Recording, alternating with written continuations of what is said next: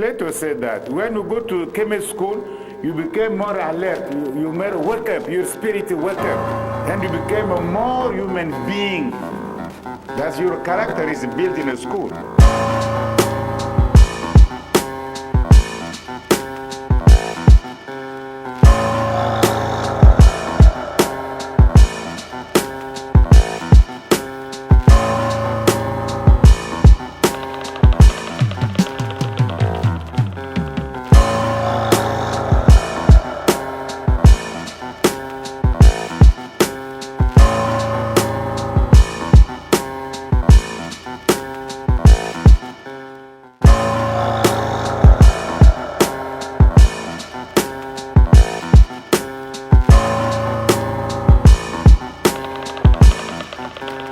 When you study what we call classical studies, we must know mdw-ntr. You see, maybe in the future we need to know some heretic too. We need to know mdw-ntr.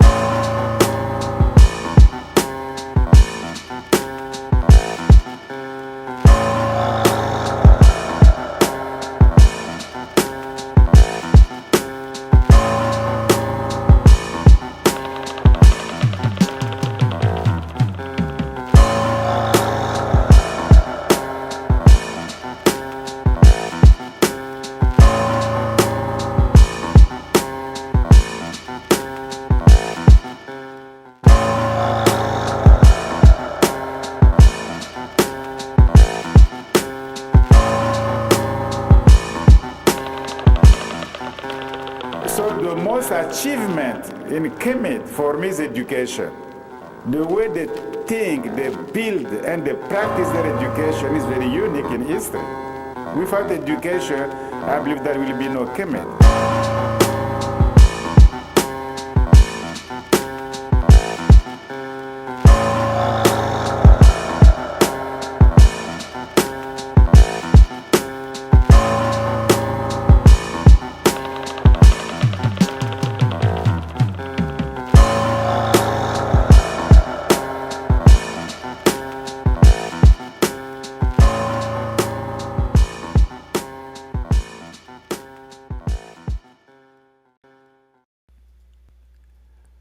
All right, peace.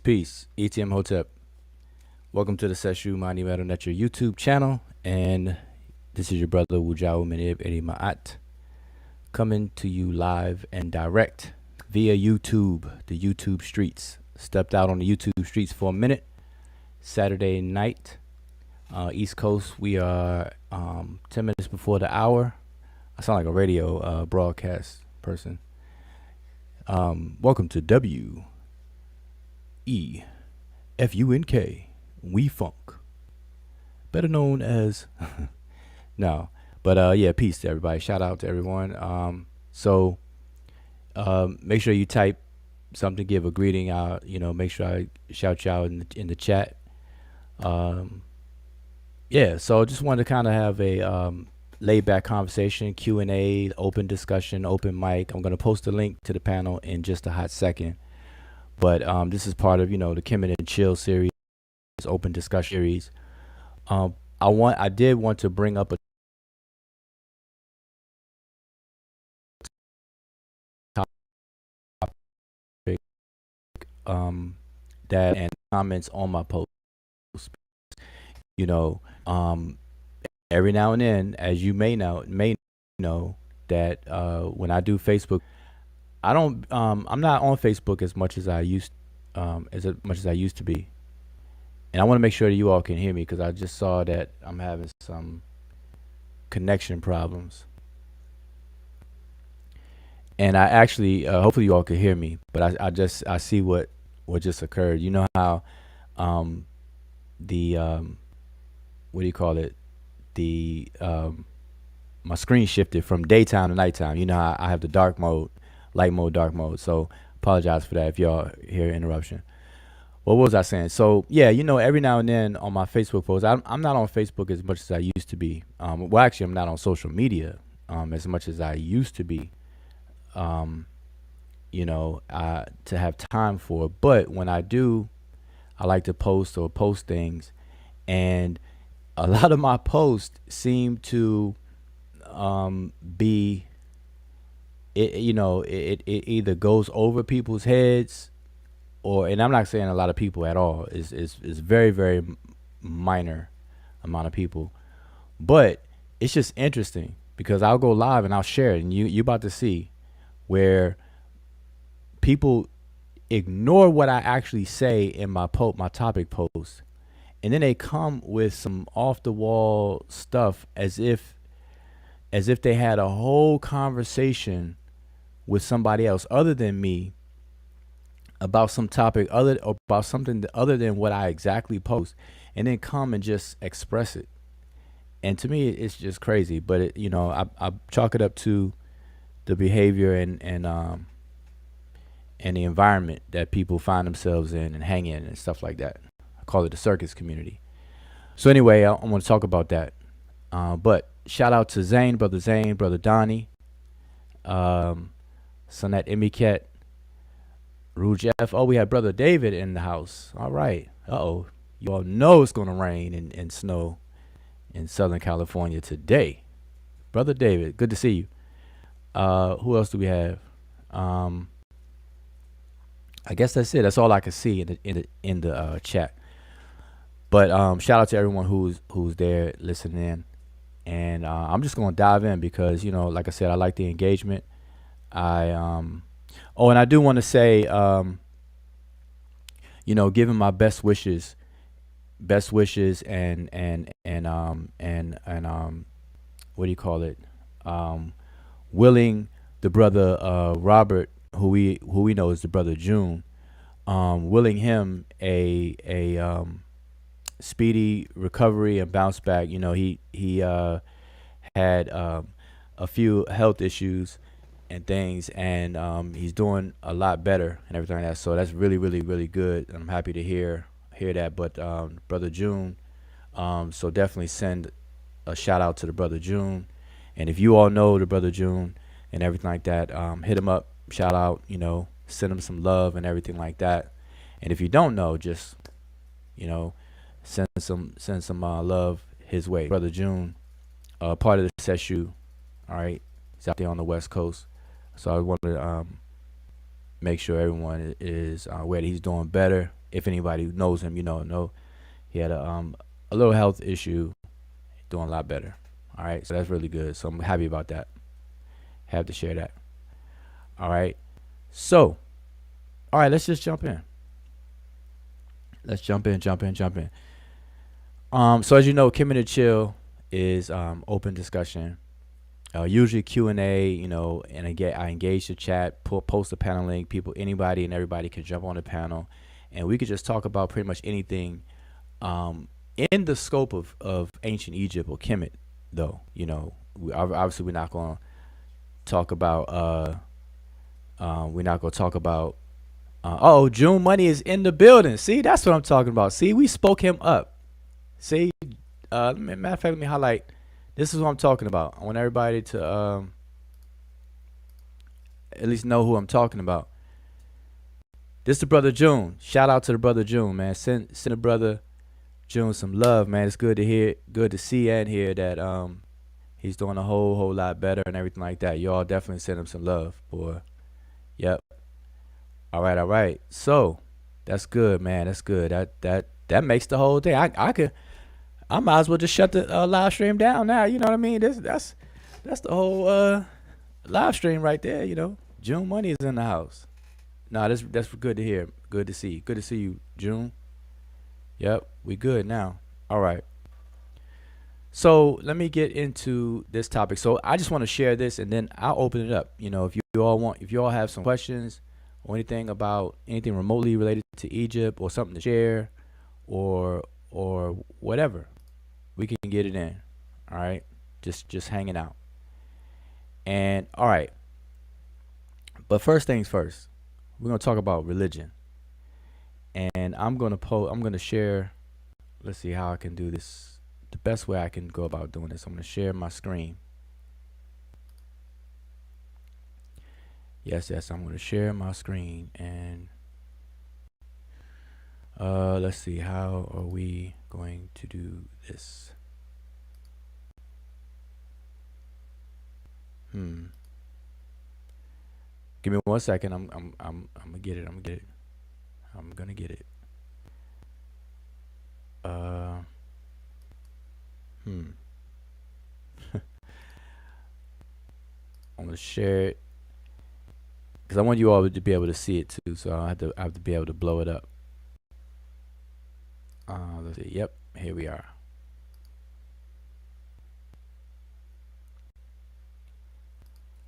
All right. So y'all should be able to see it.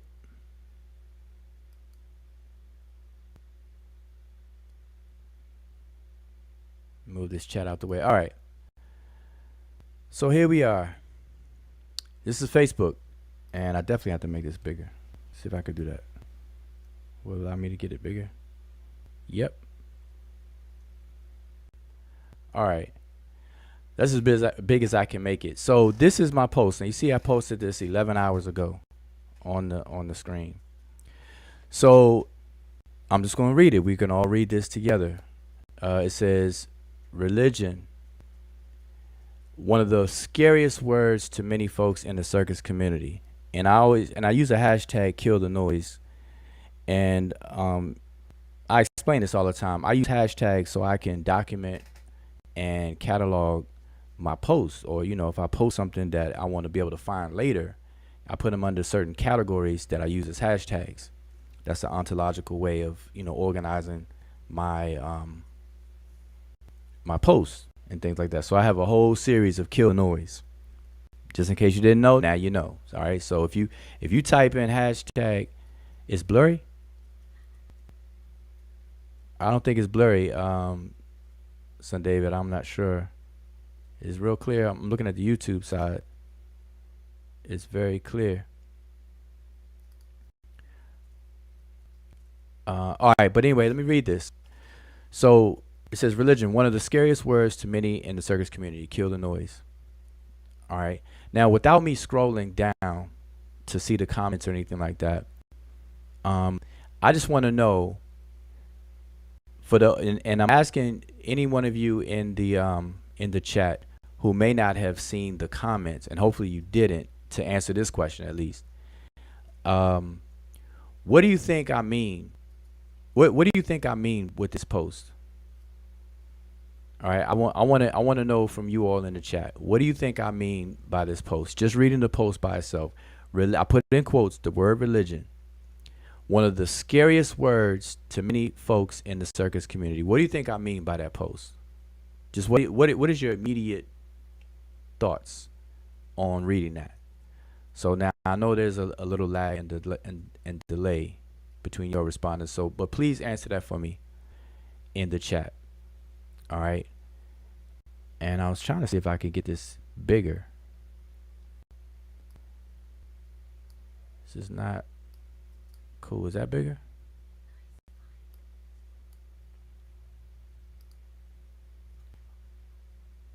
Okay, that looks like it's a little bigger. All right, so I'll leave it. I'll keep it there. So, so Zane says Abrahamic faith. So okay, so you think I'm talking about Abrahamic faiths?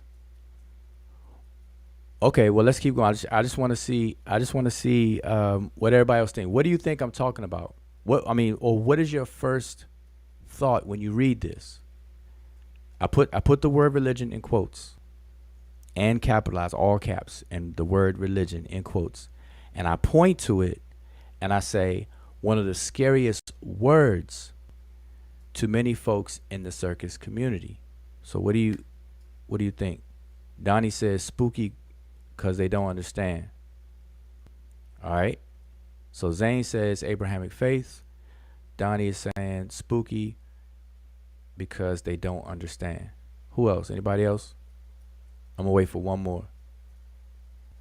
One more answer. What do you think I mean by this post? What do you think I mean? So Donnie says spooky because they don't understand. Now, I'm waiting for one more person. Again, shout out to everybody who just tuned in. Appreciate you tuning in on an unannounced live stream. And you all know that pretty much all the live streams I've been doing are unannounced. That's why you got to subscribe and hit the bell. Make sure you click all notifications on that bell, because I will do a drive-by real quick. Okay, Ross Sun says religion as opposed to dogmatism. Okay. Okay, so that's our third response. And peace to the sister Safa. Okay, so that's good enough for now. But listen, if this was a contest, Donnie would definitely be the winner. So Donnie, your response is exactly the sentiment behind my post. I use the word scariest for scary and scariest specifically for a reason, and you hit it on the head.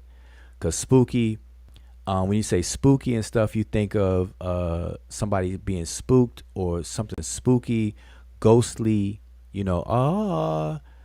ghost, spooky, scary. Because when you say, oh man, he was spooked out, it becomes a synonym for being scared or scary, right? And the word religion is a word that is demonized, and it is shunned, and it's to the point where people look down on it, and all kinds of things. And you're going to see the responses in the comments below this. So let me just get right to it. So I want to don't want to take too much time, but I just want to go through this. This is crazy. So anyway, that's my post from 11 hours ago. All right. And as you can see, some people responded. There's 52 comments altogether. And so I'm walk. I'm not going to read all 52. So don't worry about that. I'm just going to read some highlighted ones. So our good elder brother Raymond Davis is the first one to comment. And he asks me, he says, why do you suppose that is, brother? The word sin that he put right here is the word brother, the word for brother. He said, why do you suppose that is? So now I want you all to pay attention to the manner in which Raymond Davis comments. He says, why do you suppose that is? Now that is a valid, mature, and healthy comment that promotes further discussion. Okay, I want you all to take note of that. All right, that's a very good comment all the way around. Why do you suppose that is? So he's asking me for clarification. Why do I suppose that is based on my statement? And then I answer him and I say, in short, I suggest that it's due to ignorance and or misunderstanding of what religion is and how it functions in a community, its benefits and usage, past and present. That's my answer to him. He asked me, why do I suppose it's the scariest word in the circus community? Why? And then I answer him and I tell him. But I make sure I tell him, I said in short, because, we can have a whole discussion, but obviously I'm not going to do that on Facebook. So I say in short. And I give him the reason why. It's basically people have a misunderstanding or they're ignorant about what religion actually is and how it functions in the communities, in society. Okay. So that was my answer to him. And then he responds back. He says, the word has, through a process of conflation, become a dumpster for anything thought to be wrong with Roman Christianity and something more broadly but vaguely called organized religion. The whole thing could do with a bit of research into Gnostics, monasticism, the Eastern traditions, and the mysticism within Christianity. So he raises a good point. And so that's Raymond Davis. So you see how the elder Raymond Davis comments and he engages me, I engage him. Right? That's and you can see other people reacting to the post. So you see how healthy that is? Okay. Now we're going to have a totally contrasting behavior or comment with this person, Wajet Jehuti Mess.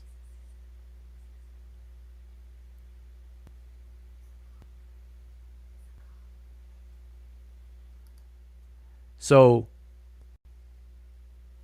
I'm gonna read this person's post, and they say, "Why are you trying to suck people back into the BS? You ain't got nothing better to talk about? What supposed educator makes fun of the uneducated? Come on now. The thing about arguing with the dumb is they just end up bringing you down to their level and beating you with the experience." Now, I just read that comment. Now, where and on what planet does this person, Wajet Jehuti Mess, walk away wanting to type that based on my post here? Now, mind you, nobody else commented other than Raymond Davis. And this is my post. I say religion, one of the scariest words to many folks in the circus community. What about that post prompts them to say all of that? So let's deal with it. So I'm not even going to deal with it here. I address this person right here. So let me read my response to them. And I break it up. If you all don't know, if you all have never dealt with me or engaged me on Facebook or any social media platform, from day one, I have a certain style in which I, respond and deal with people and chime in on conversations. Anything that I respond to, I always quote people. I always quote people verbatim. I copy and paste the actual statement that I'm addressing, and I put it in double arrow brackets. Okay, I've always done that. And that makes it crystal clear to exactly what I'm addressing, and no one can ever say that I'm misquoting them or paraphrasing or whatever the case is, because I just copy and paste verbatim. Okay, and I break it down. I chop it up into bite-sized pieces to be addressed. All right. So anyway, this is no different. So I'm addressing their first statement. Why are you trying to suck people back into the BS? And I say, and I respond, you definitely read too much into my topic post. You clearly had an entire conversation in your own head, making up conclusions, etc. Okay, because this came out of nowhere. This doesn't even make sense with my post. Suck people back into the BS. I don't, back into what? Next one. You ain't got nothing better to talk about? My response. Your opinion about what may be, quote, better to talk about or not is irrelevant. At the very least, you can try to actually talk about what is posted instead of making up an entire conversation and conclusion before engagement. So this person didn't even engage me on what I actually said, and just to start coming out saying something. Next point. What supposed educator makes fun of the uneducated? Like, where did that come from? So I respond, there is nothing supposed about my skill and tenure as an educator and teacher. No fun was made in my post. This is an example of someone, and I put you, jumping to conclusions before engagement in a conversation. Take note of the mature and better way of engagement that the elder brother Raymond Davis did when engaging the topic. So I point out to them that, following in his footsteps, at the very least, engage in the conversation first. Next one. The thing about arguing with the dumb is they just end up bringing you down to their level and beating you with the experience. And I respond, I'm not arguing with anyone in my topic post, and I'm not sure exactly what you mean by nor who you're calling dumb, etc. This is another example of someone, which is you, having an entire solo in-head conversation, jumping to conclusions. I suggest you reread my topic post and start over. So I gave a suggestion. I'm like, okay, maybe you need to start over. Just reread my post and start over. So that was my response to them. Then we have a couple more responses. Michelle says probably NC. I'm not sure what NC stands for actually, but we can, she said they don't want to rely on anything outside of themselves to live a life they choose to live with free will. Okay, and that's so she's engaging the actual topic. All right. Mongezi, I just think we should just not use the word. So he's like, let's just do away with the word and call a particular something what it is specifically. I think he left out something there. Because before you use such, you must at least explain what meaning you attach to it. So he's voting for getting rid of the word religion. Now I didn't respond to him to this comment, but so I'm gonna just respond now, and I'll probably go back and respond to his comment, because I think I probably missed his comment actually. But the problem with just getting rid of a word, when people say that never works, and here's why. It's because of what words actually are.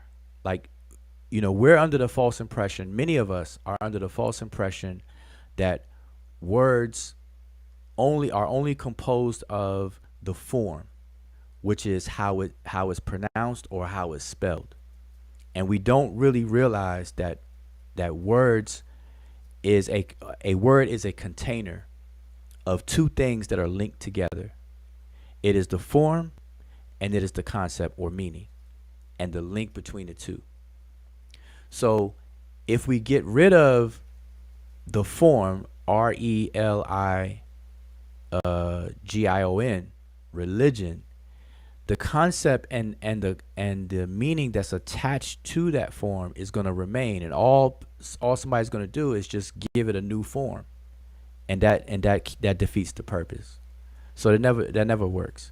You always have to address the concept. The concept is the most important part of a word. All right. The only reason why we put concepts in a form is to be able to transmit it, because we can't read each other's minds. So to have a meeting of the minds, I have to put my concept, what I'm conceptualizing in my mind, I have to put into a form, which is speech or in writing, and then transmit it to someone else.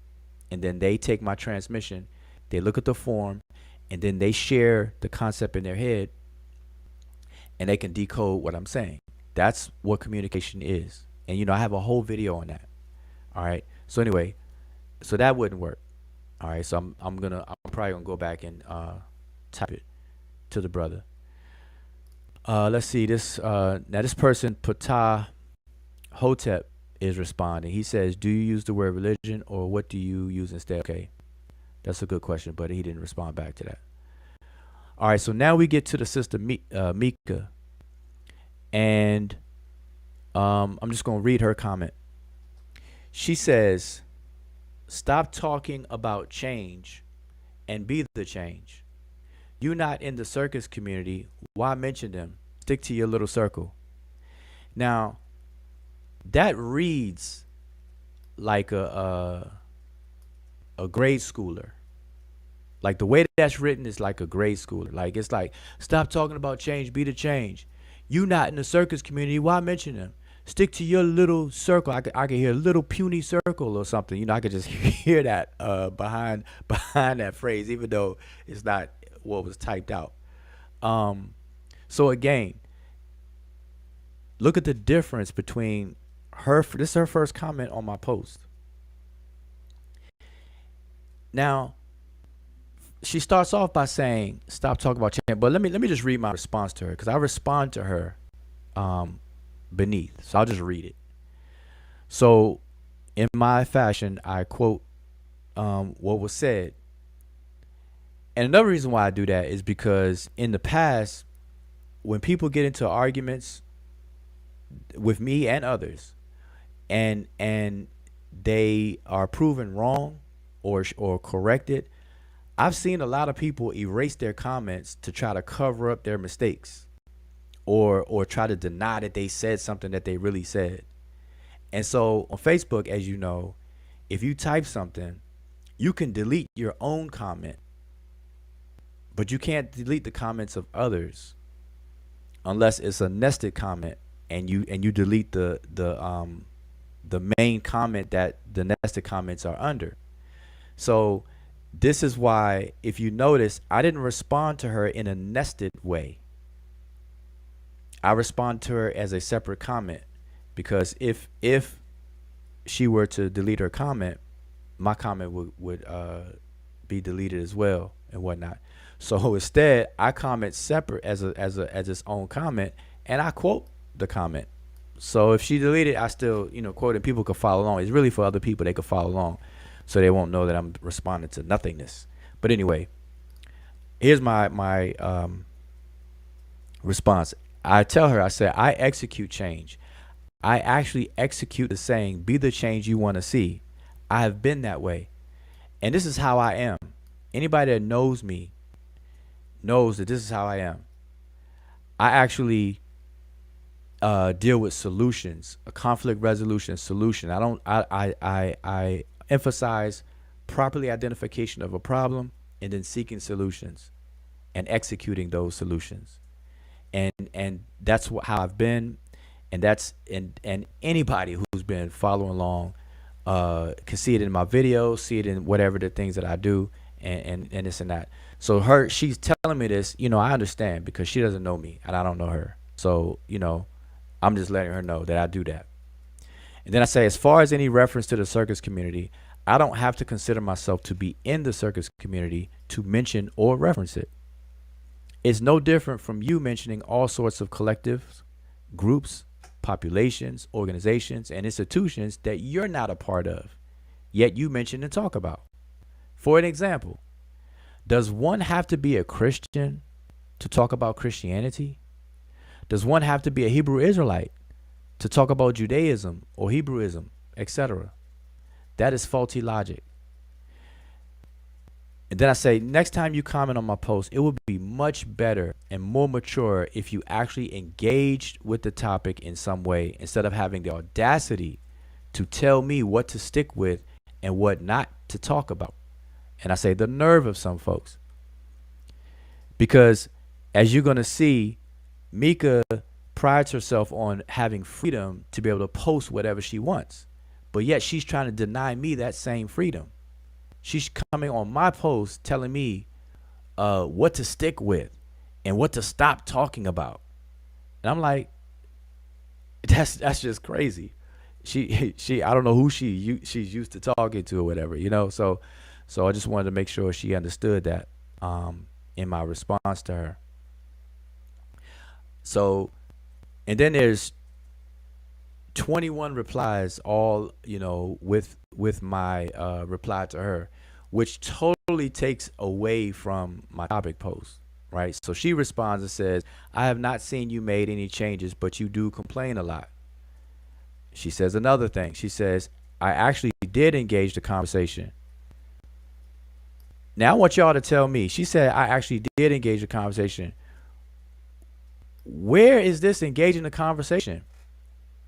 My topic post is about religion being the scariest word, one of the scariest words in the circus community. She talking about change, be the change, and I'm not a part of the circus community, so why mention them? And then stick to my little circle. She put the word little on there. Stick to my little circle. So she believes that is engaging my topic. She believes that response is engaging my topic.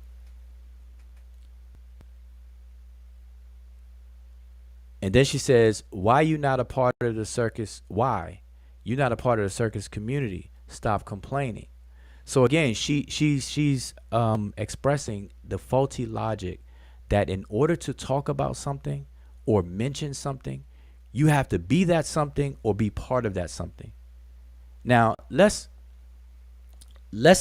adopt her logic for a moment, right? That means men can never talk about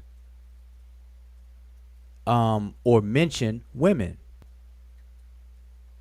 because I'm not a woman. Men are not women, and we're not in the gender of womanhood. That's one. Another one.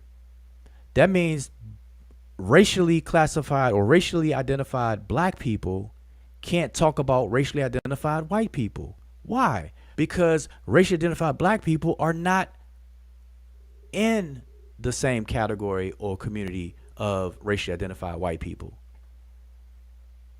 So, with that logic, nobody could talk about anything other than themselves. That's retarded. That is actually retarded. So again, like I said, I'm not gonna read all the comments, but as you can see, she says, "You all talk, no action." See, so Mika is just really just being messy, and I'm not surprised at all, because people with certain character, it's they can't help themselves. So I respond again, piece by piece, to her comment. So she says, "I have not seen you made any changes, but you do complain a lot." And I simply say, I don't expect you to see. All right, because I really don't. I don't expect her to see anything, because Mika's being Mika. She said, "I actually did engage the conversation. You mentioned the search community, why, etc." I said, "You did not." I said, "You felt the need to come on my post and try to tell me what to stick with or not. Not sure why you feel entitlement like that." Like, she has the audacity to try to tell another grown man on his own post what to do and what not to do.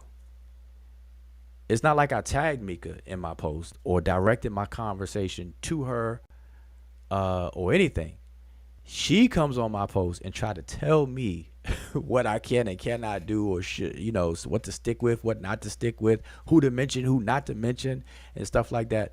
But at the same time, she claims to have freedom to post whatever. And you're going to see this right here. She says it right here. She says, "Yes, I'm entitled. Freedom to go and post wherever." So that's real crazy to me right there. She has freedom, but I don't. She's coming on my post trying to tell me what to do. Anyway, let me see. I said, "This is your faulty logic." I said, "In order to mention Christianity, one has to be a Christian. In order to talk about the Bible or Hebrew or Judaism, one has to be a part of that community or organization. According to your own logic, 95% of all conversations taking place on social media should not take place because people are not part of the groups and organizations and collectives that is being talked about. Not sure who taught you that type of logic, but it's weird." And then she says, "You all talk, no action." I simply say, okay, because at this point with me, it's like, okay, whatever you say. And then she goes on and on and on. She says, "You talk much about a community you're not a part of." But she says that as if it's a problem. Now I'm gonna bring up something of how you know that there's an issue, there's a problem here with Mika. And like I said, I'm not surprised. Like, Mika's being Mika, right? But everybody and their mother knows that Mika is she floats around different platforms, and you see her in different chats on different channels, which is her prerogative, her right, and it's perfectly fine. There's nothing wrong with anybody doing that, right? But in particular, because I want you to pay attention, she says to me, "You talk so much about a community you're not a part of." But now I'm gonna mention a name, the brother Garfield, right? Our good brother Garfield. Garfield is not part of the Hebrew Israelite community. Everyone knows that. Garfield is not a Hebrew Israelite. He's not part of the Hebrew Israelite community. He doesn't practice that system or that way of thinking or rituals or anything like that. Garfield is not a Hebrew Israelite. But yet, everyone knows Garfield to talk about Hebrew Israelites and the Bible, the 12 tribe chart, Nebuchadnezzar, the Israelites, the bondage, the Babylonian bondage. I mean, Garfield gets really, really deep down in that.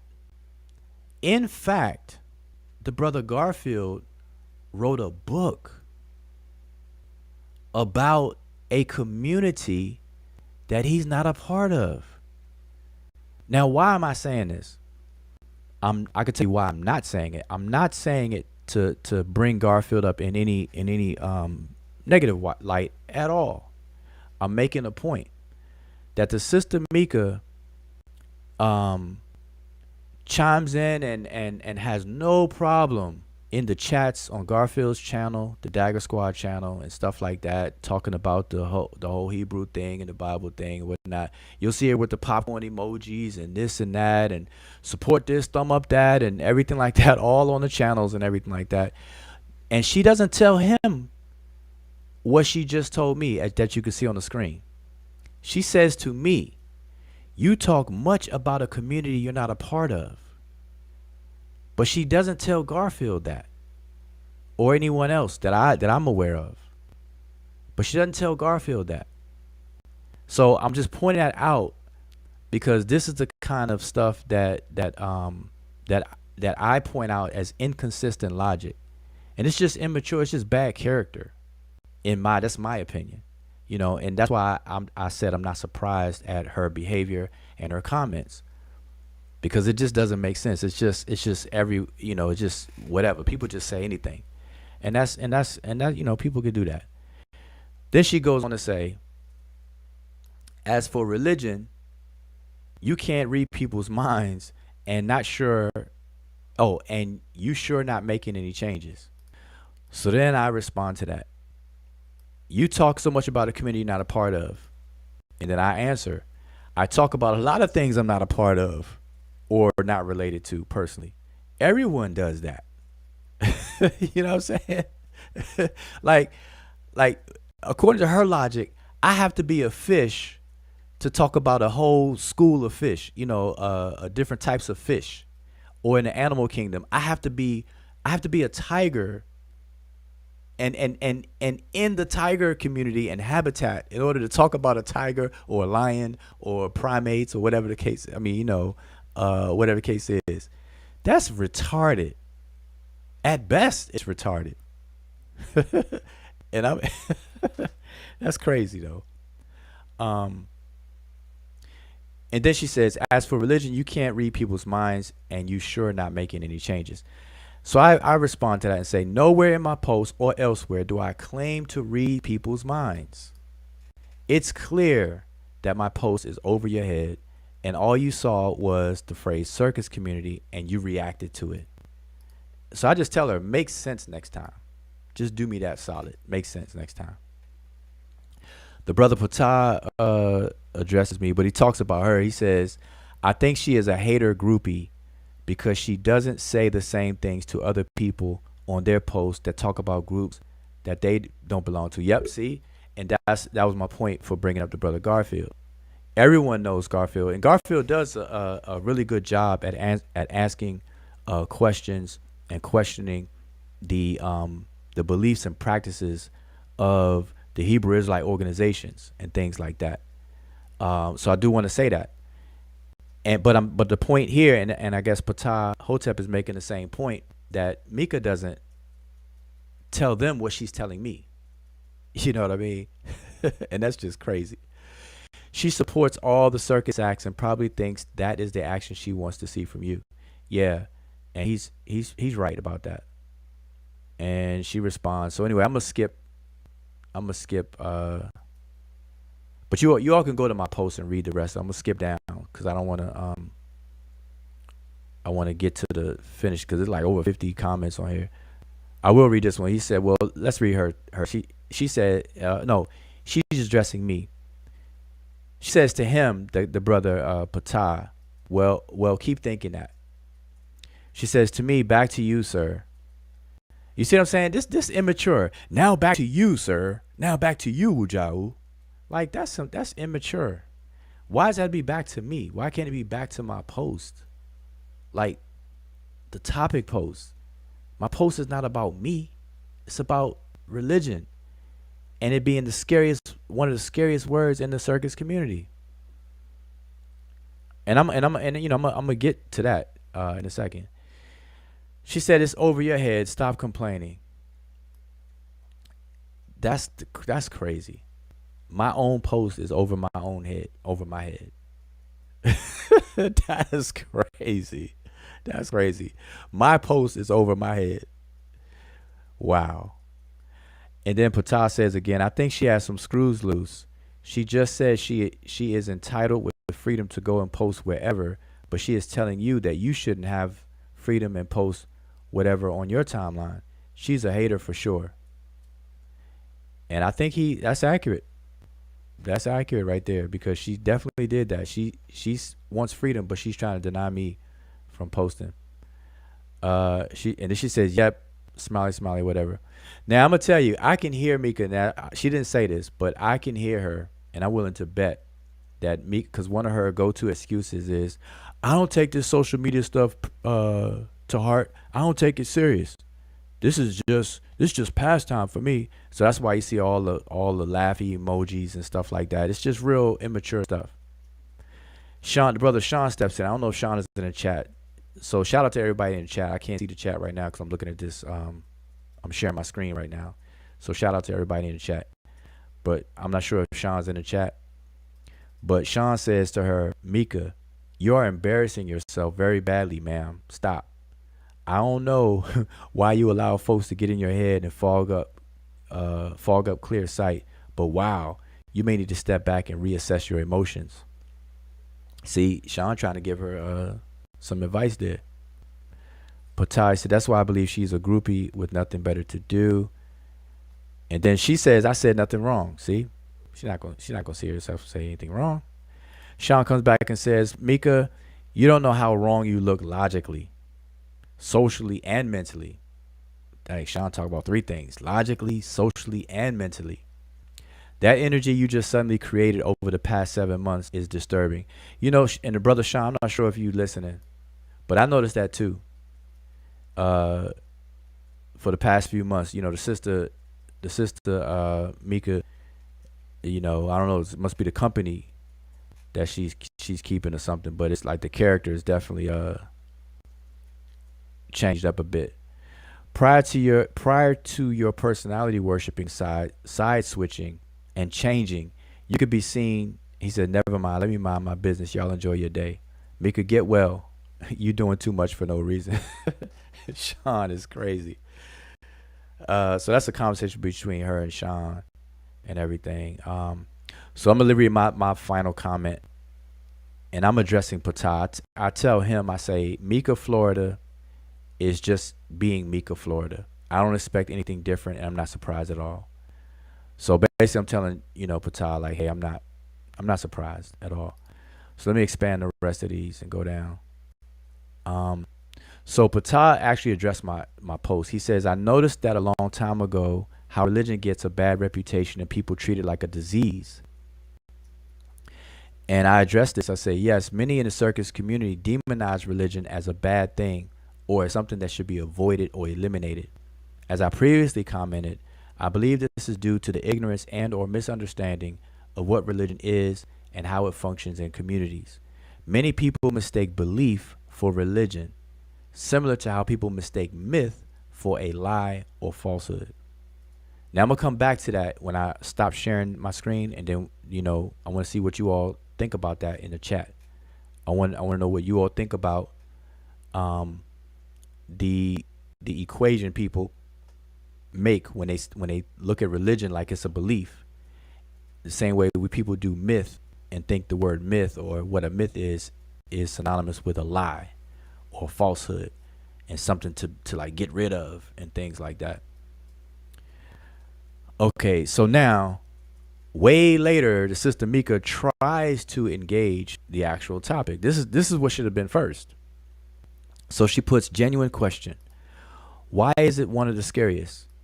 See, that should have been her first comment.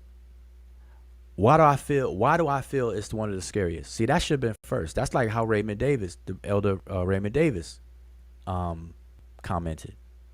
Then she goes on to say, "Who said it was scary?" And then he mentioned. Now she's talking in the third person. Um, then he mentioned circus community. Why? Is there any other communities? Of course, there are many communities. And by the way, the circus community is not a real community. I shouldn't have to say that to people. Then she goes on to say, I'm pretty sure other communities have the same problem. Well, obviously, what's called religious communities are not going to have a problem with the word religion. Like, duh. That's what I'm saying. I'm telling y'all, I don't know what is happening in the circus community, but it is definitely not producing critical thinking. But Raymond Davis, the elder Raymond Davis, steps in. He says, Mika, Florida, looks like you have a thing with Brother Wujao Iri Ma'at. I mean, you could just move on. Spending this much time complaining that he is complaining is a bit redundant. Looks like you've got his attention, though. Do your thing. And then they go a little back and forth. And like I said, I'm not going to read all of it. Sutek checked in and got his eyes on the post. Kadeem, that's the brother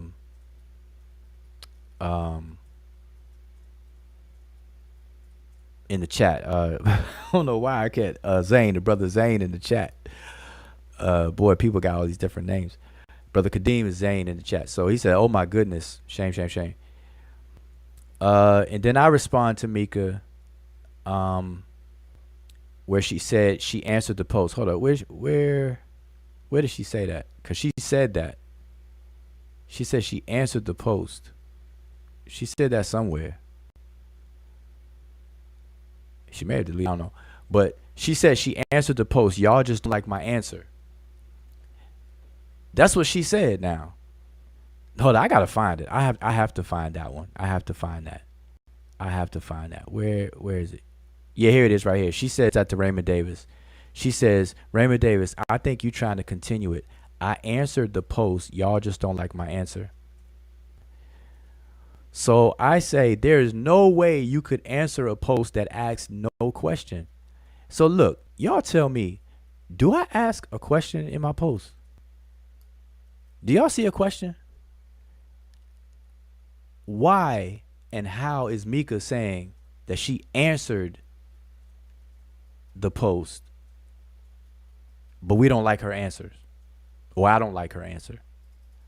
I didn't ask a question in this. I made a statement. That's it. I made a statement. You could chime in on a statement, but don't pretend that you answering a question that was never asked. Anyway, so I said, there's no way you can answer a post that asks no question. You're still not making sense, but again, I'm not surprised. And she comes back and says, you're right. Well, I commented. And what? See the and what? See that's the little immature extra. Well, Joe, you're right. Well, I commented. And what? What? That's how I hear her say it. And what? Like, come on, man. Are we back in grade school? Are we on the playground? Are we on the monkey bars or something? Are we on the merry-go-round again? Sutek said, this is sad. And Kadeem says, I blame viewing it as entertainment. All right, so that's the end. Anyway, I just wanted to share that with you all. Let me get my thing back so I can see you all in the chat. All right, so I'm back on the chat. I'm back in the chat. So I just wanted to share that with you all, and get your thoughts on all of that. On all of that commentary. So again, welcome to Kemet and Chill. This is your brother Wujao Menib Eri Ma'at. You're tuned in on the Sesh channel. Shout out to everybody in the chat who I missed when I first came on and gave shout outs. But yeah, so this is an open discussion, Q&A. But I want to first see you all's reactions and response to my post. Not necessarily the comments. I only shared that because I feel that that's a teaching moment. And what I am expecting from people, and this is what I practice, and I practice like what I ask of other people, I do my best to practice myself. Period. That's just how I am. Like, that whole saying, treat people like how you want to be treated, and all the spin-offs from that philosophy, right? When I chime in on people's posts, I actually chime in on the actual topic post. Whatever points are made, whatever the claims that are made and things like that, I actually engage the information, the post. I don't come with some off the wall, off the cuff bias and having a whole conclusion comment and jumping out the window and just having a fit on somebody's post or anything like that. I don't do that. And I don't expect people, and I don't want people to do that on my post, because what happens is it hijacks my post. And I don't like that. And anybody who's been around me on Facebook and social media knows that whenever that happens, I definitely point those things out. And the fact that Facebook started nesting comments, in terms of that goes, it's probably better, because at least it'll be nested and tucked into a single comment as opposed to just swallowing up the comments. I remember doing a post that ended up having over 250 comments, but it was a very simple post. And then if you look at all 250 comments, first of all, somebody coming to my post for the first time, they're not going to read all 250 comments. It's a turnoff. And then if they do start reading it, the whole topic changed. It totally diverted from what I posted. And that's unfair. And so what I ask of people is, if you're going to comment on anybody, not just my post, if you comment on anybody's post, at least engage what is the post is about. At least do that. So, to religion or not to religion, what are your thoughts on that? So let me catch up on the chat here. I'm gonna scroll up as far as I can go, and I'm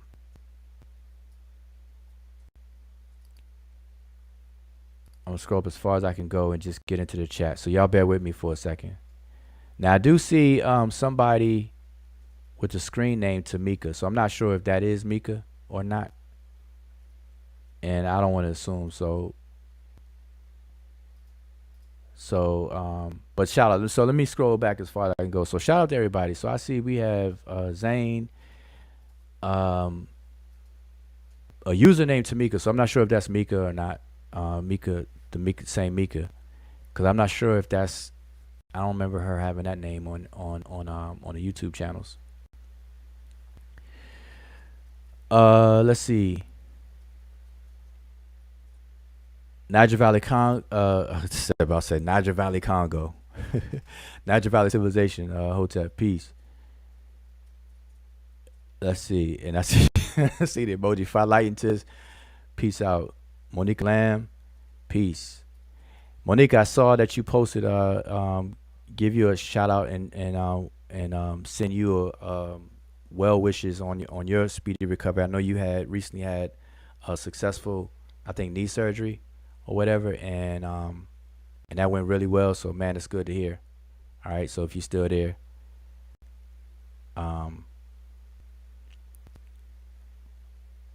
but I can't even share the comments. Let me see if I can go up. Let's see how far I can go up. But yeah, I'm just shouting everybody out for now. Let me see. Tell it woo.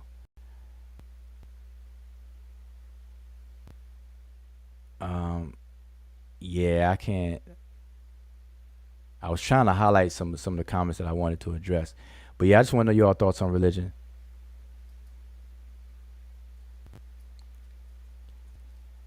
Let's see.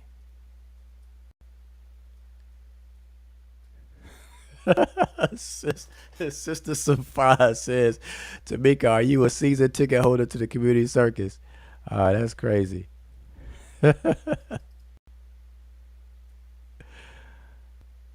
That is crazy. All right, Rams. All right, so I'm gonna start here. I'm just gonna go down the list. We all suffer from Christian herpes. Will for all our lives, but not growing is not an option. All right, cool. You know, a lot of people. But hey, I'm gonna put a pin in that because I want to come back to that. I want to come back to that point. Let me just get through some of the comments. Let's see. Like I said, not the lashes. Shout out to the brother Rasan. I sense tension in the chats. That might be Mika. I guess that is Mika. Now notice how I did that. See, I'm not sure when I'm not sure about something. I'm not gonna say something that I'm not sure about. If that is Mika, that's Mika. But I'm not sure. I usually see her with a different screen name. Let's see. Sean was trying to be the voice of reason, even when she shows him no respect. Yeah, so I'm not sure if this is Mika. I'm sure by now, as I scroll down, she'll probably clarify that it is Mika.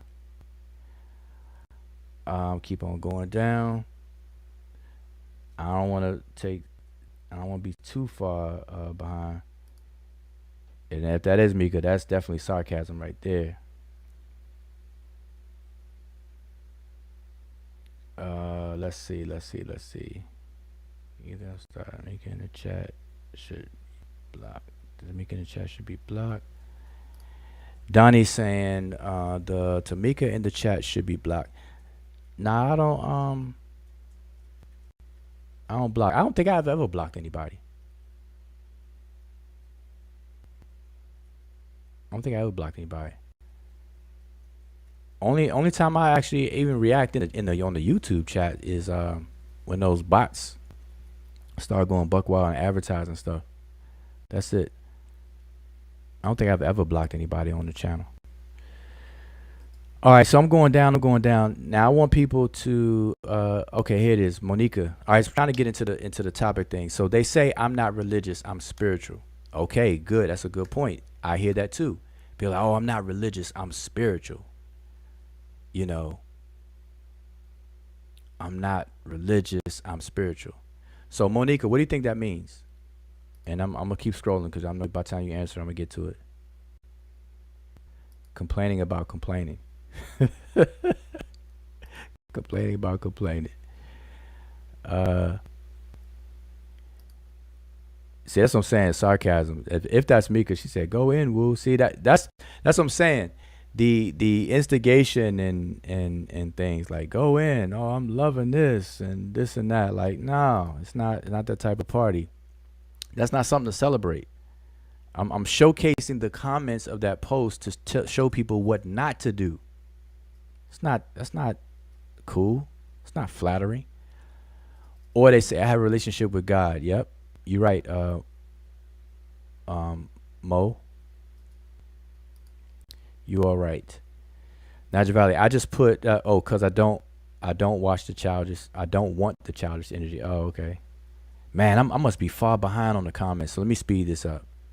You don't question. You don't know you ain't funny and need to grow up. Oh, they must be talking about. Must be having a conversation in there. All right, let me keep going.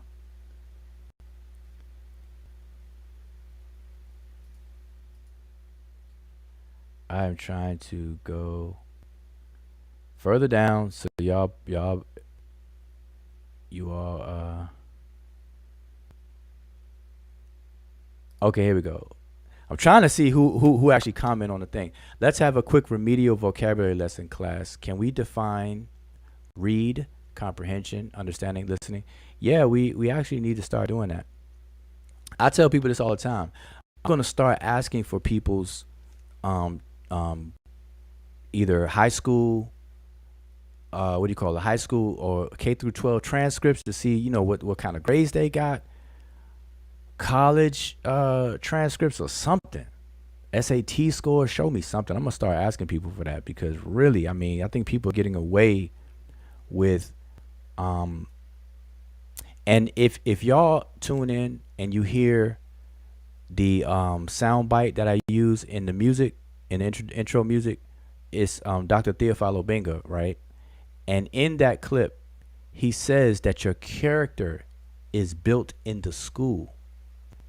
So your schooling that you receive in your formidable years of your life, which are the years of our lives when we're young and impressionable and like a sponge. Those years of our lives we spend in what's called school, some kind of educational institution. That's what shapes and builds our character. And that's what Dr. Theophilo Benga is saying in the sound clip that I use in that intro music. And y'all gonna hear it on the outro music as well, but you'll hear that. And so a lot of the way people act and behave, even though they're in their 30s, 40s, and 50s, it is a result of the foundational and formidable years of their life and whatever they engaged in experiences and things like that. So everyone's K through 12 and whatever is equivalent in different countries, but that K through 12 and college, but college is more specialized where it's more of a focus. That's why you major in a certain subject and then you have a focus and then you get into a degree program or whatever. But really that K through 12 and of course your parenting, but a lot of children spend more time in school than parents parent, but they don't really teach because teaching is, they put on a responsibility of the school system. So that's what I'm saying. So when you ask people for you wonder about how people have been educated K through 12, that will answer a lot of these things and a lot of these behaviors that we see on social media. I'm telling you, if everyone was forced to disclose their K through 12 grades and subjects and how they did in school, I'm telling you, we would have a different social community. We would have a different community. I'm telling you. But anyway, keep on going down. I see a lot of emojis and stuff. I'm trying to get down to the shout out to LA, Oklahoma. Monica said, don't read the chat. Shout out to Miss Tiffany. We got Miss Tiffany T with the T's. I got to try some of those T's, Miss Tiffany. If you can, put your link to your website in the chat if you can. I'm not sure if you can, unless you're a moderator. But or send me the link to your website. And that's to Miss Tiffany. Okay, Sister Fa says, let's first define religion. If you have already, no harm in doing it again. Right. All right, so I'm gonna get into that. Let me try to get down to this. We got the brother Nahisi in the building. Peace. I'm just here to listen. Nahisi Aha Jedefre or Jedefra. Peace to the brother Nahisi. I haven't spoken to Nahisi in a long minute. All right, let's keep going. Now, I don't know where these comments are coming from. Tamika says, watch he run. I think she means watch him run. That's the proper pronoun to use. But then run woo. I don't know what that means. All right, so Safa. Well, I don't want to skip Philaitis. Philaitis, let's discuss what Frankfurt John A. Wilson and Thorkild Jacobson say about it being the central religion of the royals and artists lasting 3,000 years, even through invasions.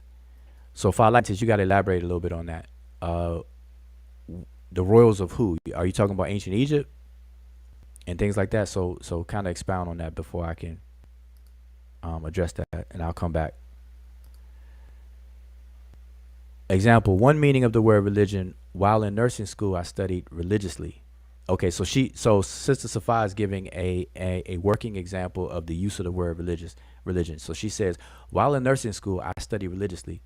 That's a good example, Sister Safa, and I'm gonna get to that. I'm just trying to get to the bottom of these comments. I'll probably just skip to the bottom because I can see now that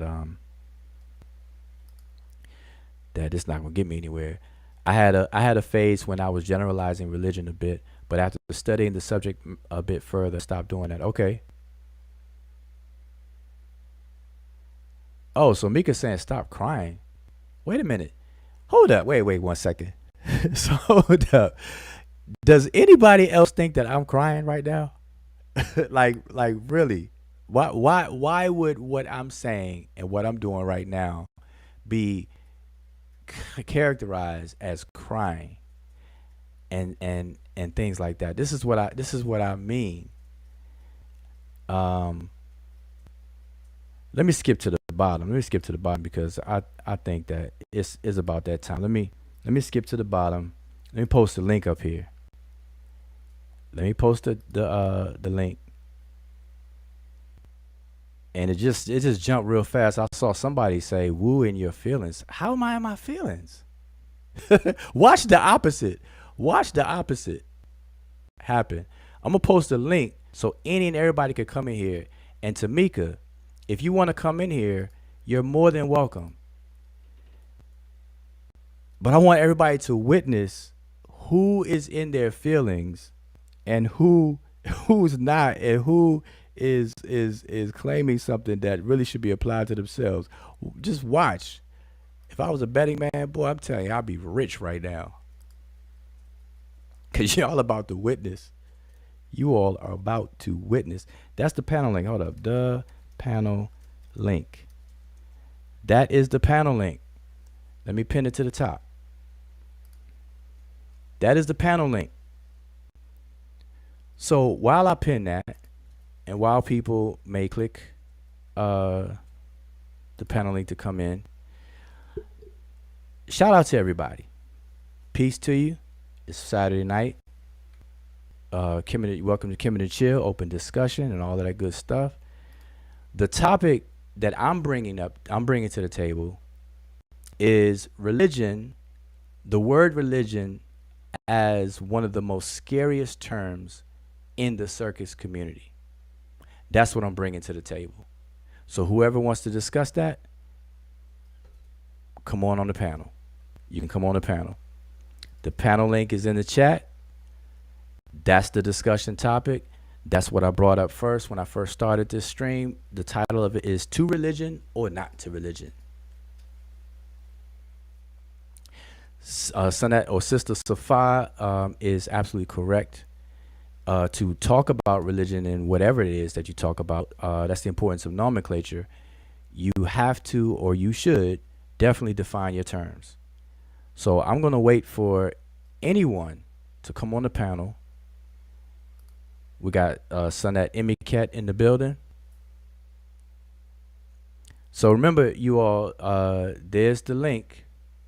There's the link. Hit the link. And if nobody hits the link anytime soon, I'm going to go ahead and walk through these chat comments some more. I think we got the sisters Mika in the building. Let me move the chat and bring her in. So peace to the sister Mika. You have the microphone. You have the floor. And if you're talking, we can't hear you. I can't hear you. Going once. Going twice.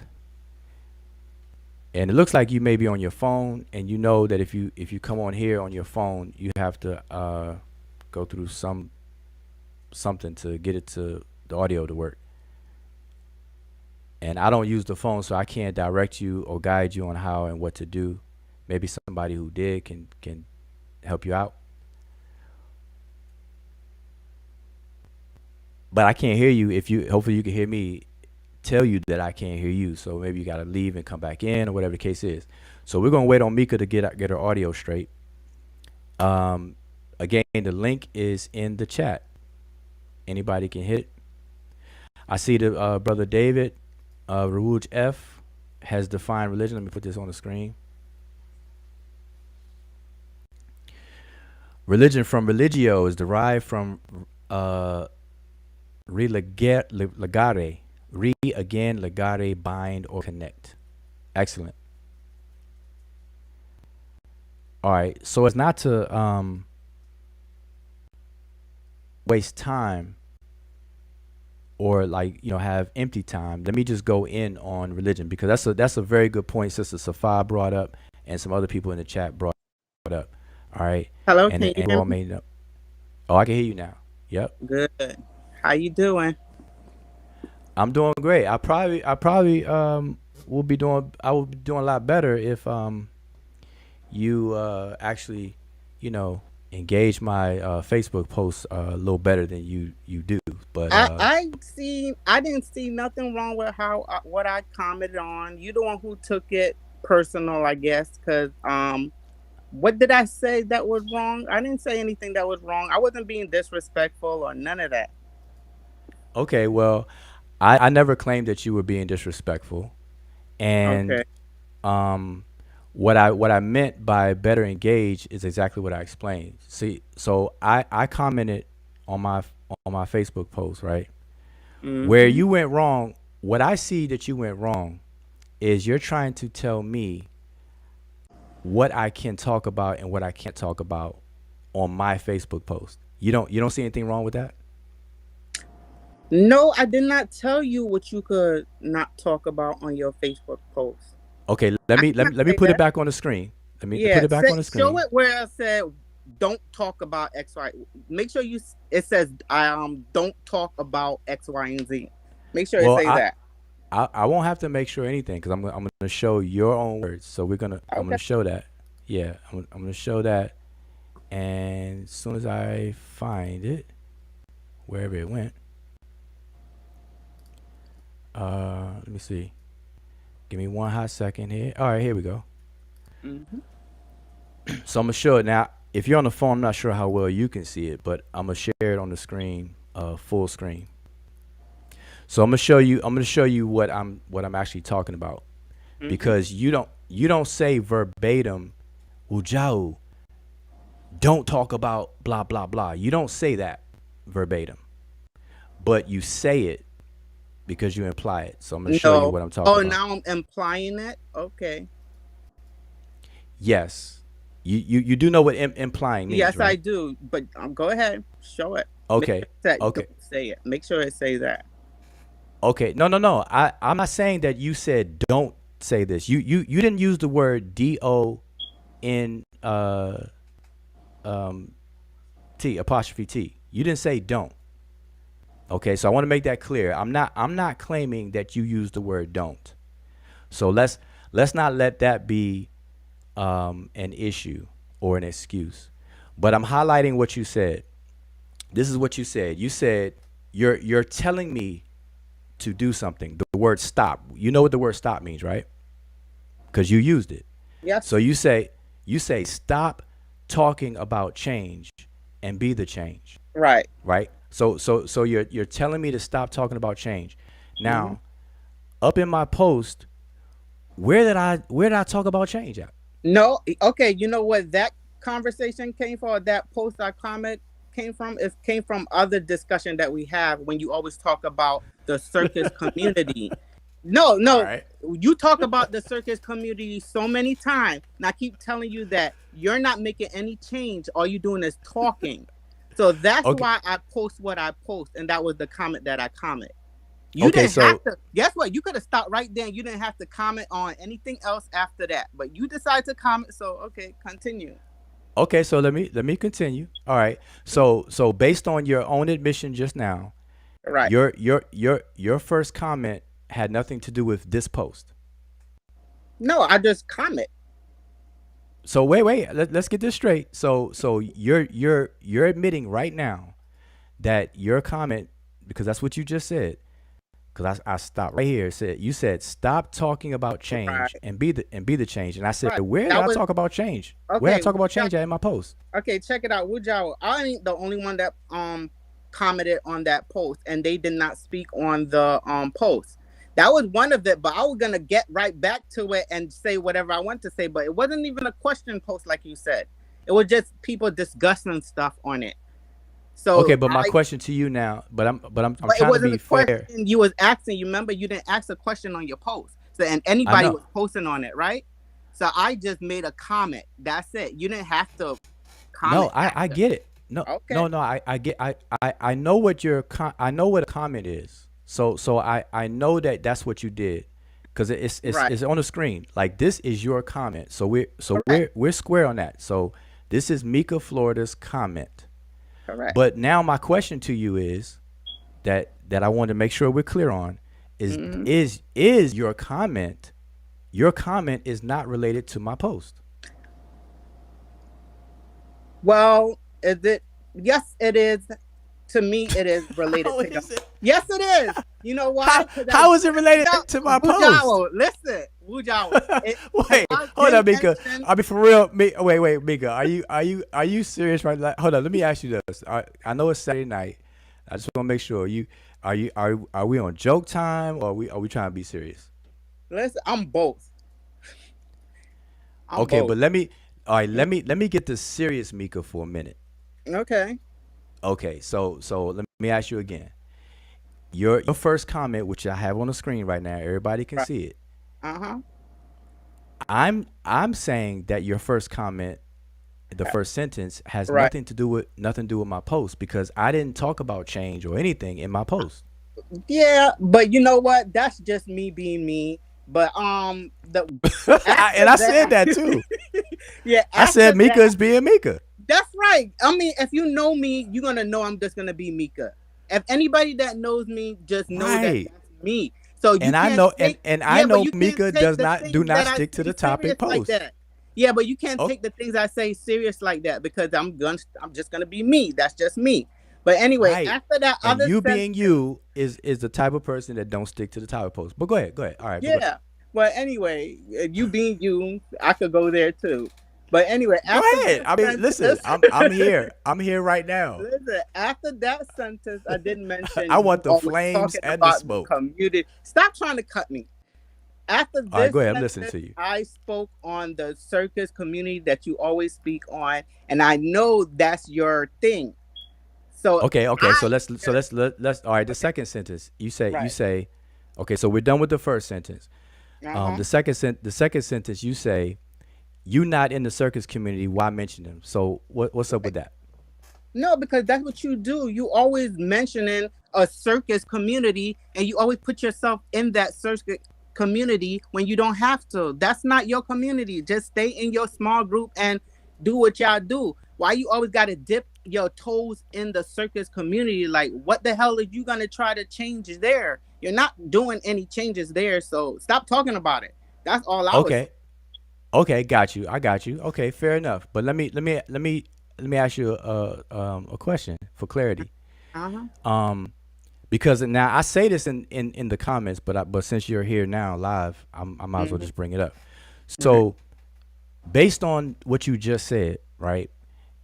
With that logic flow, that means that I can't talk about Christians and Christianity No, either. no, no, no. I'm not really pushing you. Like people could say stuff like they could say I'm an octopus and I'm everywhere. I mean, people could say whatever they want to say. That's just opinion. You know what I'm saying? That don't mean you have to do anything. You know what I'm saying? That's all. No, no. But I'm not. No, I'm asking you, based on your logic, you're saying that I'm not in the circus community. So Right. why should I mention them? So I'm asking you a separate question.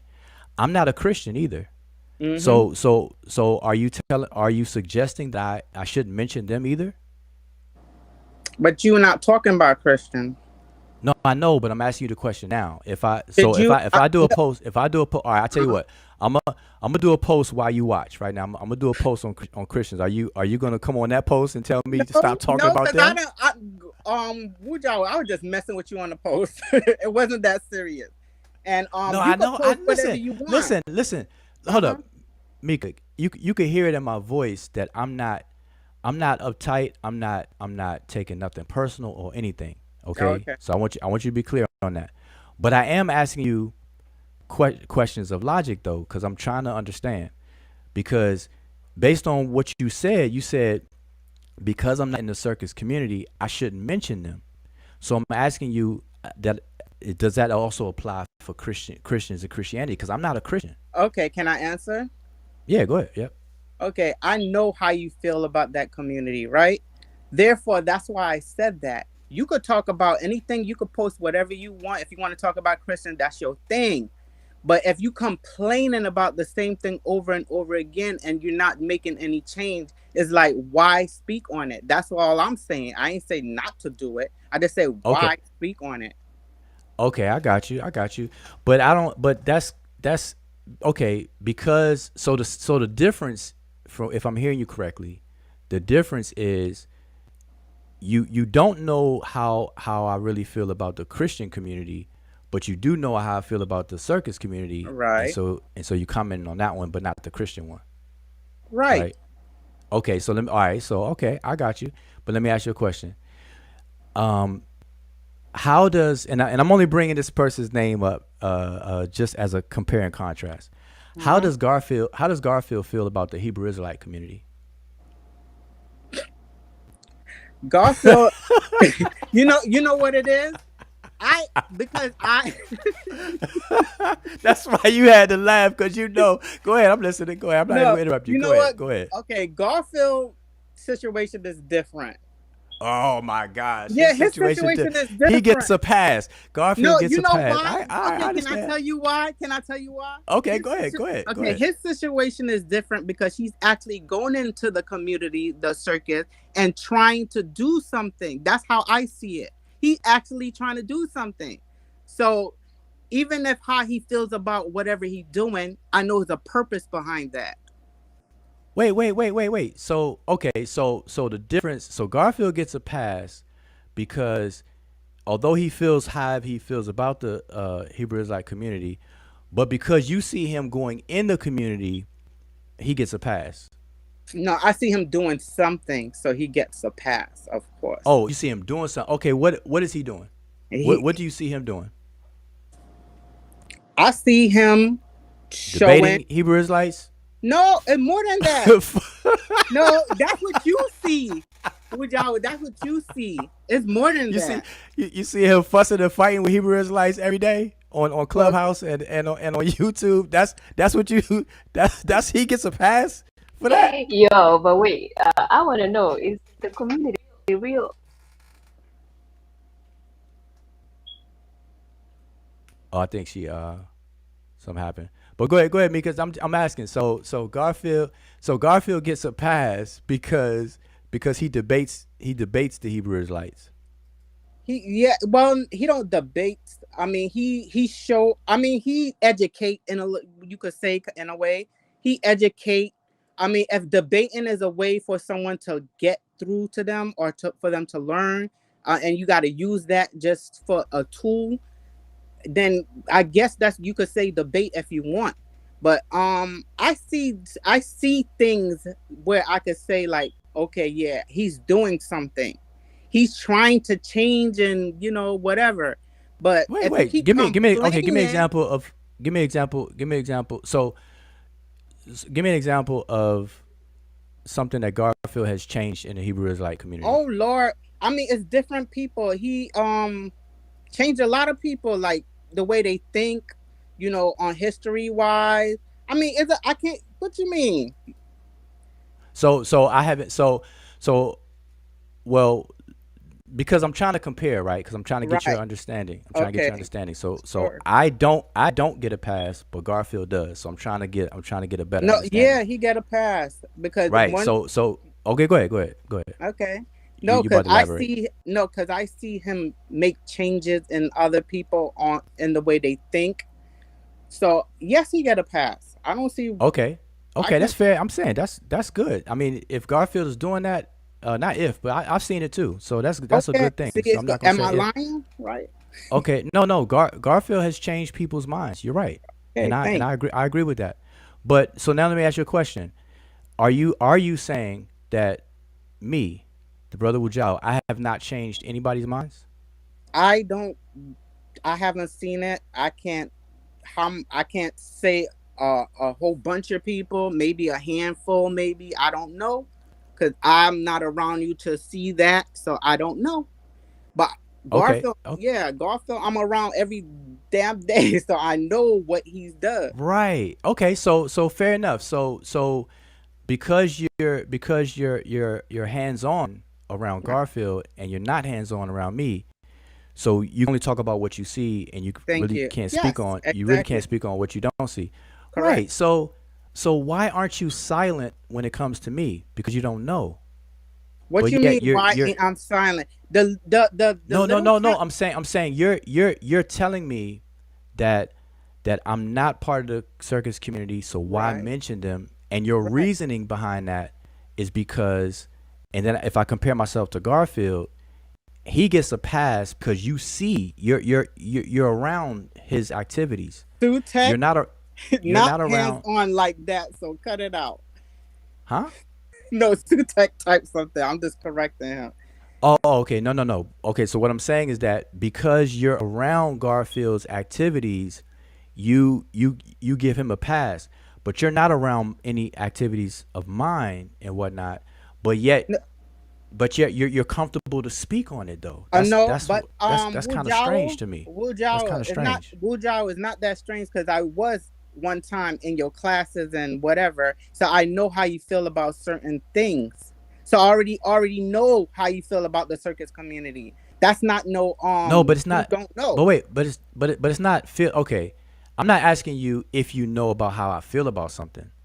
I'm saying because you're not around my activities. Like Right, you don't know the number of people that I have dealt with and I continue to deal with. You're not around. right. You don't know the history. I've have over 10 years of teaching and dealing with people. And I have done a lot of different things that you Yeah, may not be aware of, that I know right, you're not aware of. Right. right. So because of that unknowingness, you can't really speak to anything when it comes to me. Only within your very little narrow participation Correct. in the class. Right. So and that's Correct. and so from that perspective, why speak on it if you have just a small minute thing? No, I Why speak speak on it on it? because that's what I know from you. That's why I speak on it. I know that little part about you, how you feel, and I spoke on it, and I could do that. No, but you're telling me. But see, here's the difference.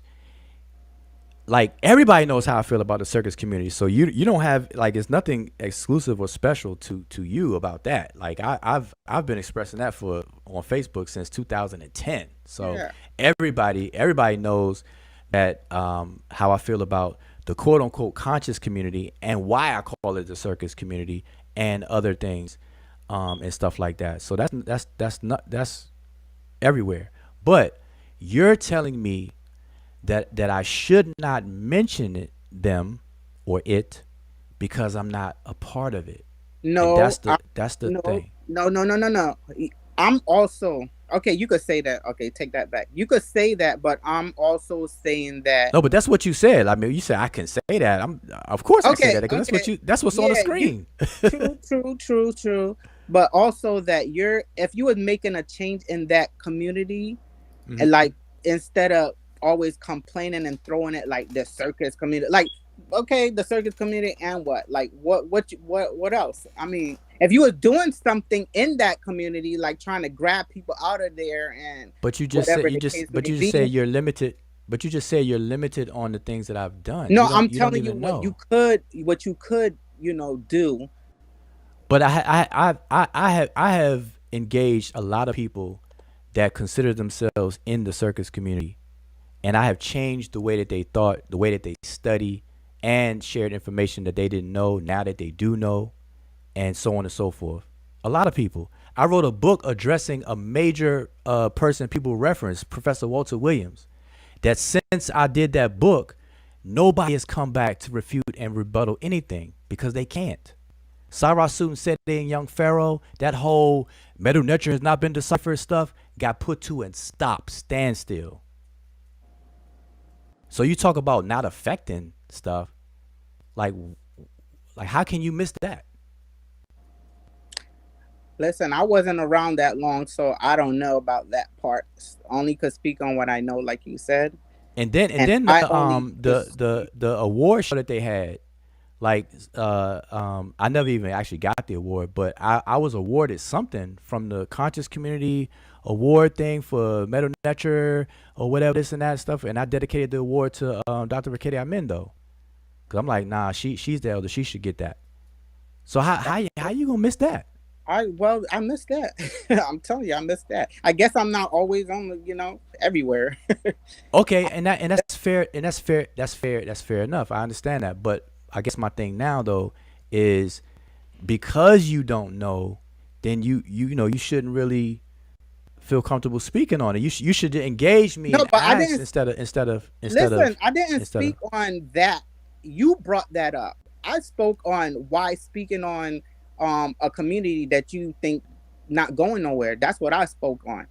no, you didn't say not going anywhere. You said because I'm not a part of it. Well, but still, it's not going anywhere. You're not a part of it. You feel that this is how you feel about it. You feel like they shut up, Pujo. They feel like, No, I'm listening to you. I'm trying. I'm trying to understand. Okay, let me reframe that. This is what I get from how you feel about the circus community. You feel Okay. that they are stuck.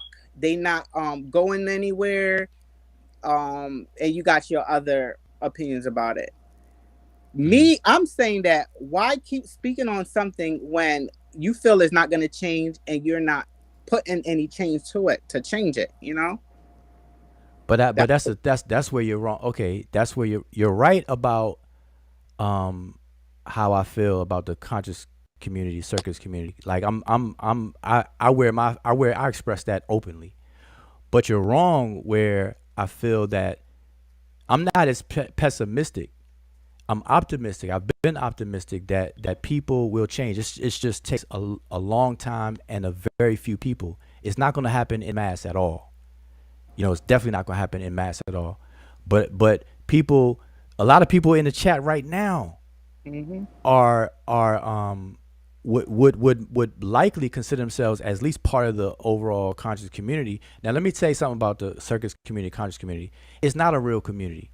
We all know that we just toss that word around to cover what happens on YouTube and stuff like that. That's so it's really not at the same level as the Hebrew Israelite community, because the Hebrew Israelite community is bounded by certain rules and regulations. Conscious community has no constitution or rules that people could be accountable for and stuff like that. Unlike Hebrew Israelites, if you do certain things, then you're going to be ousted, or they got rules that they follow. They got the Bible that they follow the code with and the laws and this, that, and the third. The conscious community doesn't have that. So I don't want anybody in the chat speaking about that to feel that's being equated. But let me just finish this real quick. No. So when I say wait, I want to talk on that before you keep going, and I forget what I want to say. Okay, go ahead. Speaking on that, the Hebrews for some reason have more ma'at than the other people that claim they want to be into the Kemet thing, which is crazy to me because y'all supposed to show better character. You talking about my character, but y'all people who want to claim Egyptian and all that, y'all don't show my like the Hebrews, and they not even Egyptian. Okay, well, let me just speak to that real quick. I always cringe when people say y'all when they talk to me, because I can't account for other people's actions unless because whoever I vouch for, and who I can't and don't, I don't. Now, anybody and their mother can claim Kemet, and I can't vouch for other people because a lot of people walking around with Egyptian names that I don't know how or why they do that. But when it comes to me, I can only speak for myself in definitively. So me, how I carry myself, how I engage people, how I communicate, how I carry myself, and this and that. No Hebrew is trumping my actions. I don't know about that. Nah, no Hebrew is trumping my actions. Nah, from your captains to the lieutenants to whatever. Nah. It's just not happening. I'm not going to tell. Like I don't have the same behavior, so I can speak for myself. So now, if you want to bring up something specific that I can address, then we could do that. But in general, no Hebrew Israelite could claim to be more ma'atic, if that's such a word, right? Than me. And I'm not saying I'm a perfect myotic type of person. I'm just saying that your statement or your claim when you say y'all, don't put me in that y'all though, because I know people who have Egyptian names and stuff like that that have bad character, straight up and down, very bad character, very bad character. You know what I'm saying? Got egos out the wazoo, Hmm. don't know how to communicate, and just terrible. But yet they got Egyptian names. True. So I can't vouch for them. And then on the flip side, I know some very well mannered people with that deal with Egypt, like Elder Raymond Davis on that post. He's one of them.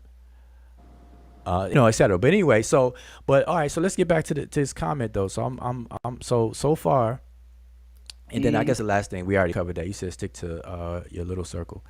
So I think the word little you added in it was like a little shot, and that's cool. No, no, I but check it, that's Wujawi. How no, big that's is cool. your You said you circle? said How you said big is your circle? your little circle. How big is your circle? Your little circle over there is just a little dot. It is too. When you think about it, overall, Yeah, it's just a little yeah, dot. yeah, yeah. That's what I say. I accept that wholeheartedly, and in fact, I embrace that word little circle because in the way I deal with things is I look at quality over quantity. I rather have 50 um, good character people that are rigorous in their studies and thirsty for the information, knowledge, this, that, and the third, and actually execute or apply information that they learn. And when they know better, they do better. I'd rather have 50 to 100 of those than 5,000 people that's just all over the place. So me having a little circle is pretty fine with me. You know what I'm saying? So I don't take that. Um, I'm not offended by that whatsoever. But I'm just saying this. But it seemed like you tried to use it like a little shot. That's what made me laugh. You know what I Mhm. mean? But okay. So now that you're here though, let's. So I wanted to cover your comments. So basically, you basically came on the post just to mess with me. I guess that's what I'm getting. You just came on the Correct. post just wilding out. Okay, cool. So now on the topic of religion though, and now we can include everybody else in the chat again. On the topic of religion, so let me explain to you because we the conversation on the comments didn't even get back to addressing this. So let me ask you a question, Mika. On all the videos and channels that you watch and witness and maybe see over time, right? Do you notice that a lot of people speak negatively about religion, like as if it's something not to have or not to deal with? They have this like anti-religion religious sentiment. Is do you bear witness to that?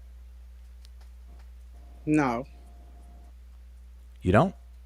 no, So you because think okay, go ahead. most people that I am around or whatever, they Mhm. have their opinion about religion. Because not everybody thinks religion is a bad thing. So no, I don't So if see. you had to give it a percentage, like everybody that you can imagine in the conscious community, uh, I call it circus community. Like if you could just imagine everybody that you know in that community, what percentage would you say Included is, you, huh? included you. Nah. You can exclude me. You can exclude me. But no, every like think of everybody you could think of, right? What percentage would you say is against religion The of all the people, people you know? okay, the people that got out of the Like give me a Hebrew or the percentage. Christian faith. Like out of 100%, what would you I say would like say like 50, like half. like 50-50? Yeah. So about 50 is anti-religion and then 50 is okay with it. Is No. Let me see. Anti-religion. well not You necessarily know. You know anti. what? You know Yeah. what the problem is? People Mhm. have people. the definition of their religion or how they take it is Mm. different from how other people. So it's kind of hard to say hate religion, put that hate on it or whatever, dislike it. Okay. It yeah, that's the All right. But but but I mean, is it still 50-50? What you saying? Like 50 people are down with it and 50 people are not down with it? damn. That's yeah, that's kind of tough to just say hate if you put that hate in it. God damn. Well, no. I'm not saying hate. I'm not saying hate religion. I'm Or saying just no. What I'm saying is that they're just not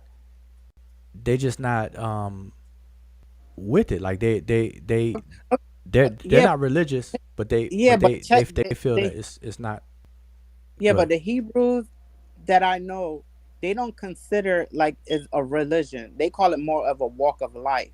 So religion, they more put it to like the Christian. If you're a Christian, they more religious on certain stuff. But I know what religion is, and I don't see nothing wrong with being religious or religion have a religion. But yeah, that's kind of tough. Wait, hold up. All right, I got to back up a second. So you saying Hebrew Israelites, they don't see what they do as a religion? Not the one that I know. No, They call it a way of life? right, Okay. I know a lot of people that do that, that say that. Like say I right, don't practice a religion, I practice a way of life. You know, correct. I hear And people I'm say that. wrong with practicing a way of life, but you actually trying to do something positive. You're not going around trying to do evil shit. So I don't see nothing really wrong with it. Yeah, okay. So whether they call it a way of life.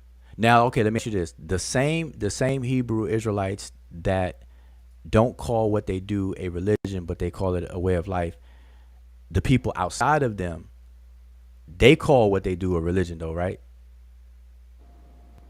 Like for If you, example, ISUPK, um, and that organization, do they consider what they do a religion, or do they call what they do a way of life? a way of life, most, I guess. Okay, now people outside of ISUPK, do they Look, label what they do a religion? They call it what they do a religion, right? I mostly hear like the Christians. The Christian may say is a religion, or somebody speaking about another group of organization might say is a religion. Okay, okay, that's interesting. So now I know. Well, that's interesting. So okay, then but the people who are against religion, who don't like religion or think religion is something that people shouldn't have. Why do you think that is? Because they feel like their whatever they believe in is not correct. That whatever the religious people believe in. Yeah, like their idea of whatever they're doing, they don't agree Hmm. with. Okay. So now let me just tell you that is exactly one of the things that I address why I even raised this or even posted this is because people equate religion with belief. So people can disagree on what people believe, but then they take it and then they disagree with religion altogether. Like there's a campaign called No Religion, right? Like there's people that actually campaign and advocate no religion. They even Oh, got logos oh, and yeah, t-shirts and stuff that say no yeah, religion and stuff like that. sure, Yeah. So and you got people who claim to be atheists and are against religion and stuff like that too. correct. Yep. Okay. So is it because they disagree with they think what they believe in is incorrect? Because that's what I'm saying. It's a separation between what people Yes. believe Yes. versus 'Cause got a Unc got his own idea of the religion aspect of it. So yeah. okay. All right, well, let me ask you this then. What is your definition without like trying to be without looking at a textbook or whatever, like your own understanding type of definition of what religion is? Like Well, if you were driving in a car and you didn't have access to any books, what would you tell me your idea of what religion is? Okay. My idea of what religion is something that you continue to do over and over. Like, say, I make my bed every morning. That's religious. I brush my teeth. That's religious. I have my breakfast or my lunch and my dinner at a certain time. That's religious. That's what I define religion as. Okay, so based on your definition, on your understanding and definition of religion, um, then atheists have religions, right? Do they? I'm just saying, follow the logic, right? Yeah. They Yes. they they have. I mean, I'm only going by your definition because I'm a stick to that for a second. So based on your definition, everybody has a religion. Yes. Okay, see, that's easy. That's easy, and Hmm. I agree based on your definition. I have to concede to that logic because that's logically sound. If you define religion as something that's routinely done, as you said, like wash your face, make your bed, brush your teeth, or whatever, whatever, then Hmm. everybody has a religion or religions, Right. That's right? why I don't see anything wrong with having a religion. Okay, okay. So let me tell you this, or I'm gonna ask you first, but then I'll elaborate. The way that you just defined religion, do you know that that goes back to the original use of why the word was coined in the first place? Yes. Okay, cool. And what would that be? If you can elaborate, I was going to elaborate, but since you say yeah, then what? Oh, you asked me, Elaborate. do I agree? Is that what the original meaning? Yes, and I agree. No, I'm asking you. Did you know that that was the original meaning? Oh, yes, but you want me to elaborate on what? I just said yes. I know. Okay. No, I'm saying, can you elaborate further? Can you elaborate on it? No, you Like could go ahead. what is it? Take the What it wheel. really? Take the wheel. I said She yes. said, take take the wheel. She gonna give me the wheel. All right. So Take the okay. wheel. So let me.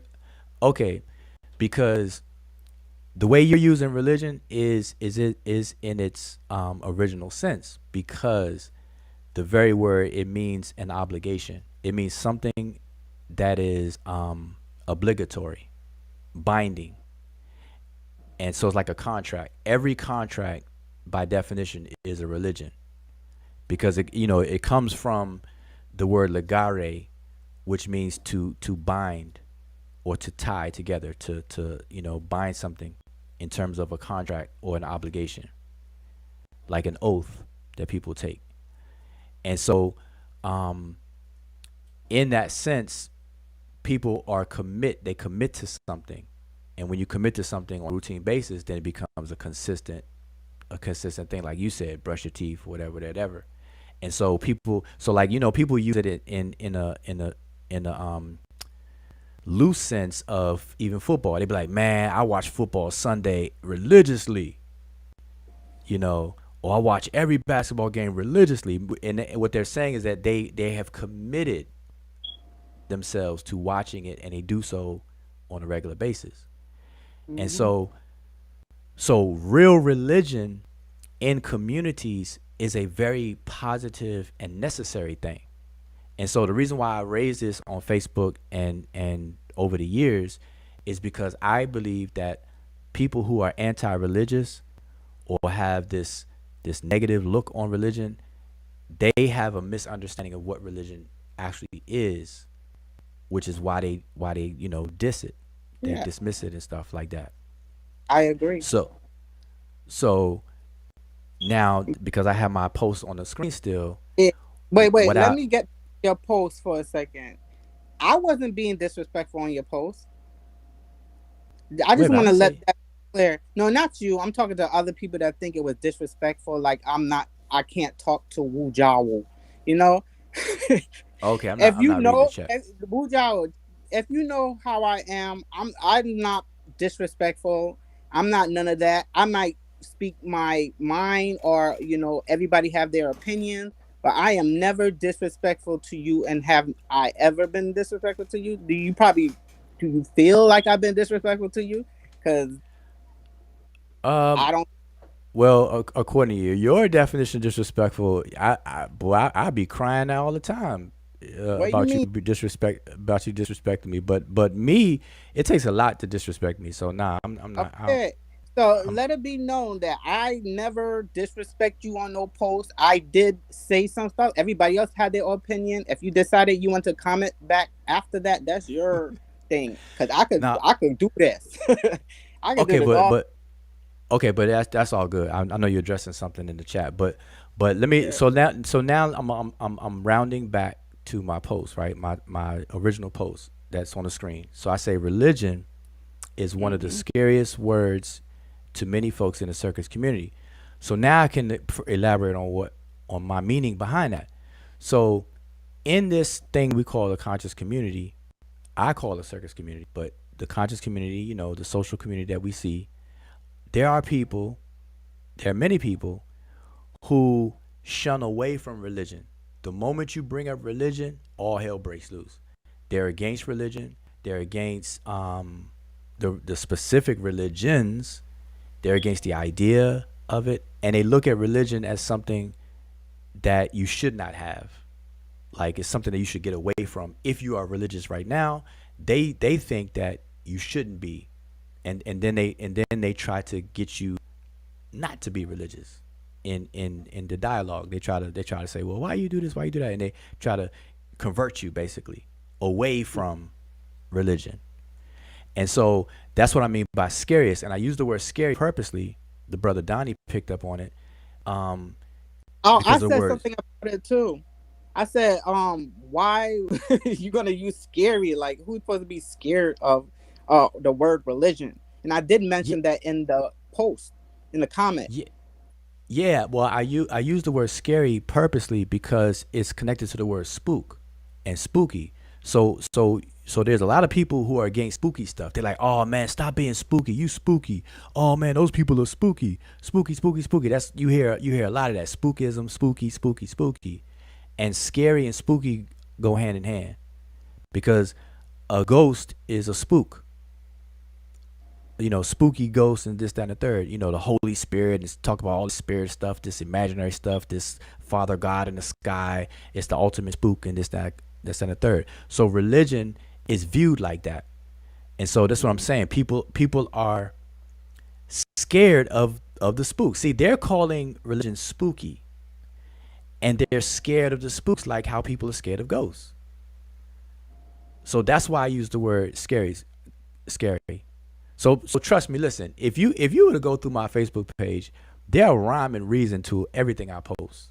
Like I don't just post on the surface. Like I can elaborate and we can have tea over some simple sentence that I put out because I put thought into enough into it for it to go on different levels. So scary is not people scared like, oh, they're running.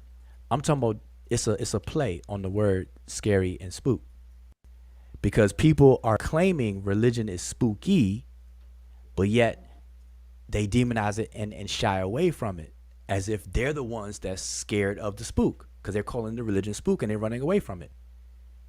So religion is spooky, therefore they're running away from it. Therefore, I use the word scary or scary, the scariest words. That's all I mean. So religion is a trigger word. You mentioned religion. Now, let me ask you this. Have you ever talked to anybody that you know who is an atheist and had them agree that they're religious by your definition? No, cause atheists can't. Do you No, that's cause hard that's hard to do, right? right. Now if you define brushing your teeth as a religion and then you ask an atheist, do they brush their teeth, and they say yes, then based on your definition logic, they're religious. But they're not going to admit to that, are they? Oh no, we gonna Because hear they're atheists. Tamika on Tamika. Come on, we not Oh, what's that talking again? about no. I said you're gonna hear, come on, Tamika, come on, we not talking about that. You know what Right. I mean. Right. They're gonna be like, now we making up new definition of religions and this and that. Hmm. Show me in the dictionary where it says religion is brush your teeth. Exactly. Right. Okay. So you agree, you and I are in agreement on that religion is misused because you define religion in one way that I agree with, but it it's a little bit more than that, but that I definitely agree with that. Religion is an obligation. Matter of fact, let me just switch screens. I got this on. I had this on the screen too long anyway. Um, Let me just show this real quick so people can read it. Um, read it. Okay, so here's religion right here. This is the history of the word religion, and I gotta make this big. So this is the history of the word. It says religion is Latin religio, originally meant obligation or bond. See that? It was probably derived from the verb religare, which means to tie back or to tie tight. And it's the source of the English word rely. So when you say I'm relying on someone, you're basically creating a commitment, a bond, something that you can trust. You're relying on it. And then it says a compound formed from the prefix re, which means back, and ligare, which means to tie. And it's the source of the English word liable and ligament. You know, that connective tissue in our ankles and stuff like that, your ligaments, right? So it's something that binds and connects things. It developed the specialized sense of bond between human beings and the gods. And from the 5th century, it came to be used for monastic life, the sense in which English originally acquired it from the Old French religion. Religious practices, that phrase, emerged from this, but the word standard modern meaning did not develop until as recently as the 16th century. So the point here is that religion is something that is binding. It is a contract. It's contractual. It is obligatory. And every community, every bona fide community on the planet has obligations. And by that definition, every community on the planet has religion. Period. But my point, and here's where the problem comes in, people start to equate religion with beliefs. And because they don't agree with the beliefs or can prove the beliefs wrong, they throw the baby out with the bathwater and say, get rid of the religions, which are the obligations. Because I want you to notice. Now let me go back and ask you a question. The Hebrew Israelites that you mentioned, right? The ones that you said that are more, basically more ma'atic than even some people claiming Kemet, right? Yeah. You still there? Yes, you can hear. Okay, I get you. Did you hear me? Yeah, I heard you. Oh, I didn't hear you answer. Oh, what did you say? Repeat your question. I was saying, you made reference to some Hebrew Israelites that could generally be considered more ma'atic than people who claim to be Egypt, deal with Egypt. Okay, yes, right.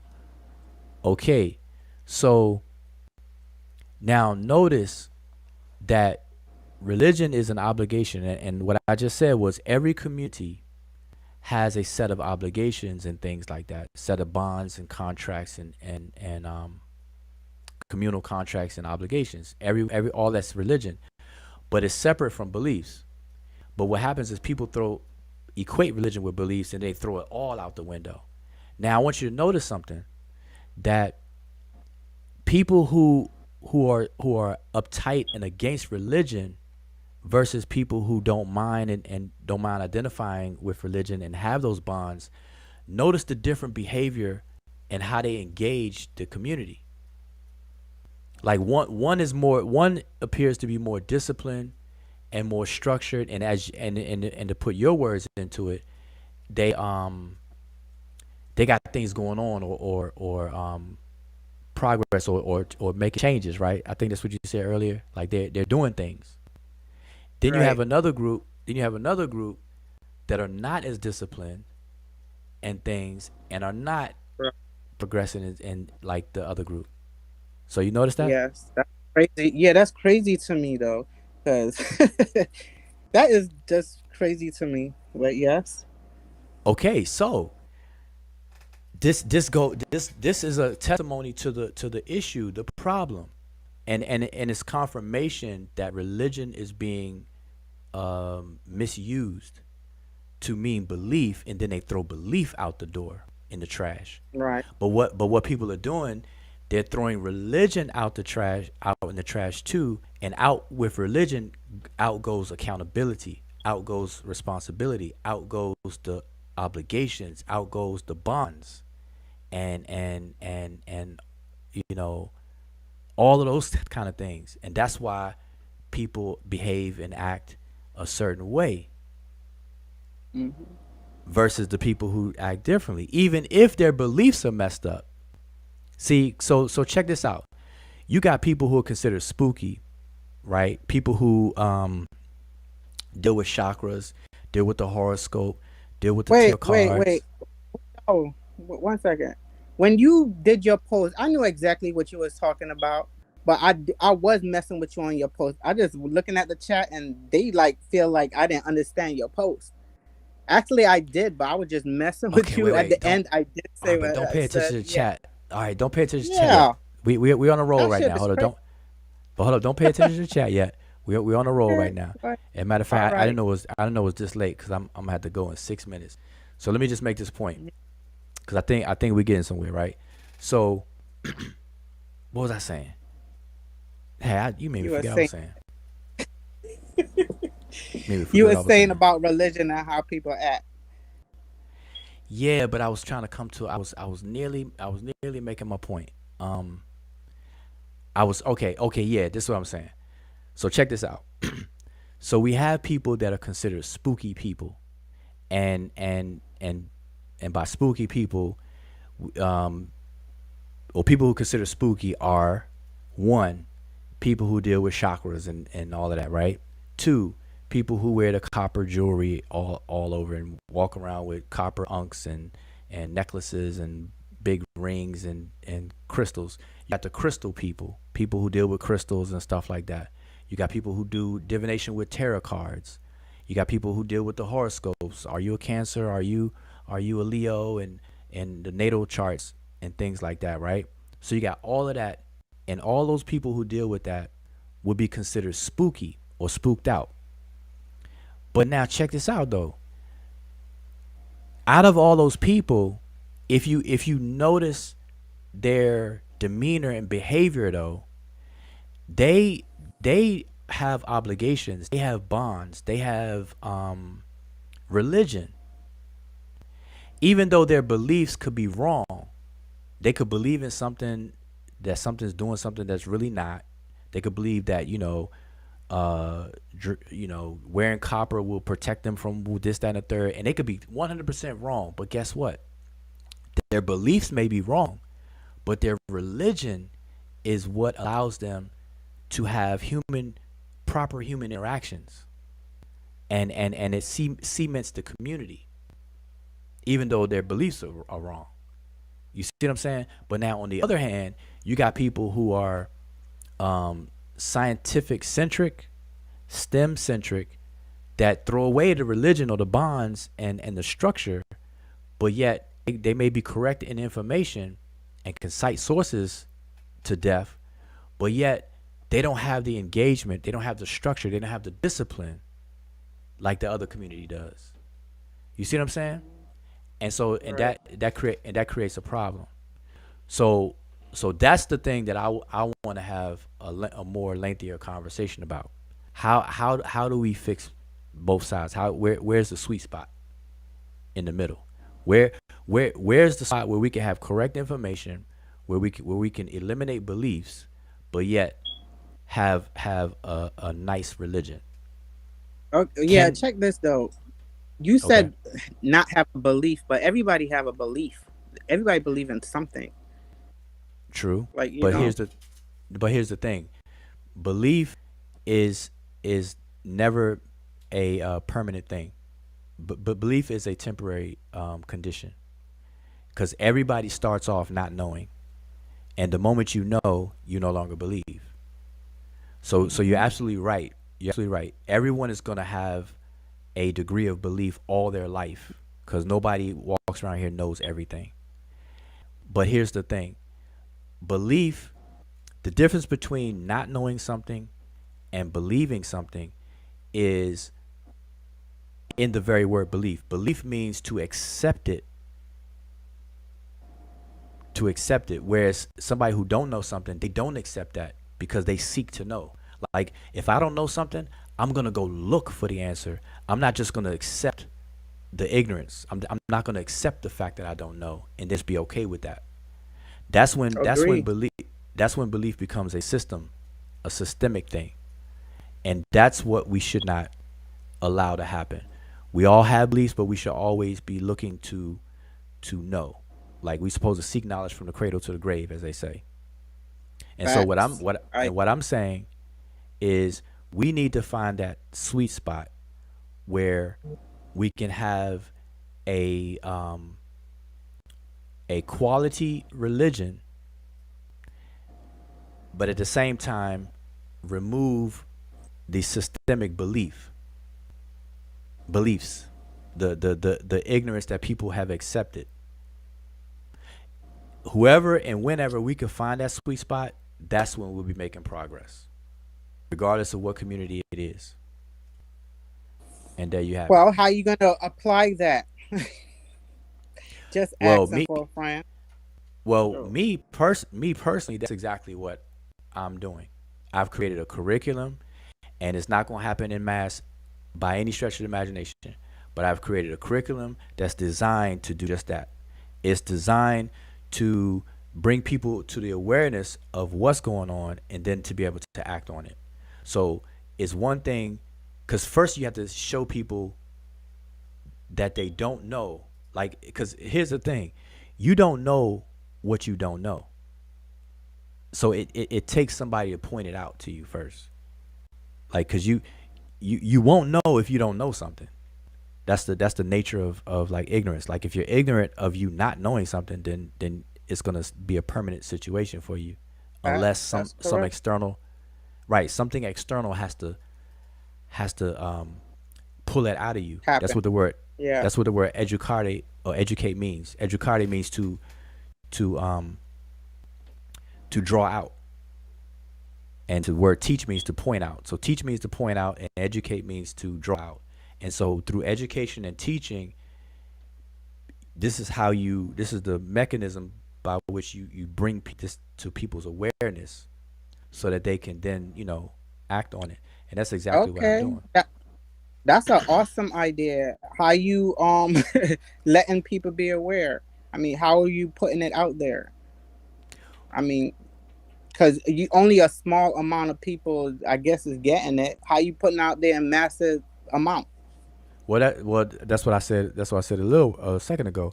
It's not going to happen in mass because the nature. That's not how it's not effective that way. Because if you cast a wide net, then you're gonna get some rotten fish. You have to be strategic and targeted in this approach. And this is what you learn in andragogy and pedagogy, the science of teaching and stuff like that. It tells you that you can't cast a net too wide. That's why classrooms are True. small. Like if Okay, you I if if agree. you if you go like let me point out something.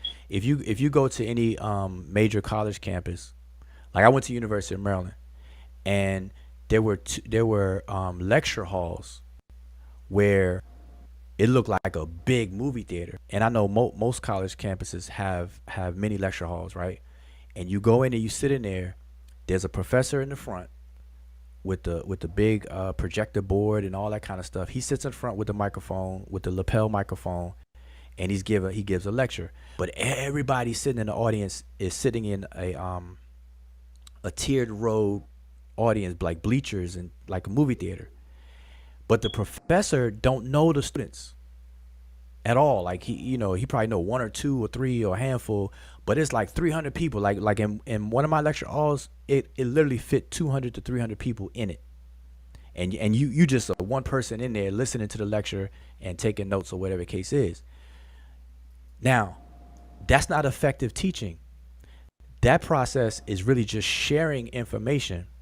So what they do is they set up smaller study halls and study groups of 30 or less people, and then you get your study hall teacher, or you get your other teacher that can elaborate and go over the work and lessons and things like that. That's more effective because it's a smaller group. So I say that to say that it's always quality over quantity.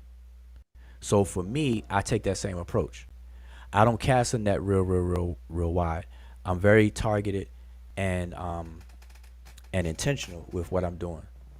And Yeah, so that's right good. now, Keep up. oh, go ahead. What are you saying? No, I said that's good. Keep up the good work. You know, most of the things you say, I mean, I agree. I'm gonna say 98% of the time, but you know, I get it definitely.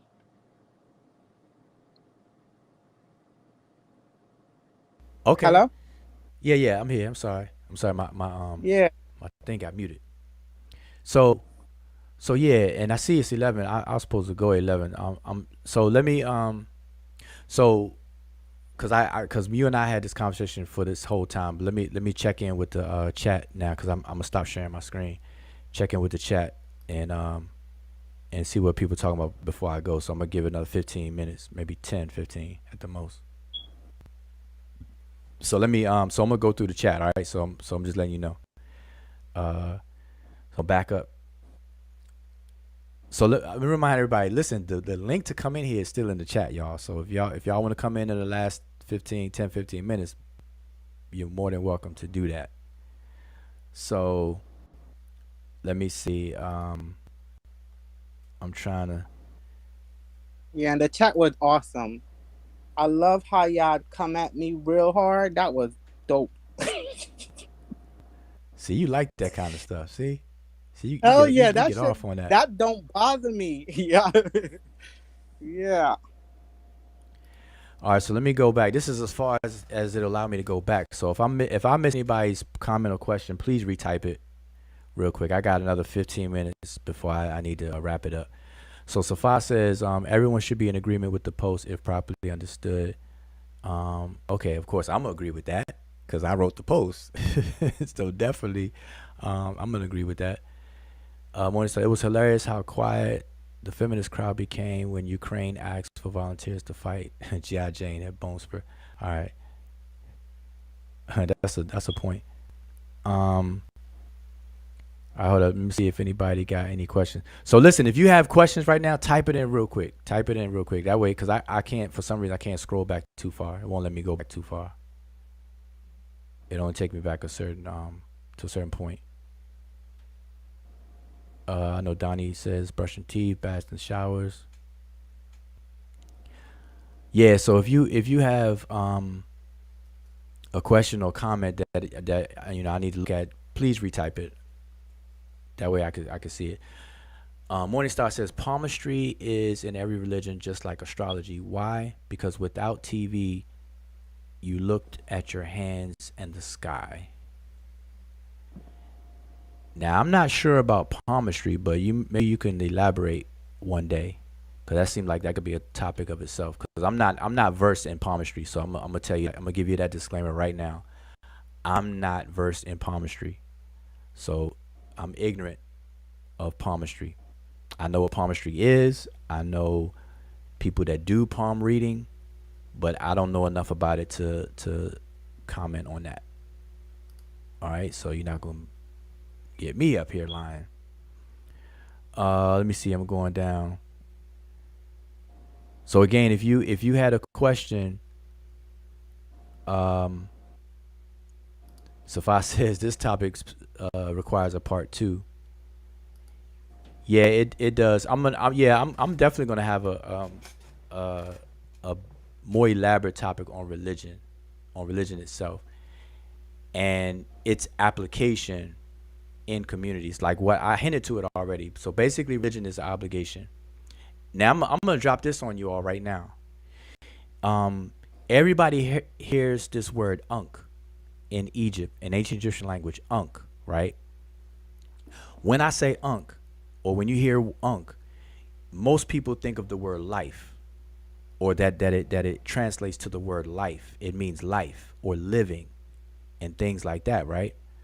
Well, in case you don't know, there is another word Ankh in the language. We pronounce it the same, we spell it the same. Even in the glyphs, it used the same glyphs that the word Ankh for life does. But this word Ankh, it means an oath, to take an oath. And it's an obligation. Now, you may have heard people say, well, in ancient Egypt, they didn't have a word for religion. They didn't have a religion in ancient Egypt. You know, you hear people say that, just like people say they didn't have any jails and prisons in ancient Egypt and everything. And I'm like, what? But anyway, so people will say that they don't have a word religion in ancient Egyptian. And I'm like, duh, they didn't use the Latin orthography. So they're not going to have the word RELIGION in their language, obviously. But what would equate to religion in terms of the semantic meaning of it, if we were to do proper translation, would be an oath, which is an obligation. To take an oath is to verbally obligate yourself to something, is to promise or obligate yourself, to bind yourself to something, right? That's what an oath is. But it's verbally, it's a verbal thing. And so the word Ankh, that means oath, is the close candidate for our word, or for the Latin word religion. So I wanna make sure everybody's clear on that. Okay? And this goes for any initiatory system where people take an oath. That's what they're doing. They're actually performing the action of Ankh, which is to take an oath, which is to bind yourself and commit yourself to a set of procedures, rules, or whatever the case is. Now, here's another thing I'm going to drop. The physical outward representation of that oath in many communities is represented by something that can be seen. So, for example, in East Africa, and in many African communities, really, the verbal oath that a person takes is reflected physically in what's called, in the West, scarification, or called shaluks, where they scar your face, they scar your arms, they scar your body when you reach certain levels of initiation, or you become initiated first. Or, for example, in Nigeria, among the Isheshe practitioners, or Ifa practitioners, some people call it, when you become initiated in their system, in their curriculums, they shave the hair off the heads and things like that. They have to wear white. They have to sit on straw things. They can't sit on certain things. These things are visible representations of taking an oath. So to the onlooker, if I see a person with a shaved head, wearing white, and doing certain things, I know that that person has obligated themselves to that system. And if I know about the system, then I know what to expect from that person. I know what they can and cannot do, or should and should not do. You see? So that's what happens. Same thing with the military. In the military, you're not supposed to wear facial hair or long hair, period. You got to get a buzz cut, as they call it. Now, Mika, you got... Yeah, they changed it now. I think you have to have, if you have long hair, you have to put it up in a certain way where it's not going to get in the way. Wait, if you're at a least man? That's what... Oh, no, I thought you were talking about female. No, I'm talking too. about men. I thought you would include in the females too. Oh, no. In the military, as far as women, ever since women were more allowed in the military, they never required them to shave their heads and stuff. Nah. No, yeah, I think at one time they did require them to have at least low cut. Their hair had to be really low cut. Not like the men I'm though. No, they could no, not like the men, but it had to be like if they had long hair down to their back or whatever, Uh huh. or however the case may be, they Yeah. had to at one time it had to be shorter Okay. Well, I mean or that some. I mean that makes sense for the military because military you're very very active and you got to do certain things that hair could be an issue. It could be an obstruction. So I definitely understand. Same thing with cooking. If you become a chef and you've been Right. working around food, either you can't have long hair or you have to wear a whole bunch of hair nets and wrap your hair up because if hair gets in somebody's food, that's a wrap. You're getting fired. Hmm. So that's understood. But my point though is um, in ancient Egypt, the word Ankh would be the candidate equivalent for the word religion in its original sense. That's number one. Number two, um, the outward expression of taking these oaths in many communities would be physically represented by something that people could see, either the shaved head, either scars on the body, um, piercings, or what have you. There's some visible sign that a person took an oath, and this is what's called a community contract. It's a contract between the person and the community that they belong to. So now people know that I am a part of this curriculum, and now they have certain expectations of me, you know, and that's what it is. Similar to we have uniforms. If you wear a certain uniform in the United States, you're expected to behave a certain way.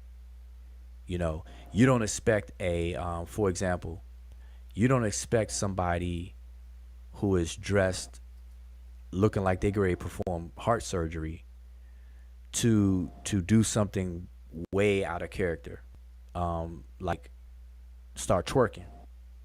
I'm just throwing it out there. You just don't expect it, even though it could happen. I'm just saying you don't. That's not something you expect to happen because you say, okay, now that person got a stethoscope around their neck, they got the scrubs on, they got their hands washed and everything or whatever. They look that certain look. They look like a doctor about to get busy in the operating room. You wouldn't expect them to get on TikTok and start twerking.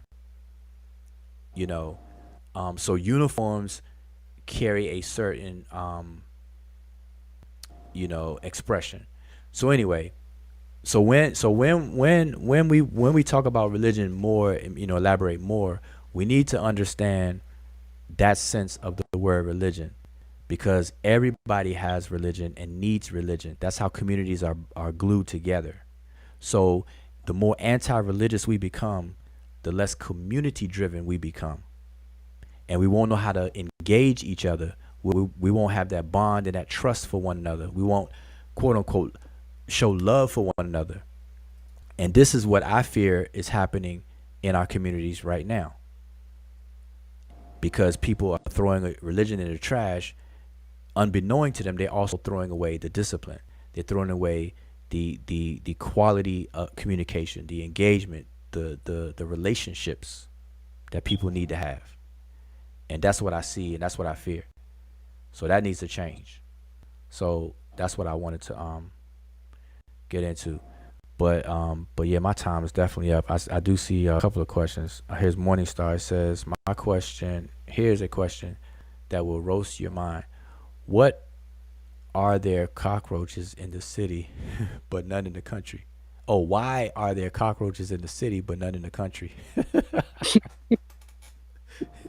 Yeah, I don't know the answer to that at all. But that's Maybe. one of those questions. That's one of those questions that you that you don't think about until it's asked, and then you be like, wait a minute, is that true? Wait a minute, do I see cockroaches in the city, but I don't see them in the country. But here's an equal question, an equal type of question, and this is kind of funny, and I don't mean this in any negative way, but I never see, I never see Chinese people pump gas, get gas. I never see Chinese people get gas in their car. Oh, you sound racist, man. No, that's what I'm saying. That's not racist at all. You saw her. I never saw an No, Indian. I thought, no, I'm serious. I'm serious. No, no. Think about it. If you roll like I'm gonna ask you in your head in your Rolodex of your mind, hmm do you see many people in your mind's eye pumping gas at a gas station? yes, Oh, you I do? do. Yeah, I do. Okay. See, that's interesting because me in my life's experiences, I can honestly say I haven't. I mean, I'm not saying I never have, but it's hmm definitely so uncommon that it is puzzling. Now I grew up in D.C. obviously in Maryland, D.C. So I live in Chocolate City where it's just black people anyway. So I could say the same thing. I didn't see white people pumping gas either. But I'm talking about now, like from my whole life. Like I see everybody pump gas, but I You don't see need Chinese to people get pump out gas. more. You You say I need to should get out more? experience the world more. Yeah, you need to get out, experience the world. No, You but might see some stuff. but let me tell you why I brought that up though, because it ties to this brother's question, Morningstar's question. It's really about where you're anchored and your sphere of experiences, because cockroaches in the city and not being in the country may be an issue of exposure and experience. Just like my example when I said that I don't see Chinese people pump gas. Of course, Chinese people pump gas because they drive too. But in from my vantage point, in my experiences where I'm anchored at, I'm not exposed to it enough for me to see it. So the same You thing know with what I cockroaches, same thing with other things. Yeah. you know what I never seen? Uh a Chinese person go to a black pedicure place and get their toes done. I never seen that. Get their fingers Oh, done. Never seen that. you sound racist. Nope. If I'm racist about the gas station, you racist about the nail salons. That's racist. Yeah. Hmm. Have you seen that before? Nope, I haven't. Well, I wouldn't see it one way or the other because I don't frequent Hmm. pedicures and stuff. I don't know, but no, I can understand why because those shops are owned predominantly, at least from where I'm from and what I see, predominantly they're owned or ran by Asians, people from Asia. So I don't see a lot of black owned nail and pedicure spots, or even beauty supply stores. I just don't. That's a whole nother topic. But anyway, on this religion thing, let me see. Is any other question? Last minute questions. I'm trying to go back to. Was there any questions here? Somebody said they're left-handed. One said the Ankh is a martyr's fate line because it doesn't rise to any finger. You won't seek to excel without changing your palmistry. Okay, yeah, we're gonna have to have a conversation about palm reading. So Safa says, Wu is like a negotiator. He has patience and mercy. I am the assassin. I like to put them down swiftly and quietly. Oh, okay. They showing love, showing you love, Mika. All right, so yeah, I'm gonna have to go ahead and definitely shut this down. And I know Emicat, I'm not sure if your mic is working or your sound. I don't know if you have anything closing or anything. Maybe you could set up a next show. What do you think we should get into next? If you could Oh yeah, my mic's working. I know we're closing, so we didn't get to speak so much about religion. I came in actually to speak a little bit about it, so I guess I'll just have to wait until we do the part two, like you promised. So yeah, so I'll save that for the next time, maybe.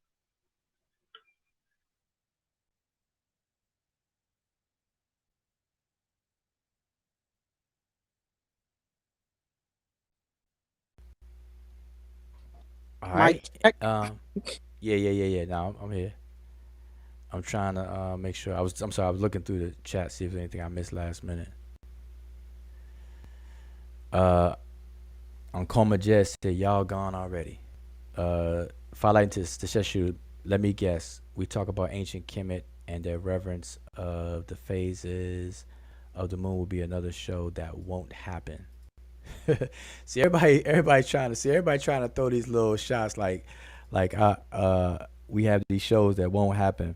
So listen, I'll tell you what, we're gonna do this. We're gonna do this.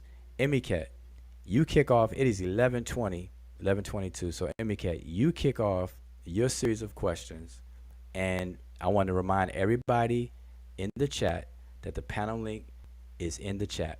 Hit the panel link if you want to have a more elaborate discussion about anything we talk about tonight. So I'm gonna forego what I was gonna do to get off here, so that I don't want to hear no excuse from anybody. Say that that we're gonna have a different show that's not gonna happen or whatever the case is. So bring your questions, bring them all, bring them right now. So I'm paying attention to the chat. Matter of fact, let me put the chat back on the screen. So I don't want to hear no excuses or anything like that. All right, Oh, because could you repeat I'm what already you said? behind. I'm already behind the time that I was supposed to do something different anyway. So it's all good. I could just deal with something tomorrow. So I'm here, and I'll stay here for a while. Maybe not 30 minutes. So let's get it in. So starting with you, MK, you said you had some things about religion. Let's go. Okay, yeah. So, well, the first thing I was gonna say is, with the question that you are asking about, about the, your definition of religion, and then also with the post that I guess sparked this whole conversation. I was gonna say that is usually I think when it comes to this particular type of conversation, it might not necessarily be just religion on its own, because you know clearly with religion itself, first and foremost, it is what actually takes majority of a large chunk of the conversations that we have, or that you see people having, even when they bring it to us when it comes to Kemet, or even when they just have it, in all the other different channels, the different debates that go on. Always here, when comparing things to do with Hebrew Israelites, and then Kemetians, or whatever they want to call people who do some studies on Kemet or whatever it is. It will always be centered around religion. But then you notice that it's not, when I think Senet Safar actually brought in a good point about some bringing out those definitions, and picking out the small different words and then having them defined. Because in this kind of conversations, I think where the misunderstanding comes in is because everybody, when people talk about religion, they have a whole different idea of what religion is. And this comes out as a problem where there's the word itself, and then there's the concept behind the word. And most people, when they either try to reject a word or even defend a particular word, they forget about what that word stands for. And I think one of the comments that I saw when you put up the your post was from the other brother, where it's about getting rid of the word religion, which really does help, because obviously getting rid of that particular word or switching it up for another word still does not rectify the situation, or eliminate the underlying principle behind it. So even with religion, people misunderstand what is religion. And like you defined, I think once people get to understand that religion itself, what it means, and the commitment to a particular that different societies have, then the conversation about religion then might actually take a different stance. So that particular conversations that we hear, and the misunderstandings that goes on over for decades about religion, is always because people do not understand the concept behind the word. And in particular with religion, but also in particular with just everything. Because even with religion, we had a point where people didn't understand when when you're talking about, do you believe in God, and then you ask the question, well, I could say yes or no depending on what you define as God. And then there was the whole thing about the deities and all that kind of stuff, and people didn't understand those particular concepts. And then when you talk about it, people will say you're playing semantics, because you're trying to really narrow and pinpoint what particular concept is actually being discussed. Because when you narrow down on that particular concept, then you find that there is no disagreement. It's actually everybody would agree. Like religion, if you agree that you brush your teeth every morning, then you don't have a particular disagreement with the word religion. If you agree that you can have particular agreements with the society, whether it's your schooling, whether it's your job, or whatever, it's just a particular nation, or your particular tribe or culture, then then you don't have then you will not actually look at religion in that particular sense, but people look at it and misunderstand it also with the word belief, and people misunderstand it with the word God, to think about the God, Abrahamic God, and all of that. And the people usually who have this problem don't even understand that even in their sense of actually trying to label themselves, use a particular word again to describe themselves, they are actually part of that same concept, because and for example, an atheist is only an atheist because of the Abrahamic whatever. So to be an atheist, you need to actually have other people who believe in a particular type of thing. But yeah, so I'm just talking about buying people time to come on the panel, so get those questions. But yeah, I don't know if we have enough time to talk about how some maybe I should write about it or whatever before I start rambling. Boy, you said a lot. I say we got 30 minutes. I'm trying to get some bring it on type questions and stuff. So no, but that's good. So let me back up then, because you made reference to something that we're gonna spend time to go over right now. So posterior thought. I got your question posted on the screen. Let me move this chat. I have your question on the screen, and I'm gonna come back to it, but I want to do something first. So I'm gonna come back. I'm gonna blow up my screen real quick. So remember that question about evidence and faith, right? I'm gonna come right back to it, and maybe I can segue right into it from here. But so I want to define some things first, right? Now, we already defined religion. Now I want to make this very clear. Religion, the word religion, that is, it's one of those words that is a trigger word, and by that I mean it's one of those words that there's no real majority percentage consensus on the definition that's used universally. So you have to be careful with that word. It's one of those words where you have to define it within the conversation that you're having, and discussion that you're having. So so it's definitely one of those words you have to define at the beginning of a conversation. Same thing with the word God. Same thing with all those trigger words: God, belief, religion, spirit. All those kind of words. You definitely have to make that clear. All right. So now, what I propose and have constantly proposed is that we have conflated the word religion, and it's real messy right now. So if we go back to its history, which is what I have on the screen, the etymology is the history of a word from its coining and then how it changed over time, the evolution of words, right? The word religion still maintains its foundational coinage when it was a neologistic word in the first place in Latin, from ligare, which means to bind or to tie. Okay, the word religion is simply a word that represents the concept of gluing together two or more things.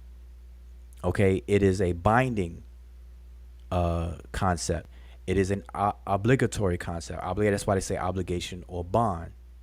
Now, where it changed and started to get hijacked to be used in the messy way that it's used today is when that binding is between humans and gods.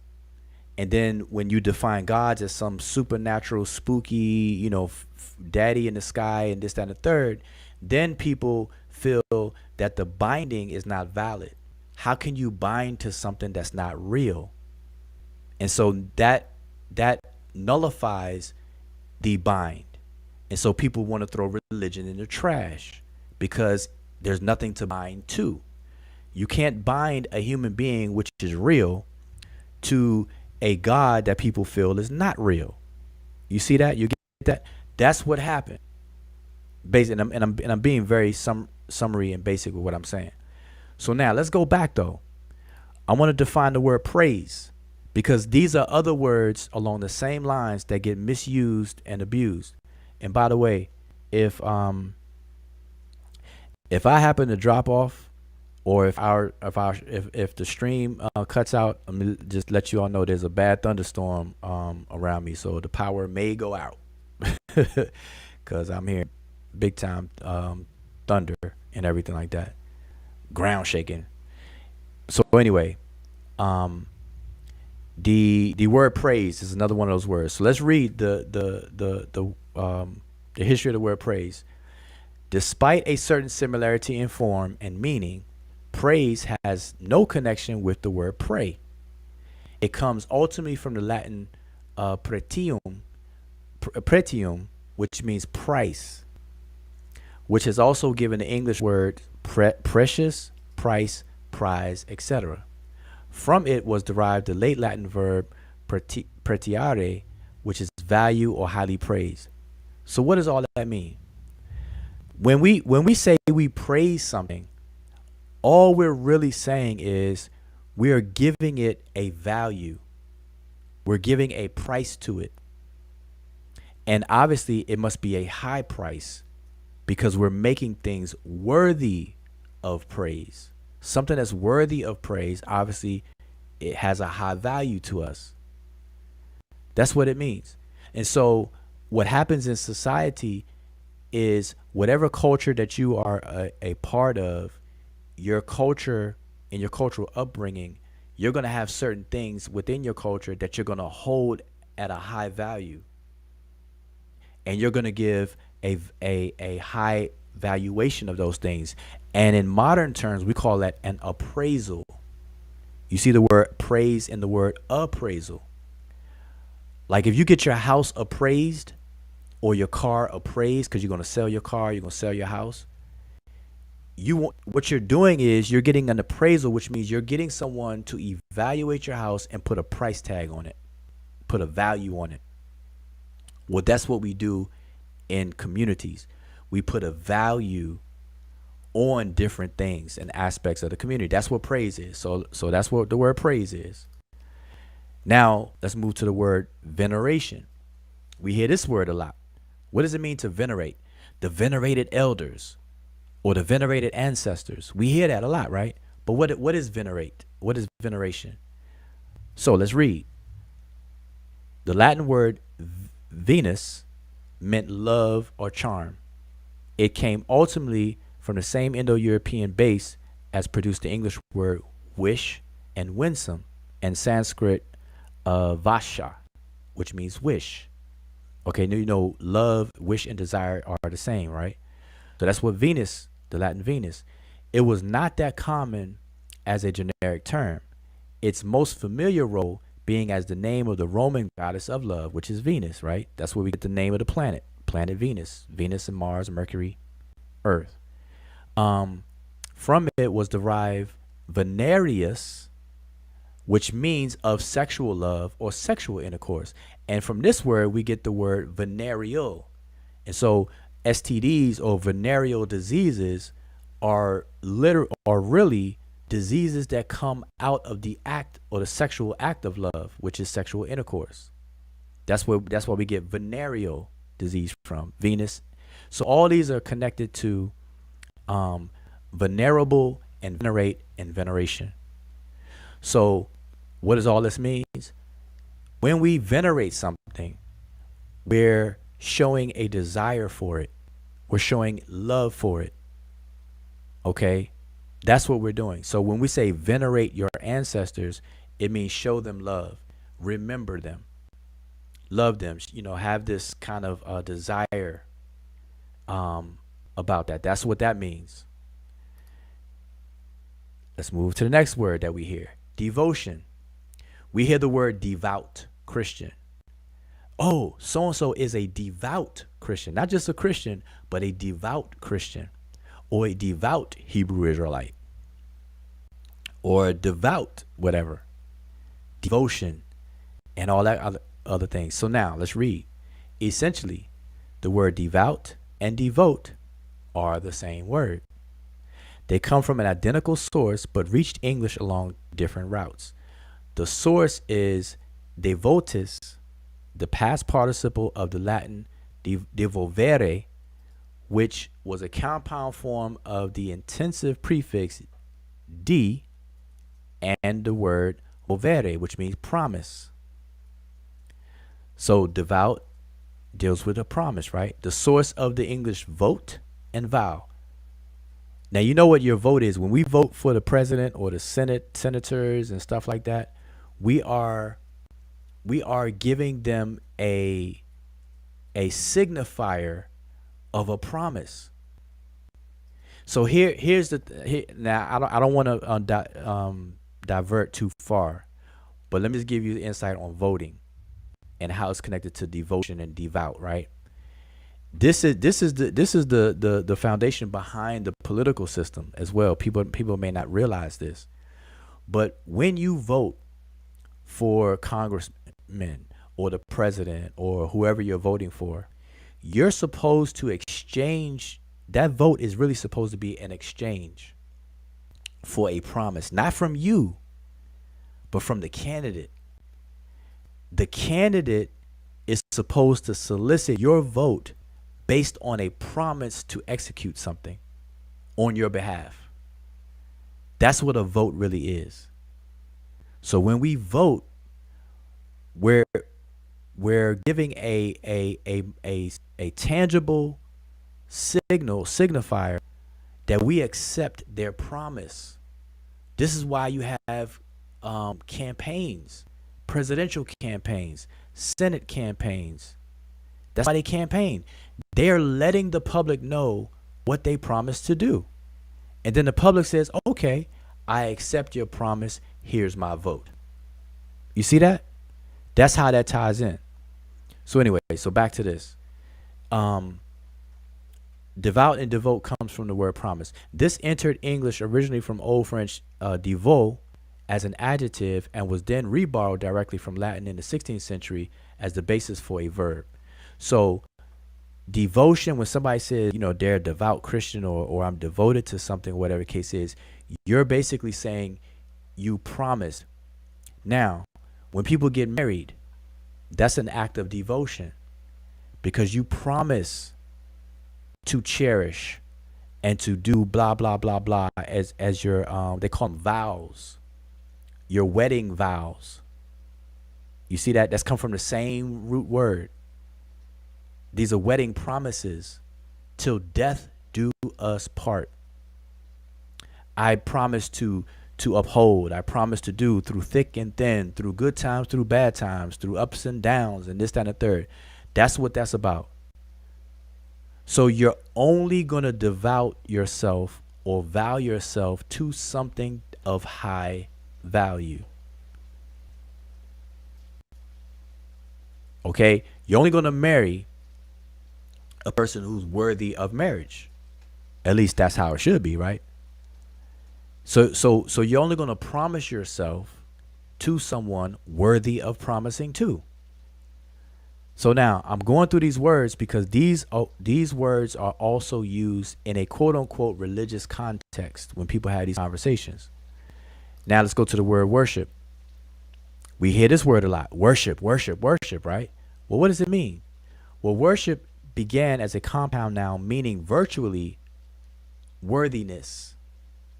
It was formed from the adjective worth and the noun suffix ship, which is a state or condition. So it's a state of being worthy or having worth.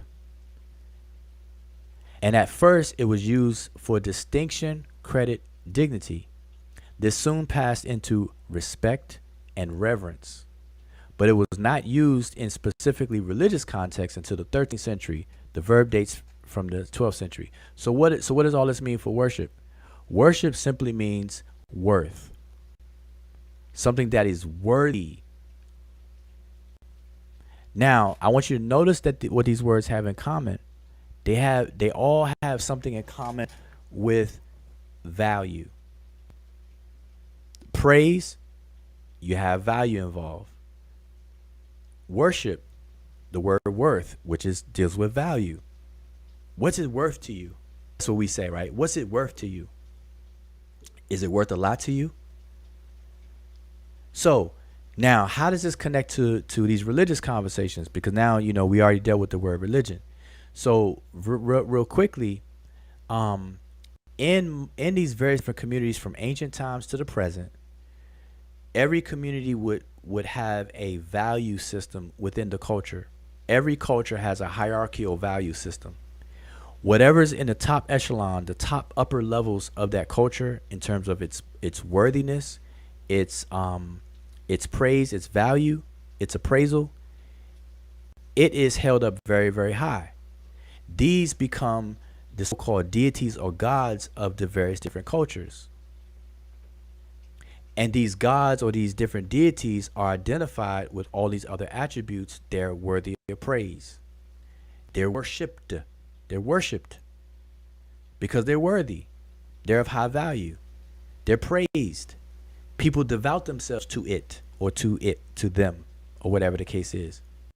So now you get to see the relationship. These are cultural glues. These are all part of obligatory contracts that we call religion. So this is the connection of religion with all these other things that I'm saying.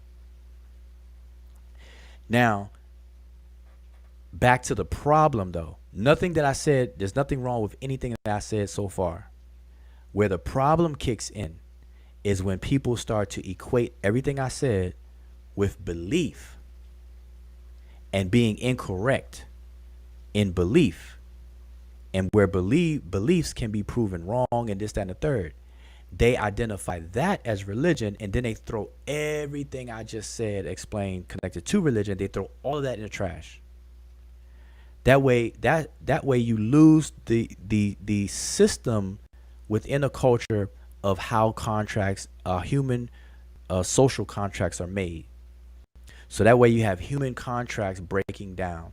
That's why you got a breakdown in the nuclear family of different societies, the breakdown in business relationships, intimate relationships, friend relationships, and so on and so forth. These break down at the core because people throw away the foundational contracts that glue all that stuff together. Why? Because they associate religion with belief, and then they throw religion out, thinking they're throwing away just the beliefs. And that becomes the problem. So as I said earlier, the moment that we can start to identify these things properly and put things back in their proper context, we will be able to see progress being made. We can attack the ignorance by seeking to know, at the same time maintaining a healthy religion, and thereby having healthy relationships, healthy discipline, healthy character building institutions, where people don't act all goofy and crazy like we see displayed all throughout social media. So I just wanted to roll through those words because people had brought up I know Sister Safai brought up that word. Or somebody say something? Mika, you gonna say something? No, I'm just listening. Yeah, go on. You got your opinions of how you want stuff done, so I get it. Oh well, what would you say different? Huh? What would you say different? That's your thing. That's your thing. So I would say different. What you mean? What would I say different from what you just said? No, you said I have my opinions, and it's something you. But No, you said yeah. No, you say how you feel about the last thing you said, how you feel about how the concept community or the community is and goofy and blah blah blah. Yeah, I mean you could speak on how you feel. That's all I said. You could speak on how you feel. Okay. Yeah. So when I say that, I'm talking about the entire internet social community. So you have TikTok, you have Instagram, you have World Star, you have stuff you can't control. Yep. Yeah, you have all of that. Right. You have all of that being displayed, and you had to be deaf, dumb, and blind not to see the craziness that's displayed on all these social media platforms. I don't see it, because you know what you could do? Shut off your internet. You could do other things.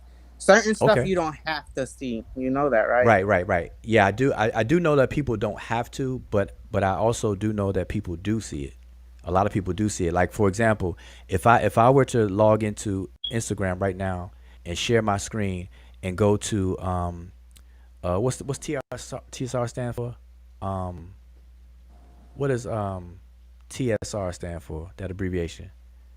Not World Star, but what is it? What's TSR? Of course, you would know. You always on it. Is it no, that's not the No. What does TSR stand for? I have no idea. Um, it's like World Star, but what's TSR stand for? Could you see the abbreviation TSR or something? Somebody help me out in the chat. I know somebody know.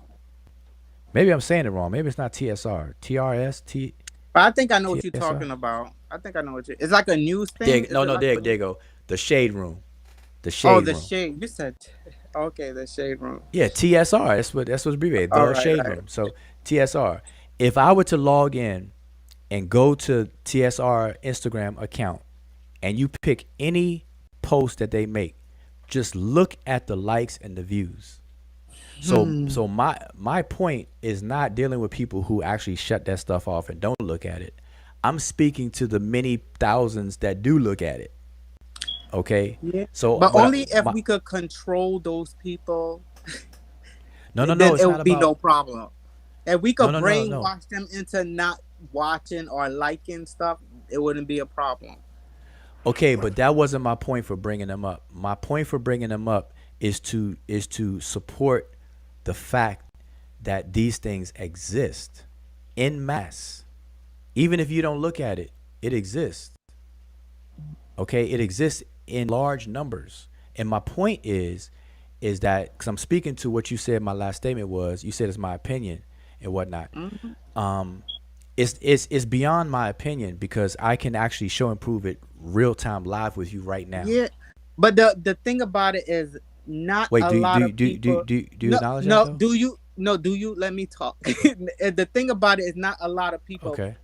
is in it like the way you feel like they is, or How do I feel you that they're put in it? What too you much, mean? you put too much of your opinion on it, and How? it's like I don't think it's like a big factor in this world. It's not really that deep. That's how I see it. Wait. Okay. Now, as you said, that's your opinion. But what I want to know is, what do you mean by?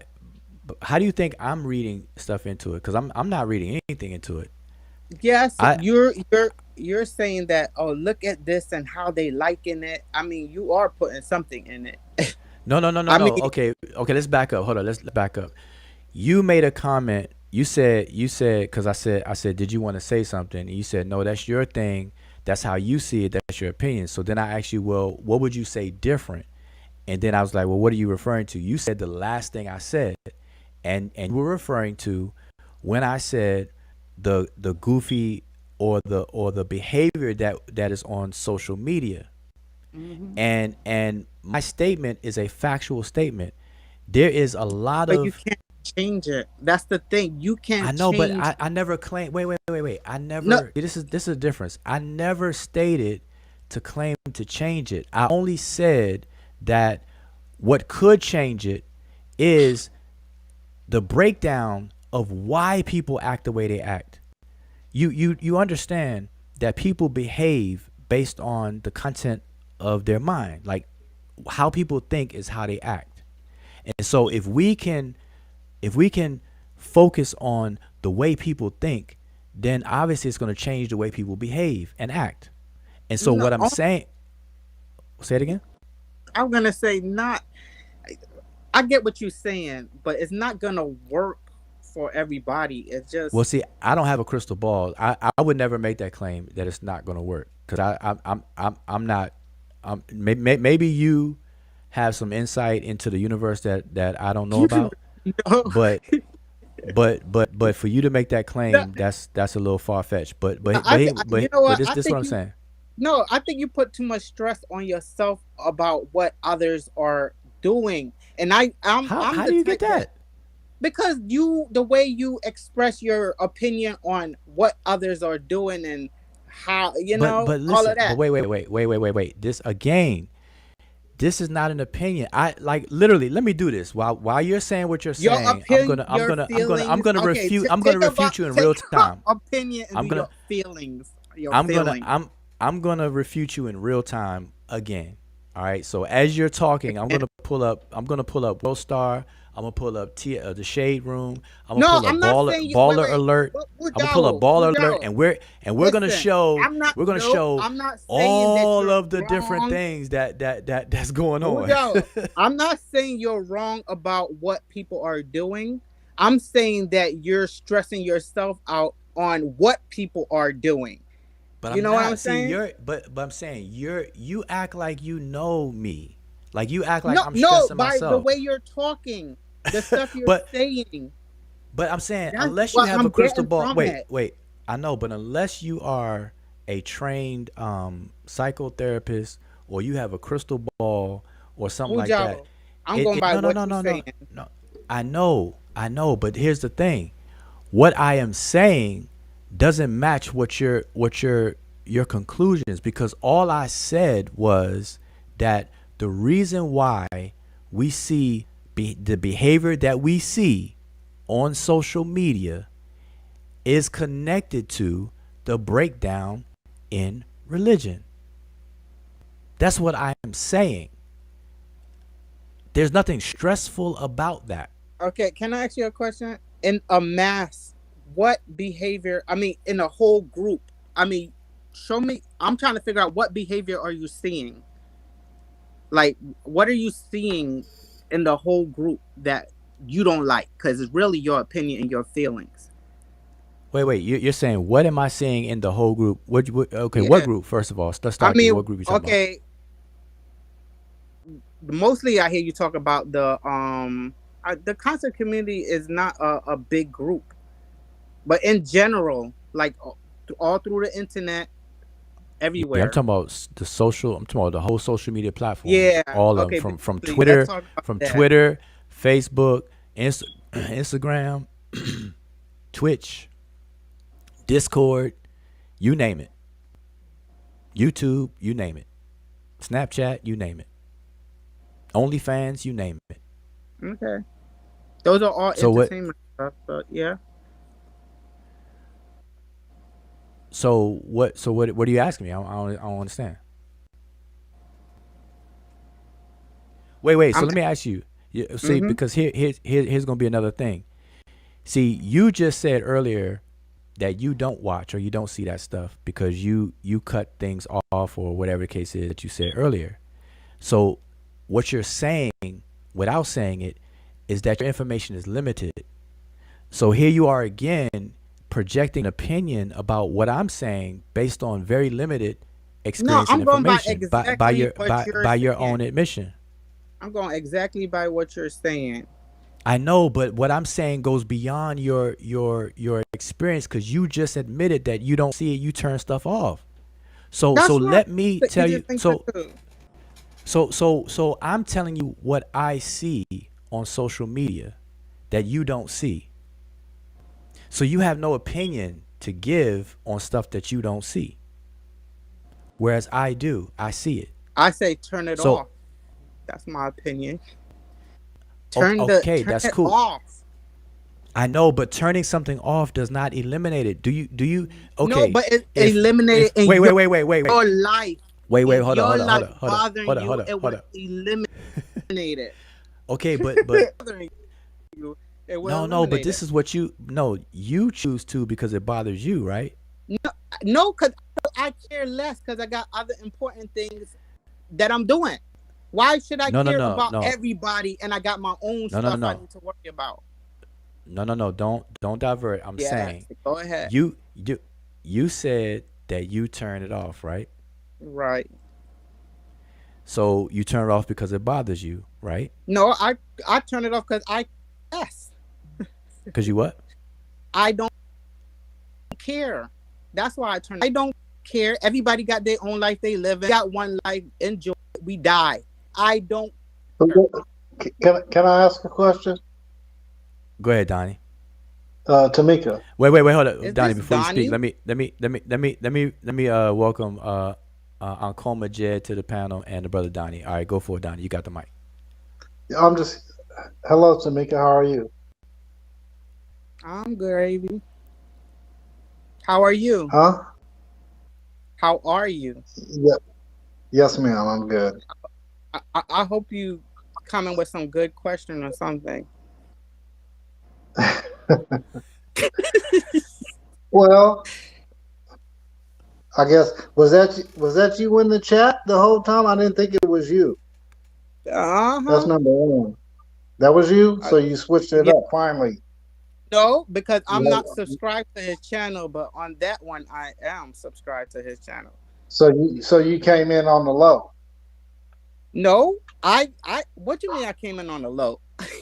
Like you was trying to sneak in or something like that with a No, you different. saw Okay, my name was I don't want to there. divert. I don't want to divert No, too my far name from was the there. topic, Yeah, though. yeah. So let's Yeah, keep it coming for the on the smoke. topic. Just hurry up, man. I'm trying to keep it on the topic, y'all. So I'm just saying. Religion. So it seems like you're separating yourself from the so-called conscious community. Is that fair? You talking about me? Separating myself. What you talking about, Yeah. me or Mika? Oh yeah. Mika. This is directed at Mika. Sister Okay. Mika. Yeah. I Is don't know. that fair? Am I separating myself? I mean, is y'all separating yourself? Cause Donnie, I see you in the chat, so you're part of it too. So are you separating yourself? Yes, I am separating myself. How do I'm you separate separating. yourself when you're there in the chat, also commenting and also participating? So how are you separating yourself? Well, I guess you would narrow it down to where are you commenting at?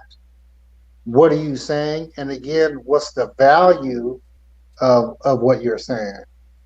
So You're still those are in you still in the chat commenting in the so-called circus. So you're not really separating yourself. but look, let me go back to I wanted to ask you, so you're separating your no problem there, but you're separating yourself. I don't know what you mean separating myself. I mean, who is I don't know what you mean by that. Okay, so what Wujal says is the what do you call it? The circus community. You're separating But yourself I don't know. No, but I don't know all of what he considered the circus community. I mean, is his channel a circus community? Cause he sure talk about it, and some of the circus people be over here too. So is his a circus, channel too? I'm trying to figure it out. I'm not. Mm-hmm. No, me. I'm not part of the circus community. So I'm gonna tell you that straight like you that. sure I'm not. talk about it so much. Yeah, I I'm mean, not. But I'm not. I'm not. But see, I'm not. People don't consider me okay. wait. Okay, go ahead. People don't consider me a female or a woman. But I'll talk about women all day, every day. And I'm not considered racially white. People don't see me as racially white or anything like that. But I could talk about whatever. So just the fact that I talk about the circus community or the conscious community and call it a circus community, by no means that I'm a member or I see myself as a part of it. So that's retarded logic right there. Okay, so Donnie, I don't know what people are considering the circus community channel. So I don't know. So that answer I can't get. Well, but I just want both y'all to know I'm trying to, because we already dealt with the conscious community stuff earlier and we spent like 40 an hour on that, and so I'm trying to stick to religion because that's what people wanted to go. That's why I stayed on past the time that I originally wanted to get off to do something else that I put off for tomorrow. So if we can make sure that we round it back to the whole conversation about religion and whether it's problematic or whatever the case is, then that would be great. So I just want to make sure y'all know that. Good night. I can't guarantee you. Yeah, we're good. You might as well run it.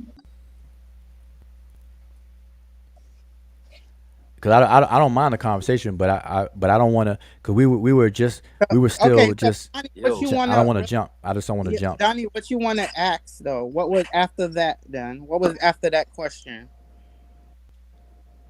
Well, I see you making a change, and I just want to know, you know what I'm saying? I didn't flip out on you or anything like that. I think you said what you had to say. Uh-huh. You know what I'm saying? As a woman and a female and stuff like that. Okay. But I do see you making a change and stuff like that. So I'm just saying, why are you changing? what are you changing for? And then, what are you looking for? You know what I'm saying? So, would those are the Okay. questions. Okay. I'm not changing for anybody. I am the same person.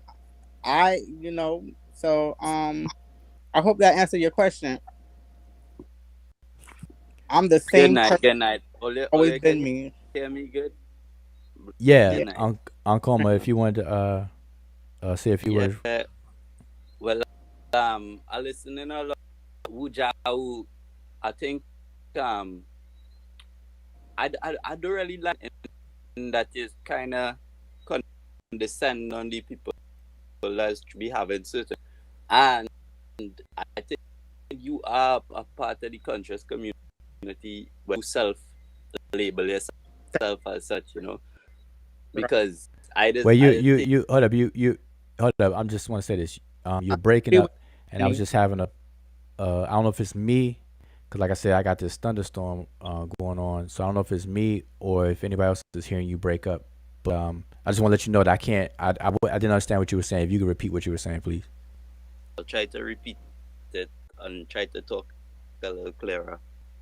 What I was saying, I don't think it's quite tasteful that some on the people in the conscious community by like calling themselves, because I the take I listen to having and thing, and I would consider you part of the conscious community, even self label yourself as that. You're part of the community, let's say African Americans, then that in a kind of academic community service, right? So conscious community is now. And in terms of what you're saying about as what I gathered from what you're saying, because the conscious community people are true religion, it having a breakdown in the moral fiber of society. That's basically what you're saying, right? Just repeat the last part again one more time. I was in terms of what you're saying about religion. You're saying that we have discarded religion and it having a negative moral and ethical condition of the society. That's what you're Well, if I understood what you said correctly, I believe you're saying correctly that religion is the contractual base of a given community. And so if you see on my screen, I don't know if you can see my screen. Let me make it big.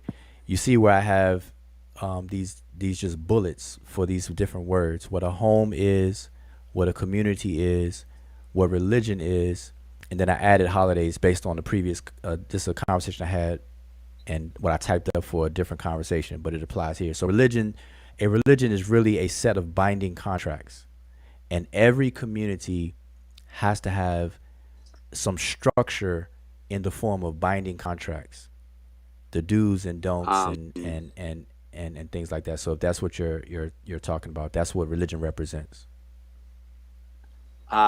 um rendering religion to mean binding contracts, right? I think Yeah. I think that's too much of a kind of mechanical from the etymology. We don't think so, because in the normal parlance of a normal thing about no binding contracts, they're talking about the system of, as you say, worshiping a deity or something. The binding Yeah. So contracts would more relate to like culture. But continue what you were saying. Yeah. yeah. So I fully acknowledge that even when I had the etymology up, the etymology stated that the the original coinage of the word, literally meaning bind or tying something, two or more things together, it expanded to be the tie or the bind between humans and some a set of gods. And it's Yeah. from this sense of the word, from humans to a set of gods, is what you just said. And so that's all inclusive in the word history that I gave earlier. So what I'm saying is that when that happened, it opened the door for people to equate religion wrongfully with the word belief. And because you can prove beliefs wrong, or people are wrong about what they believe in, and it's not factual or actual or reality, when they throw that out the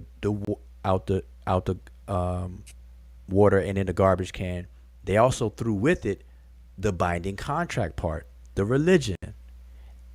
That's what I said earlier, and that's what I'm saying. Okay, well, So it's I, not I mechanical at all. It's covering all angles and usage of the word religion. all right. Well, I'll just put forward then that the people through religion, right, in the conscious community is really transition of epistemology is coming out of a religious worldview and quality into some other or some other type of epistemology then. So it is have like the kind of backlash against Well, see, therein lies the problem, because I understand what you're saying, but the problem that I'm advancing and identifying is the misnomer of the use of it. See, religion doesn't have anything to do with epistemology. Epistemology is the, dealing with the study of not is how something becomes knowledge. You know, when we know something and stuff like that. That's what epistemology is. Forms of epistemology are methods and modes in which we gain knowledge. Religion, see, that's closer to belief. Epistemology. Religion, all right, we have to start separating. We have to start separating. Religion is simply the contractual basis of how you behave in your actions and things like that. That's what religion is. So all right, so but hold you on. Give me a go ahead. second for a little pinning this thing up, right? I'm what I'm saying is you to the original connotation of the word religion by going roots or whatever, right? But what I'm saying is semantic comprehension of the word religion. It is not he is using that in to connote a binding, okay? So it comes like bringing it back to that. It's actually doing a disservice to the continue. Well, no. See, I'm saying the opposite. See, I understand exactly what you're saying. What I'm saying is, because people have deflected and diverted the meaning of the word religion, that creates and opens the door for the problem. The solution that I'm proposing or I'm implying is that we need to demisnomerify the word religion and bring it back to its sense and separate it from belief. Because what has happened is religion has become equated to belief. That's what people are doing in modern times. I'm not saying this not happening. I'm saying that's part of the problem. When we equate religion with belief, that opens the door for the problems that we're experiencing. So I'm a solutionist. So the solution that I'm implying is we need to undo what we all are doing by acknowledging what religion actually is, separating it from belief, and dealing with belief as it is, and stop merging the two like we do, and create these problems. So All right. I'm Well, acknowledging what you're saying.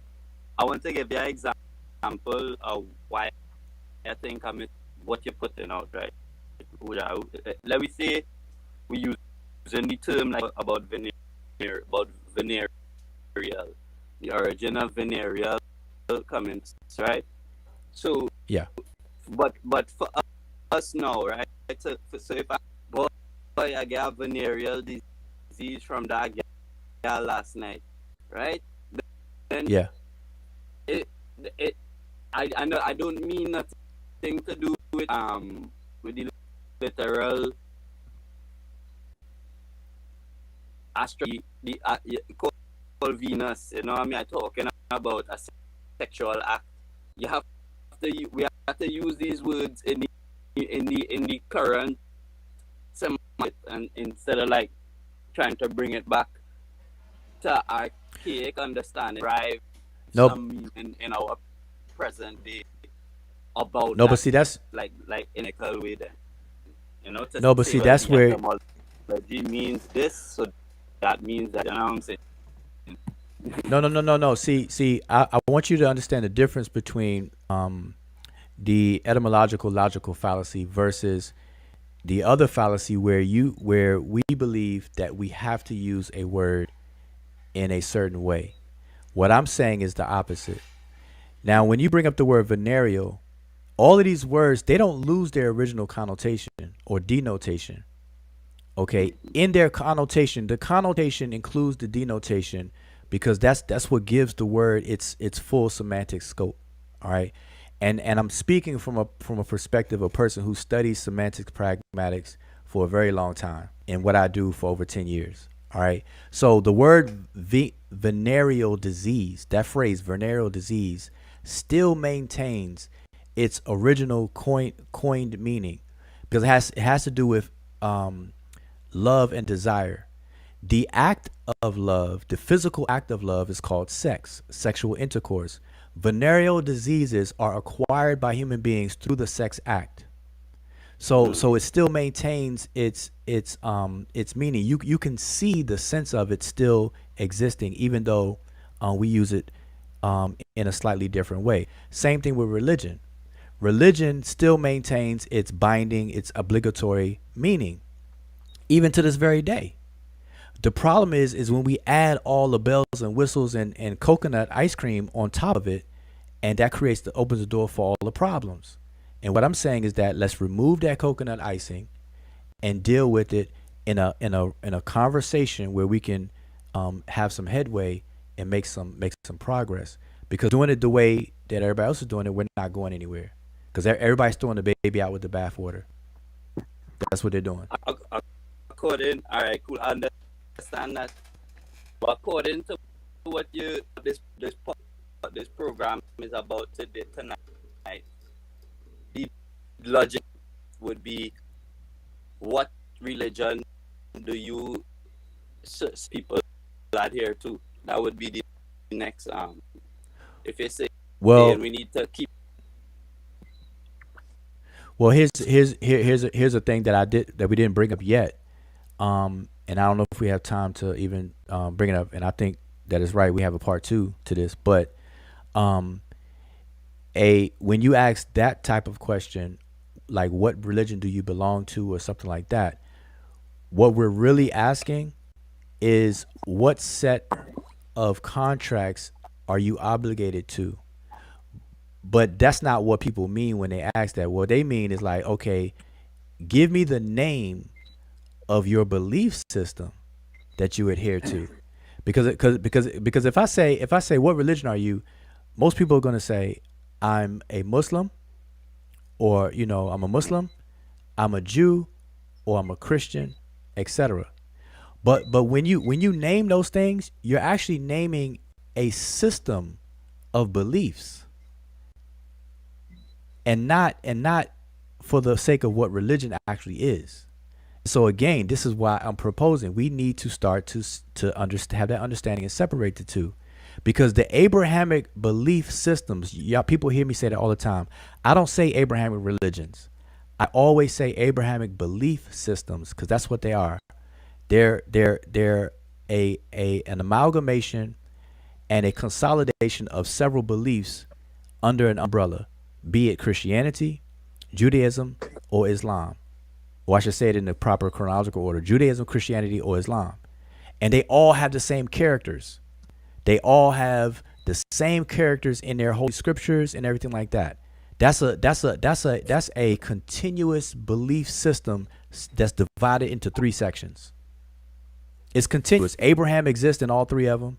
Moses, Noah, Adam, Eve, Isa, Jesus, Miriam, Mary, Noah, Noach, Enoch, Idris, Methuselah, David, Dawid, Solomon, Suleiman, Shlomo.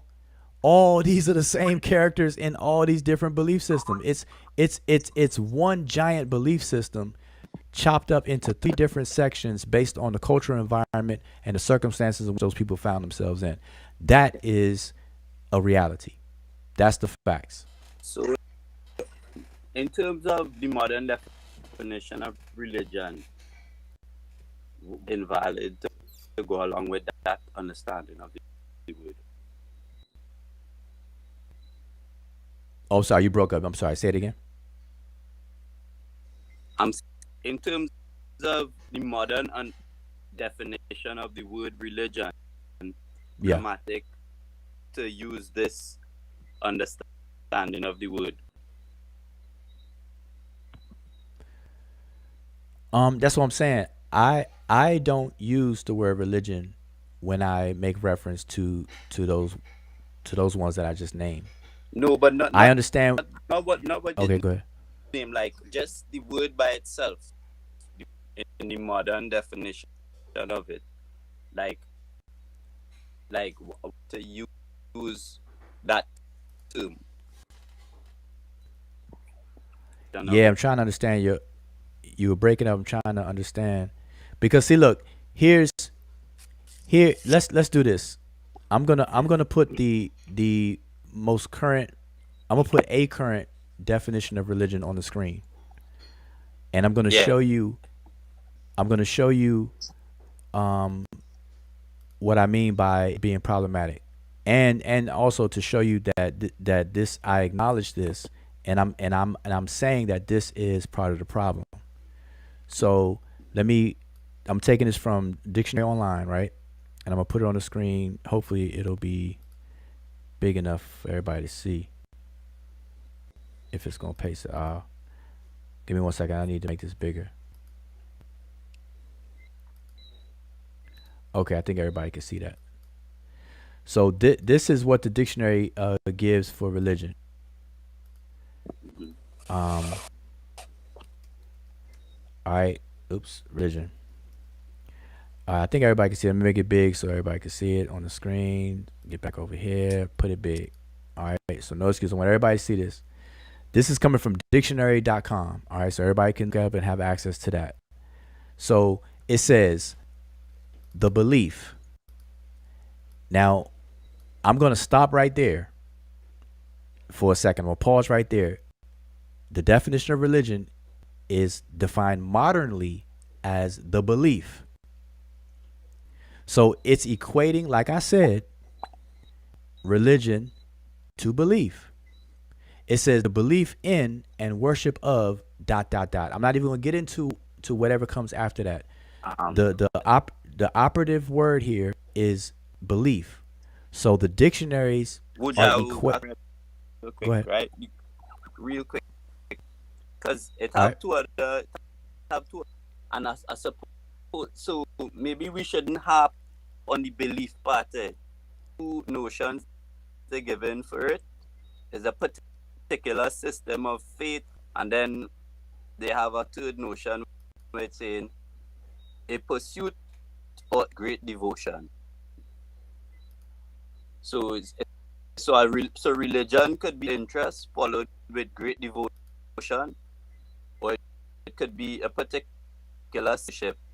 And then the first sentence which you was reading there, the belief and control and power, especially a personal god or gods.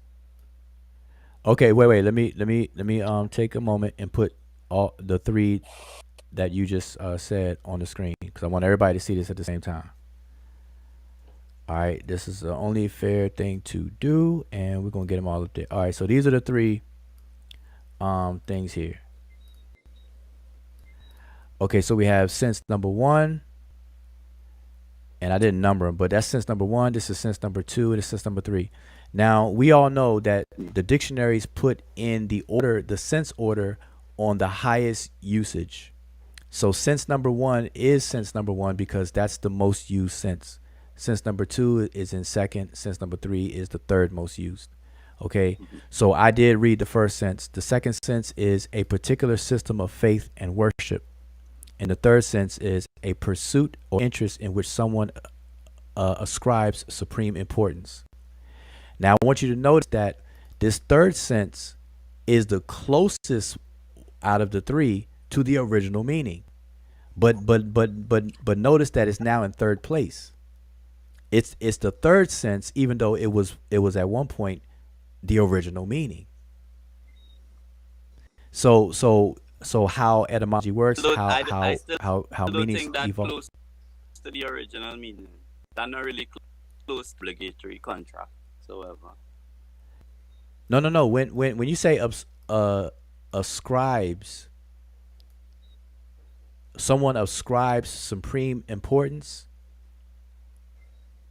yeah. Well, What do you think that? my What do you think dictionary that? entry for that a pursuit of interest or interest followed with great devotion for it. So I don't Okay, know. well we're using two different dictionaries, but even still, even with what you read, Yeah. a pursuit or interest with great devotion, Pursuit that's of great. still closer. I'm saying out of the three senses, that's the closest one to the original sense.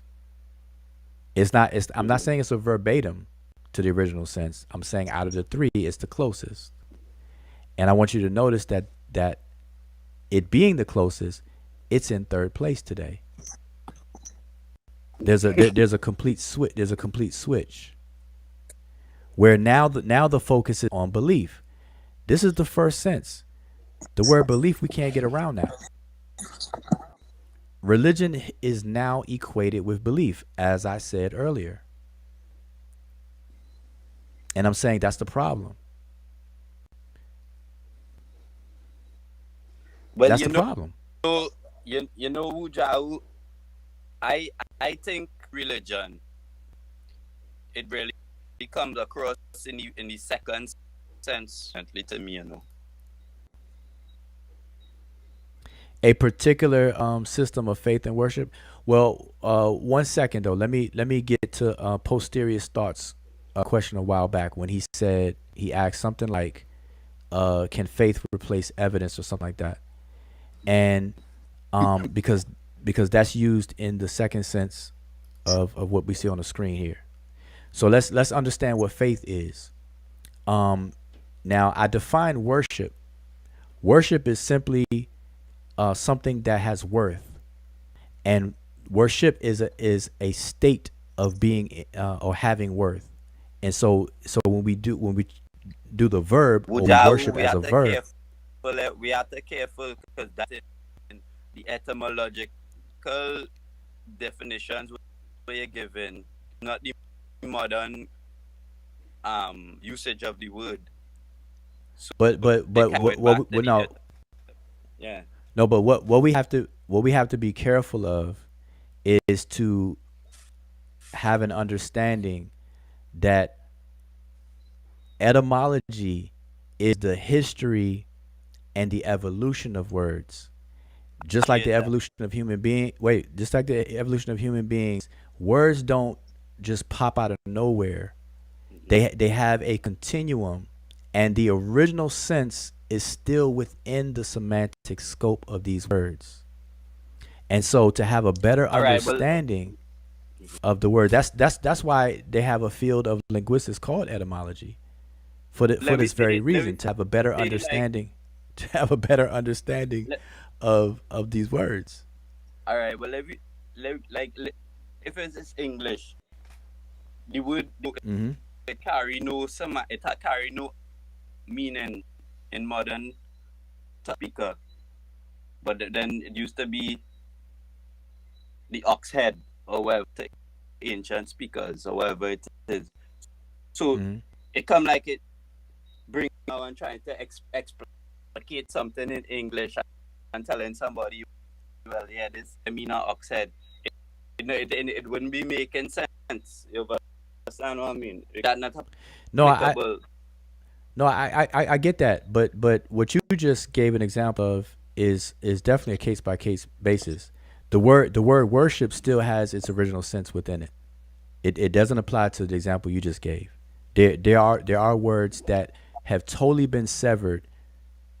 They've cut the umbilical cord from its original sense. There are words that do that, but worship is not one of them. Religion is not one of them. Faith is not one of them. None of these words are one of them. And we can walk through the etymology, if you would like, of all of these words that I didn't do already.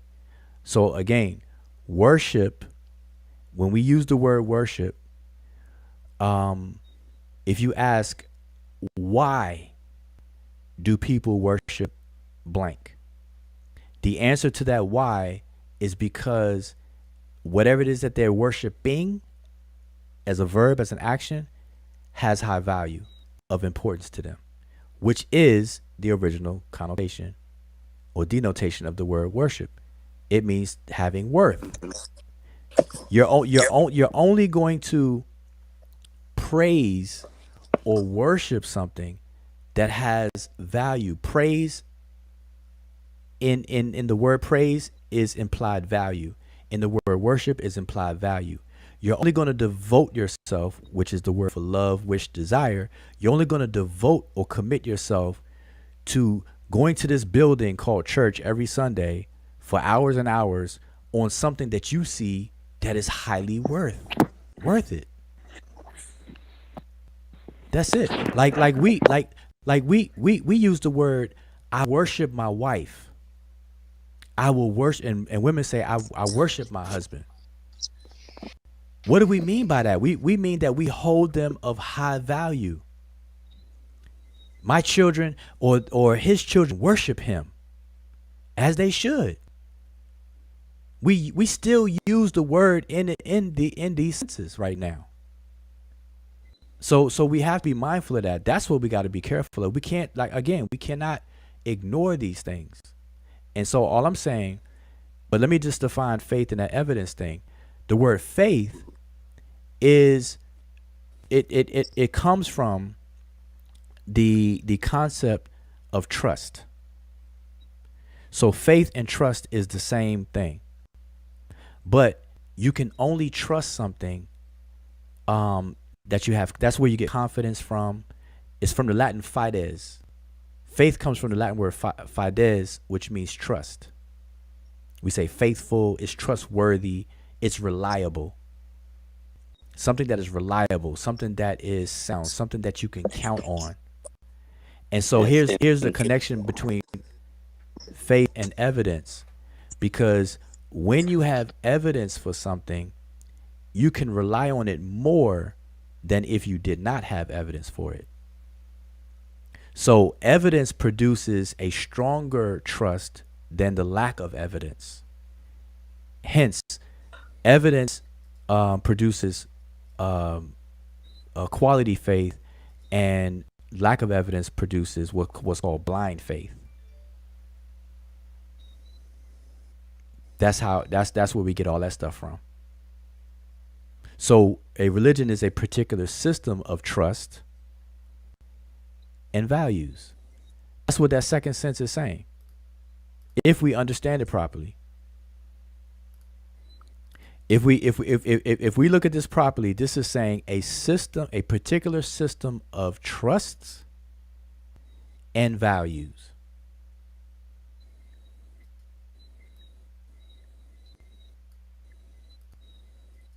Now I know what I'm saying is not the norm or common. I wholeheartedly acknowledge what I'm saying. Doing good. As not. So As, when we're building on that now, a particular system system of trust and values. right. So I'm saying the conscious community throwing out the religion, then That's and what they're they say, throwing out. all right, right. So that's what I'm saying, right? But like it's a negative thing or something, right? So then what? Well, it's only That's okay. what I'm Good. saying. What you prescribe as the religion that they should retain? That's what I'm saying.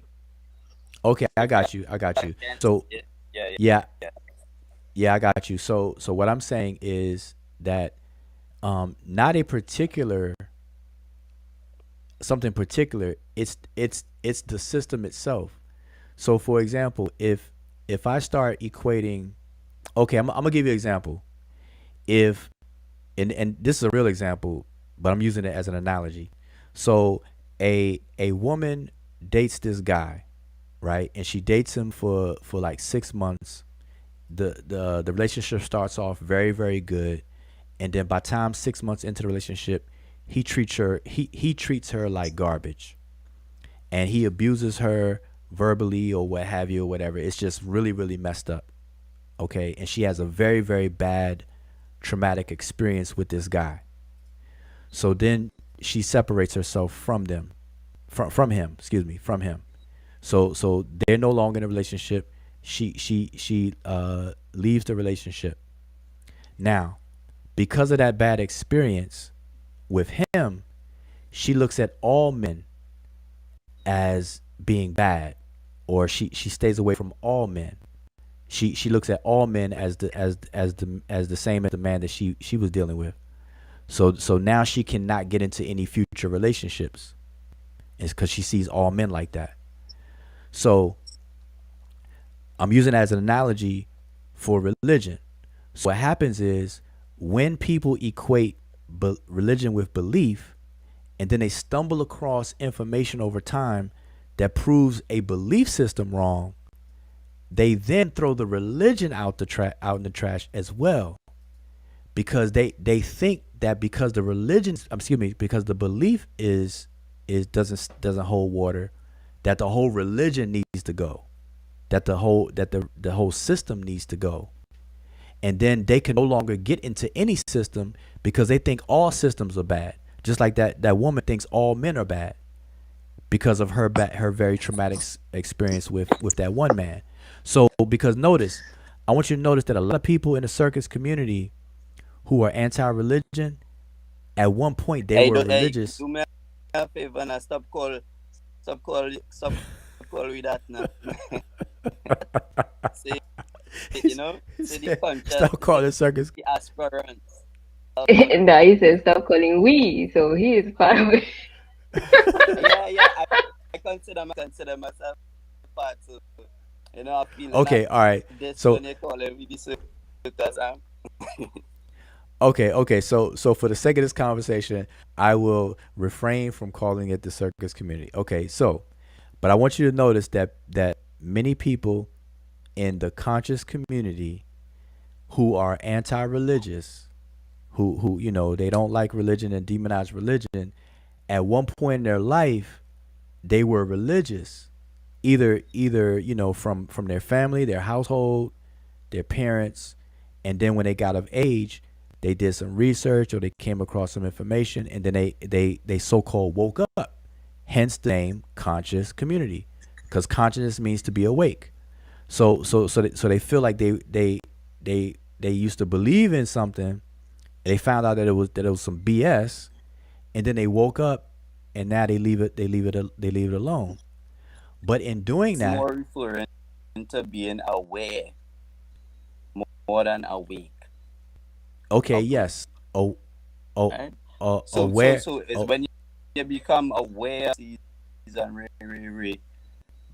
then you might question the same value system, your axiology, your ontology.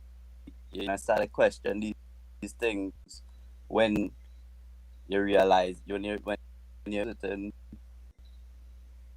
discrepancies yeah. in it. No. Okay, so you're saying the same thing I'm saying. What I'm saying is that people move from being in a state of accepting something, and then when they are exposed to certain information, they find out that what they once accepted is wrong, and they feel betrayed. They may feel betrayed. They may feel, some other types of ways about what they used to believe in, and so they throw it in the trash. And so what I'm saying, when you equate religion to belief, and then you throw away the belief in the trash, you're throwing away the whole system in the trash. And then you become an outlaw, so to speak, because you become uncontracted, unobligated, and that reflects in people's behavior. Now, what I'm speaking about is studied in sociology and psychology. So we can look at the studies in psychology to bear out what I'm saying. I can demonstrate everything that I'm saying to you. Maybe when we do a part two, I'm not doubting you. I know, I'll but I'll I'll pull into I'll pull these things the up. when you say in, it is repeat the last sentence where you now say they're concerning what you said. I was saying that people that become exposed to certain information that where they no longer believe what they once believed, then they tend to feel some kind of ways about that. They feel betrayed, or they feel kind of silly, like, man, I used to believe that stuff or whatever, and then they throw it away. But what happens is, by the time that all happens, they have already equated religion with that belief, and then they throw it all in the trash. This is what I mean by they throw away the baby out with the bathwater. So religion is the So right. bathwater. So I mean, so religion is now the baby, and then the what bathwater you would be the call it, what belief. you refer to as religion, universal morality, then, or it's like some ethical code of that is what you saying is religion that is separate from that instructs it. Well, how it actually manifests on a social level and a community level is the social contracts. Because remember, how you engage your fellow human being is based upon social contracts. Okay, how you engage, Right, how but you communicate, how you behave with one another, how you treat one another, and all those things are based on social contracts. right, which is informed by the culture that you belong to. The culture is the bigger container of it. Yes, but Social it but it but contracts would be designed and led by the culture that you belong to. Because in one culture, have one wife, and in other culture, you can have a couple wives, them kind of thing. So it come like the religion itself thing is a religion. What right to somebody could be right to you, and them kind of thing now. So so let it me come let me like put let me put this back on let me put this back on the screen, because remember, for the sake of conversation, this is why it's important to define terms that's going to govern the conversation. So the religion is really the set of binding contracts for any community of people. So different communities by default and by nature will have different religions because they have a different set of binding contracts for the most part. Like the example you just gave. In some cultures, they may allow polygamy legally. In other cultures, they do not. And but there's reasons. There's social reasons for it in some form or fashion. There's a rhyme or reason for it. And so what I'm saying is that when people equate the belief with all of that stuff, and you throw out belief and you throw that away, then you become lawless, so to speak. I'm saying an outlaw, which is lawlessness, which means that you're outside of any binding contract. And binding contract is the glue of societies. And so what I want to say about culture, though, culture is a two-way street. So culture is informed by the smaller layers, and then the smaller layers are also informed by the larger layer that we call culture. So it's not a one-way street. So we have to remember that. And you know, sociology and pretty much anthropology 101 will tell you that culture is a manifestation of the sub levels, but at the same time it creates the environment in which the sub levels can survive. So it informs of each other. That's what culture is. All right. Well, But I think to take the important social contract, you hear that word, that phrase, social contract, is normally be used in the legal sense. The social contracts to the state so that you could participate in society, that kind of way. Right. So, but a contract is a contract. Whether see a contract is a contract, no matter you know what layer or whatever, however it functions, it's the same. It's just what it's purpose for. So you have legal contracts, you have social contracts, you have different types of contracts, but they're all covering the same concept. It's a binding. It's something that is the same as the definition of religion. It binds two or more things together. That's what a contract is.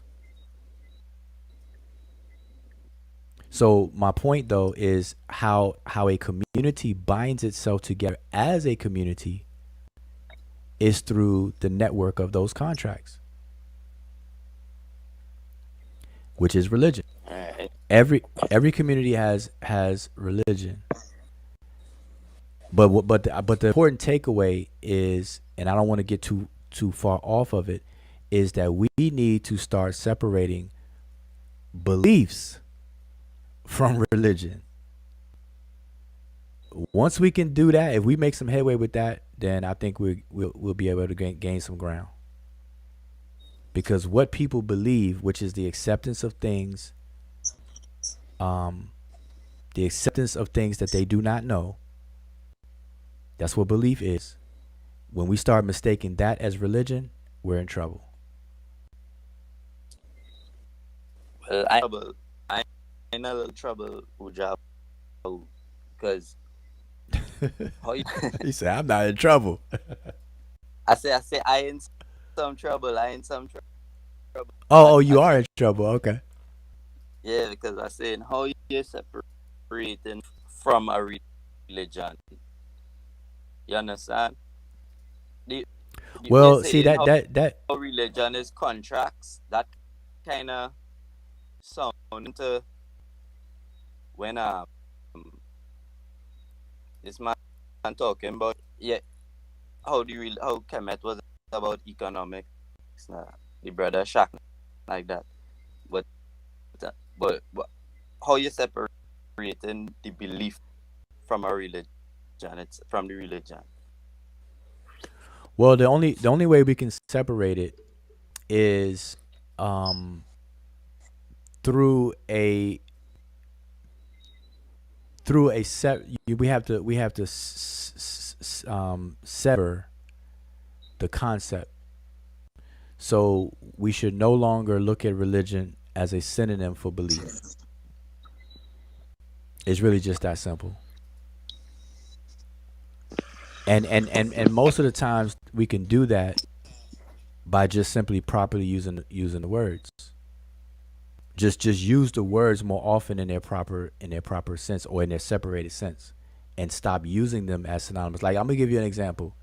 A lot of people, when they mention Africa, although we know Africa is spelled a certain way and pronounced a certain way, when people conceptualize Africa, and the way that they talk about it as if Africa is a country and not a continent with 54 countries. If you read and listen to how people use the word Africa in sentences and in what they talk about. So words can easily, slide up and get misused, and it becomes the new norm where it's not even looked at as being misused. And so this is what's happening with religion and belief. Belief and religion are used synonymously so much that it doesn't seem like it's wrong to do that. Yeah, but I don't think that the example they give the like thing, because anybody could say I go into Europe, yeah, you know what I mean? Like I go into Africa as a normal, but it's still a valid place name or that, Notice I didn't say Africa wasn't a valid place name. Africa is indeed a geographical term that's used for a continent. What I did say is when people talk about Africa, they talk about the continent as if it's a country. Right, instead of the continent. So I'm not talking about people that say, like, for example, you're not going to book an air ticket to Africa. You're going to book an air flight ticket to a specific country in Africa. There ain't nothing on your ticket going to say Coma Jed boarding at so and so airport and destination is Africa. You're not going to have that on your ticket. I know, that's not going to be on your ticket. Somebody could equally say the same in like the Europe or Asia. That's what I'm saying. It's like, you know what I mean? Somebody could like that same way. No, but see what I'm trying to tell you is, I acknowledge the value of using, in my example, I acknowledge the value. There is a proper way to use the word Africa, and I'm acknowledging that Africa is indeed a continent. Africa is indeed an actual place on planet Earth. It's a continent. It's a landmass. But what I'm saying is, the reason why I use it as an example is because when you hear people talk about Africa in regular normal conversations and stuff, they talk about it as if they're talking about a country and not a continent that's diverse, that has many different countries, many different people, many different languages and stuff like that. They talk about it as if it's one country. Not everybody. I'm saying this happens. So like I said, nobody's going to book a flight to Africa, even though they say, hey, where you going? I'm going to Africa. But that's not what your ticket's going to say. Your ticket's going to say, hey, you're going to from Hartsfield, Atlanta Airport to Lagos, Nigeria, or what is it? What's the capital of Ghana? People be going to Ghana all the time. Is it Accra? Accra. Yeah, Accra, Ghana. That's what it's gonna say. Accra, so and so airport, Ghana. It's not gonna say Africa. Try to mail a package and just put Africa on there. put a number and then just put Africa on there. See if it reaches its destination. You know what I'm saying? I mean, see, when things get real and real use, this is when you're gonna recognize stuff. And this is what I'm saying about religion and belief. See, when the rubber hits the road, religion is still gonna stand. Belief can evaporate, because belief is simply the acceptance of something that you do not know. And once you know something, you no longer believe.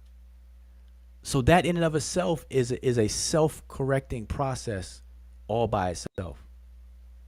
The moment you know something, it's no longer belief. Belief is the direct opposite of knowledge. It's a dichotomy. It's the 180. You have belief or not. You can't believe and know at the same time of any given thing. You can't do that. They do not occupy the same space at the same time. You either believe it or you know it. I would even contest that something on a 10. Yeah. Either believe it or you know it. Now, let me just address this person on the screen. Black Nation says, "Does Wujao make up his own definitions?" No, I don't. And to expound on that as a teaching moment, real quick, I just want everybody to understand that definitions in dictionaries are descriptive as much as they are prescriptive, meaning that words get their meaning from context. Context is the mother and father of meanings of words.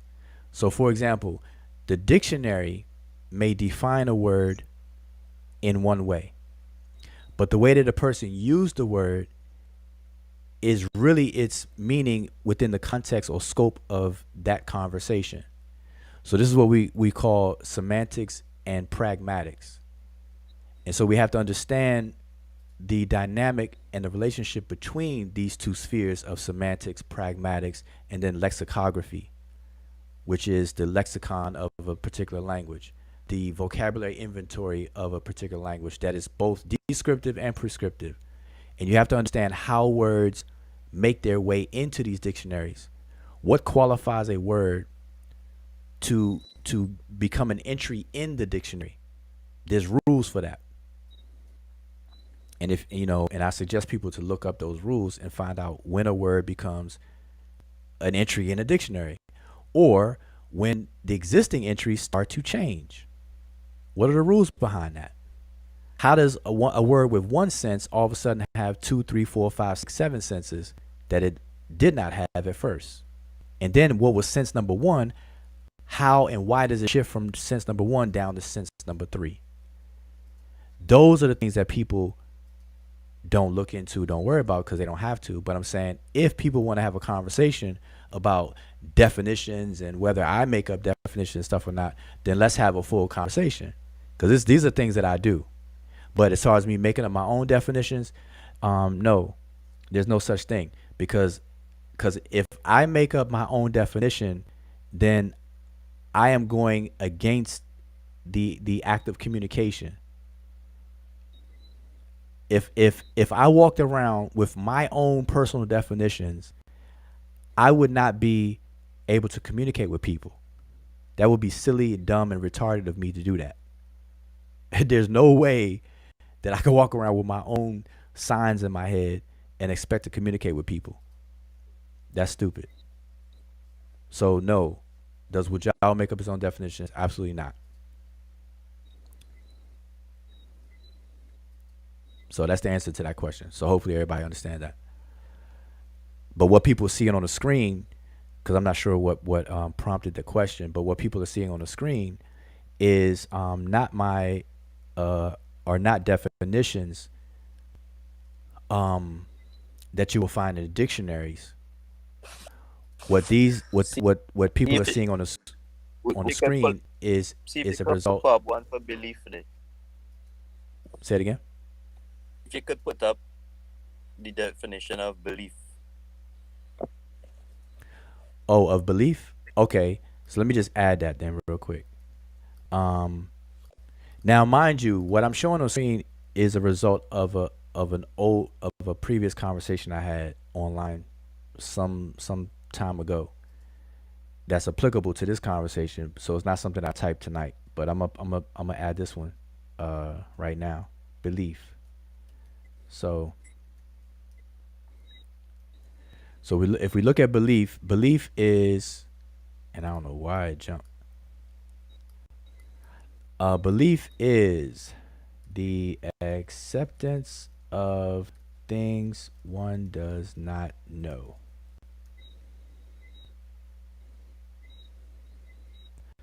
Now, mind you, all of these things that you see on the screen are paraphrased definitions governing conversation. Now, if we want to look up the dictionary definition of belief and let that rule and govern the conversation, then that's perfectly fine with me. So, like we did religion, when we put up the 3 senses of religion, we could do the same thing with belief. if we look up the dictionary Let me belief, check it the says, belief. yeah. I'm gonna put up on the screen. So we have two senses of the definition of belief, and I'll put them both of them on the screen.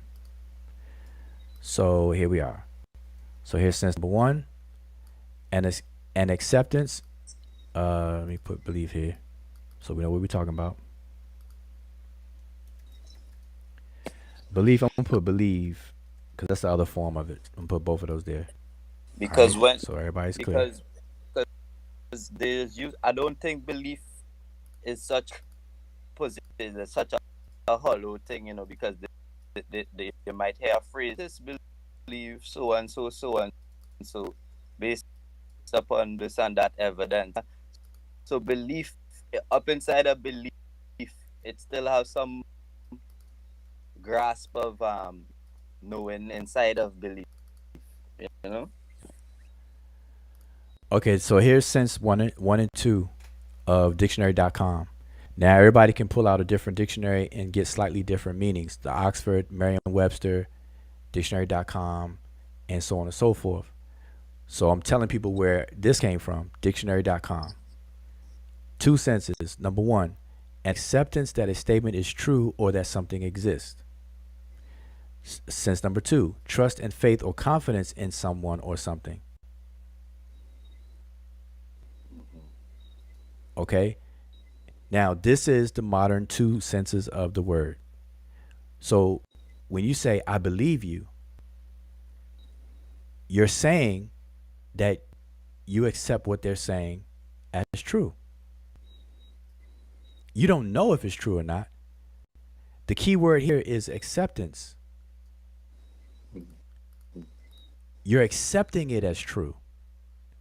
Whether, now, if we take these two senses and now we go into the history of the word, we'll be better informed of what the word actually means in its full scope. And this is the benefit and power of studying word history, which is called etymology.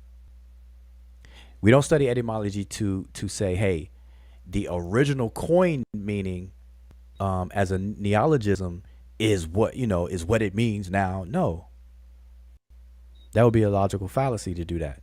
But it informs us of the whole entire semantic history of the word, which will help us to have a better comprehension and understanding of the meaning. Because remember, when we say meaning, the word sem means meaning. It's the root word of the word semantics. The word semantics means meaning. And so the semantic scope of a word includes its history. And it's embedded in there. It's like the DNA of words. It's still in there. It's still in the chromosomes. It's still in there. And so we have to have a better understanding. So figuratively, if we wanted to genome map this word, we would have to definitely look at its entire history. So what is the etymology of belief? Let's pull it up. So I'm gonna pull it up real quick,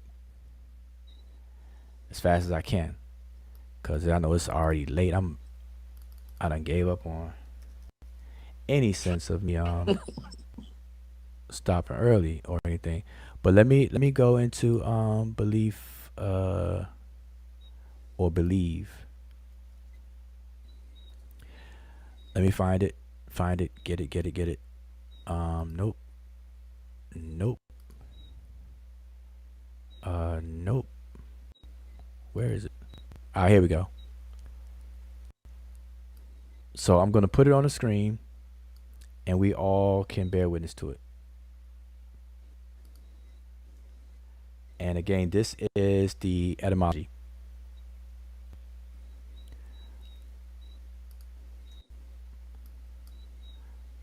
I'm going to have to shrink it so it can fit on the screen. So give me a minute. Hopefully everybody can see it. So those are the two senses. Move this up. Here's the two senses, and here's the etymology, so that we don't get it, so we can see it. Now, can everybody see that big? Am my screen big? Yeah, there we go. So That is the etymology of the word. So let's read it. Believing and loving are closely allied. Now remember, the word love is connected to the word devout. Okay? I just want to make a mental note of that. So believing and loving are closely allied. Late Old English belifan took the place of an earlier gelifan, believe, with an associative prefix gi, which can be traced back to the prehistoric West and North Germanic Galubgen, the source of the German Galuben, which is believe. This meant hold dear and love. Hence, trust in or believe.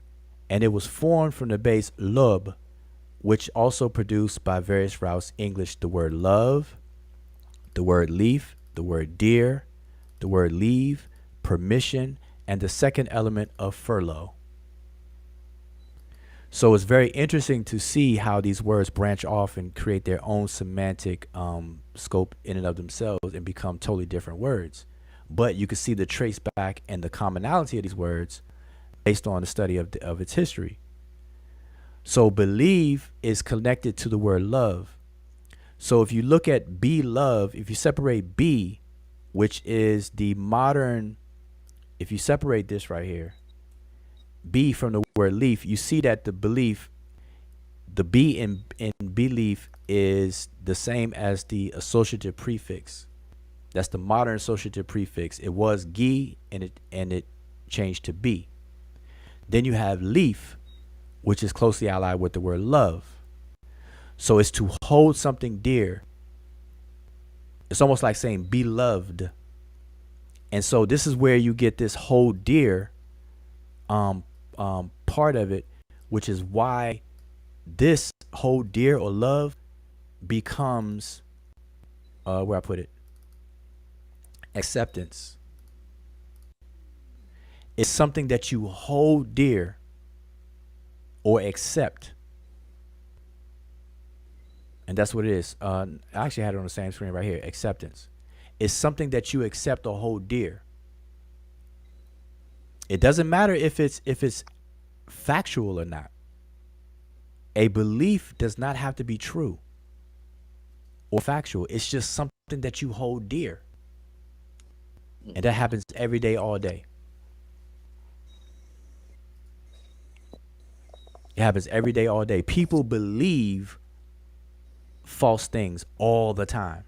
But what are they actually doing? All they're doing is holding dear those false things. They're holding them dear. That means they're believers. That's the agentive noun. A person who believes or a person who holds dear things is called a believer. The er is the agent forming suffix for one who believes. All right, who but I does think the blank. literals that I want to like define out is that it actually, your belief according to the first sentence there is true, or that something exists. So it's not inherently that it, belief is not inherently false. It could be false, but it also could be true. Yes. But here's the difference though. And this is where the separation of belief and knowledge comes from. Because and which indirectly connects to the word you used, epistemology. And so the main difference between belief and knowing is that you don't belief is rooted in ignorance. You don't know if it's true or not, but yet you accept it. Now, taking it a step further, you believe it to be true, which is the excuse you give yourself for accepting it. But it could be 100% wrong. Right. But you could have example of the statement, the sentence, I might say, this to be true based upon this amount of empirical evidence. You understand? So it come like of something, but you can't really full stop and then say that is directly true because it's an irresponsible thing to do. Like we say in science, you know what I mean? Hmm. Well, that's the difference in where we need to be. So, like I said, um, the issues, even going back to the beginning of this whole live stream about religion, the solution is in properly defining and using these words. Once we can establish that, I think we'll make headway. Because even in the word belief that you just said, the example you just gave, um, we could switch it to knowledge. How do you know when you know something? And that's the pursuit of science. Science, come. That's the pursuit of science, which is part of epistemology, which is the study of knowledge and how is something known and so on and so forth. And science is a set of tools that allows you to know when something's known. So this is why science seems to be at odds with religion, because religion is equated with belief and science is against belief, because the But act of you, doing science. Go ahead. I would say that even in science, as far as it's still always you must always put in your error, your margin of error. You know what I'm saying? Like, so in it have inherent error inside of it. So approximation to the truth, but it never really truth. You understand? Yep. So it's still like belief according to this Well, definition that we stated is well, true. nah, because okay, 'cause I don't want to long this out too much, because we definitely can pick up and have a nice part two to this. But just to touch on what you just said, right? When we say something is true, then we have to understand what we're saying by that as well. Just like we have to understand when we say, okay, I believe something to be true, and so on and so forth. You know, so all of these words, like I said, if we use them in their proper context and execute these things, we'll make headway. Because something that is true is its degrees. So, for example, ignorance is simply not knowing. Ignorance is the opposite of knowing, right? We are understand that ignorance is the opposite of knowing, and so science deals with knowing, but science specifically deals with is really a set of tools that are used in the pursuit of knowledge, these are discerning tools to allow us, to know when you know something, and those tools are under the domain of evidence. So science relies on evidence, and then it's procedural. The scientific method with observation, hypothesizing, falsification, and so on and so forth. Right? That's what science. So science deals with the evidence. Science hammers out and deals with the evidence, which is a tool set and procedure on knowledge. On the ignorance side, belief side, you don't need evidence.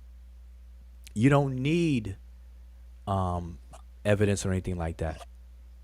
You can just And no, hold dear you going to back to the something. colloquial understanding, but if we going by this definition on the screen, then can have you can have belief because you have confidence in your belief, evidence that indicated that your belief is valid.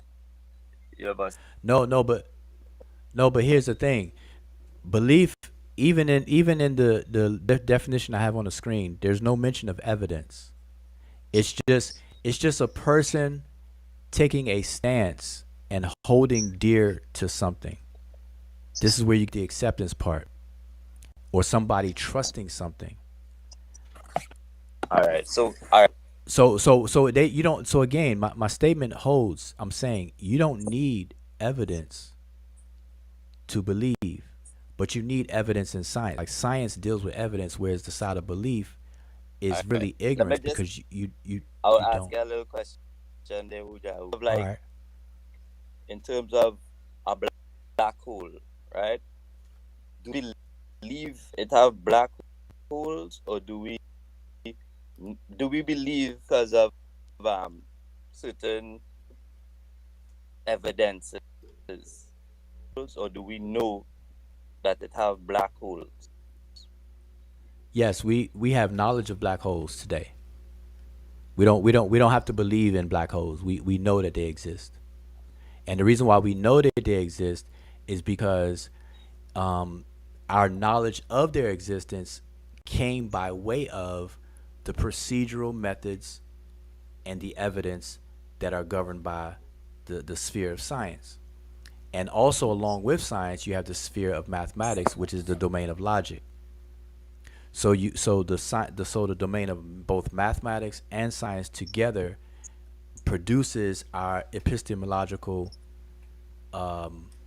outcome of why and how we know that black holes exist. Now, to what extent, we're still constantly learning as evidence is produced and examined, and things are falsified, observed, and so on and so forth, and this, that, and the third.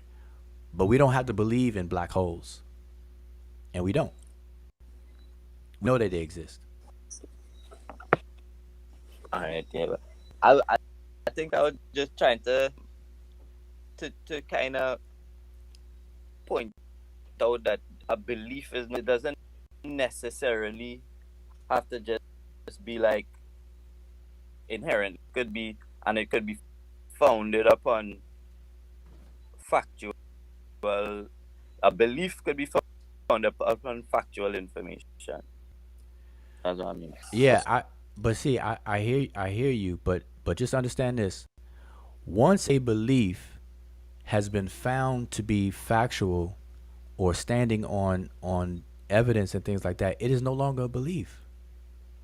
No, so it could still be a belief, a collection of evidence where the analyzable evidence makes you No, believe that's that. No, as it that's where is you.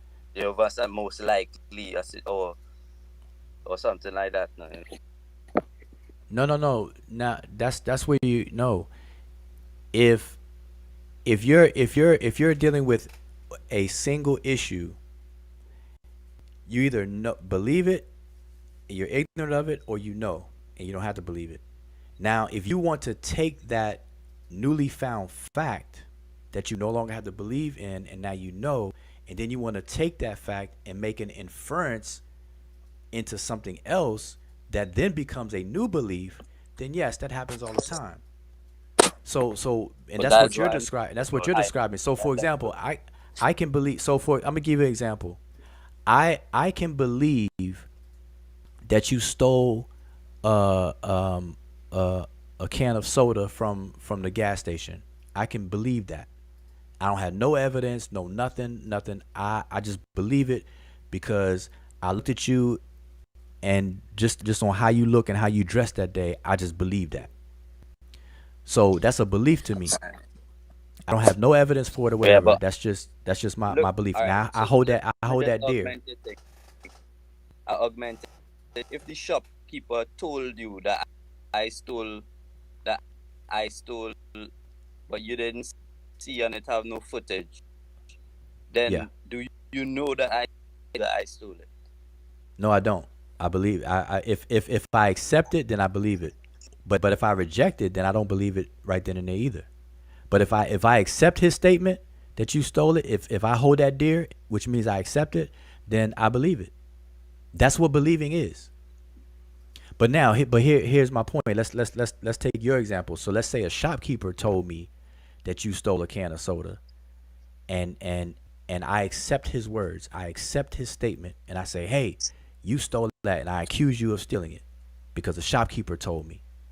But then, the camera in the store, recorded the whole session, and I look at it, and I see that you weren't even near the soda cans. The whole time you were in the store, you didn't even go over there. Now, what I once believed, which means I accepted, now I have to overturn my acceptance because now I have actual evidence to the contrary. So that's going to prevent me from believing and put me in a state of knowing that you did not steal it. That's one. And then, so what I'm saying is that although belief in and of itself doesn't have to be deal with truth or false, it's just the acceptance of something without knowing either one. That's what belief is. That's the actual rubber hits the road function of the word. Not what we're reading. That's how the word actually functions in the real world. It's when you accept something and not know one way or the other is the belief. Because it's 50-50. It could be true, it could be false. But the fact that you don't know which one, but yet you accept it, that's belief. Because once you know which one, you don't have to believe it. That's what I'm saying. Belief in itself is inherently the acceptance of things you do not know. That's why I have it on the screen, where I have it.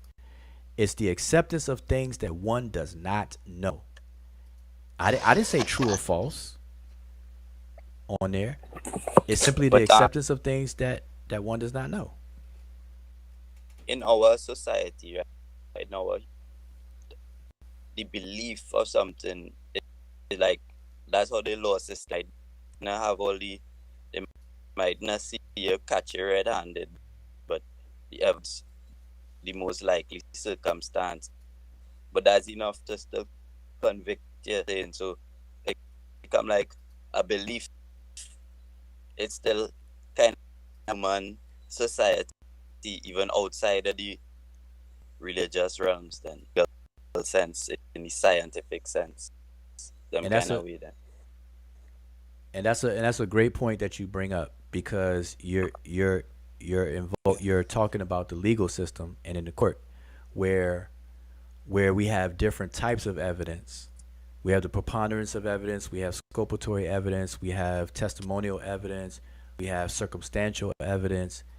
And what happens in the legal system, in the court system, at least here in the United States, they give values to those kind of evidences. Whereas in the scientific field, it's almost in reverse. So I'm gonna give you an example. In astrophysics and in physics, which is a hard science, they can care less about eyewitness testimony. It has very little weight in the scientific fields. But in the court system, eyewitness testimony is very, very powerful, and it's very, very is regarded high in the court.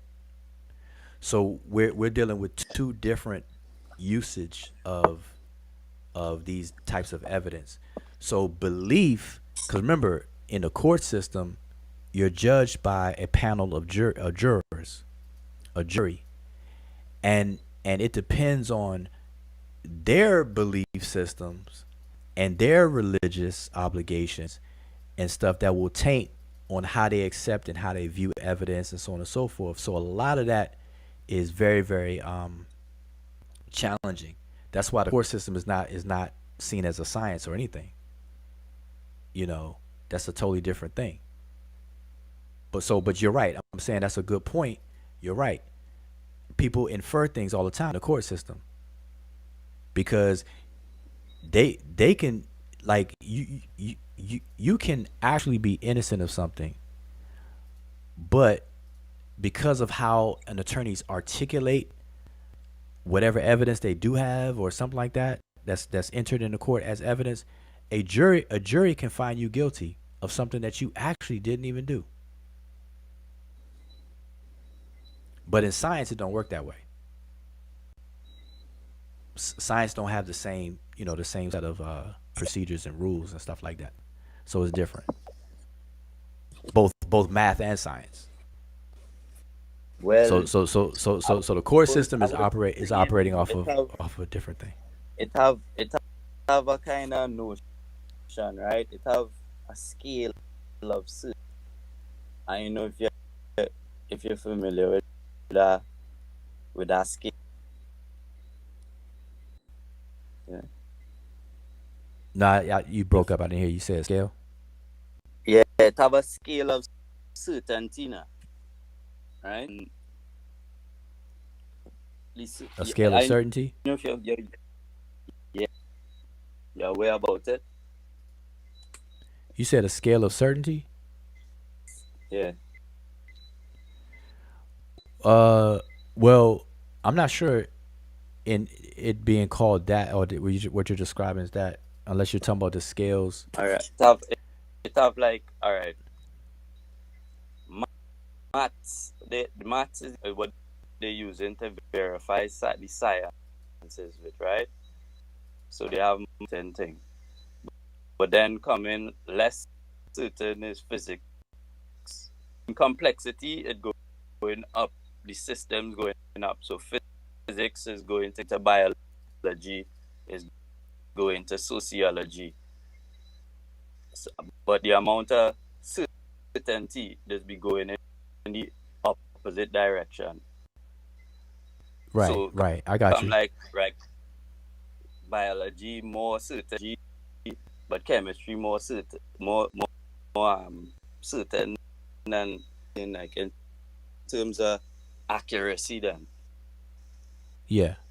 No, I got you. I got you now. Yeah. So that's what I'm saying. The legal system is not a science. It's not an exact science by any stretch of the imagination. There's a lot of discretion. There's a lot of human judgments and discerning in the court system. The only thing that guides the court system is the written laws. And so this is why the laws have to be properly interpreted and properly applied to the evidence or the lack thereof.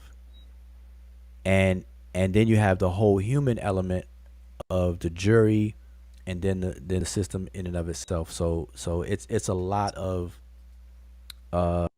leeway and stuff in the court system as opposed to the scientific method in the laboratories and stuff like that. That's different, especially in the hard sciences. So it's just totally different.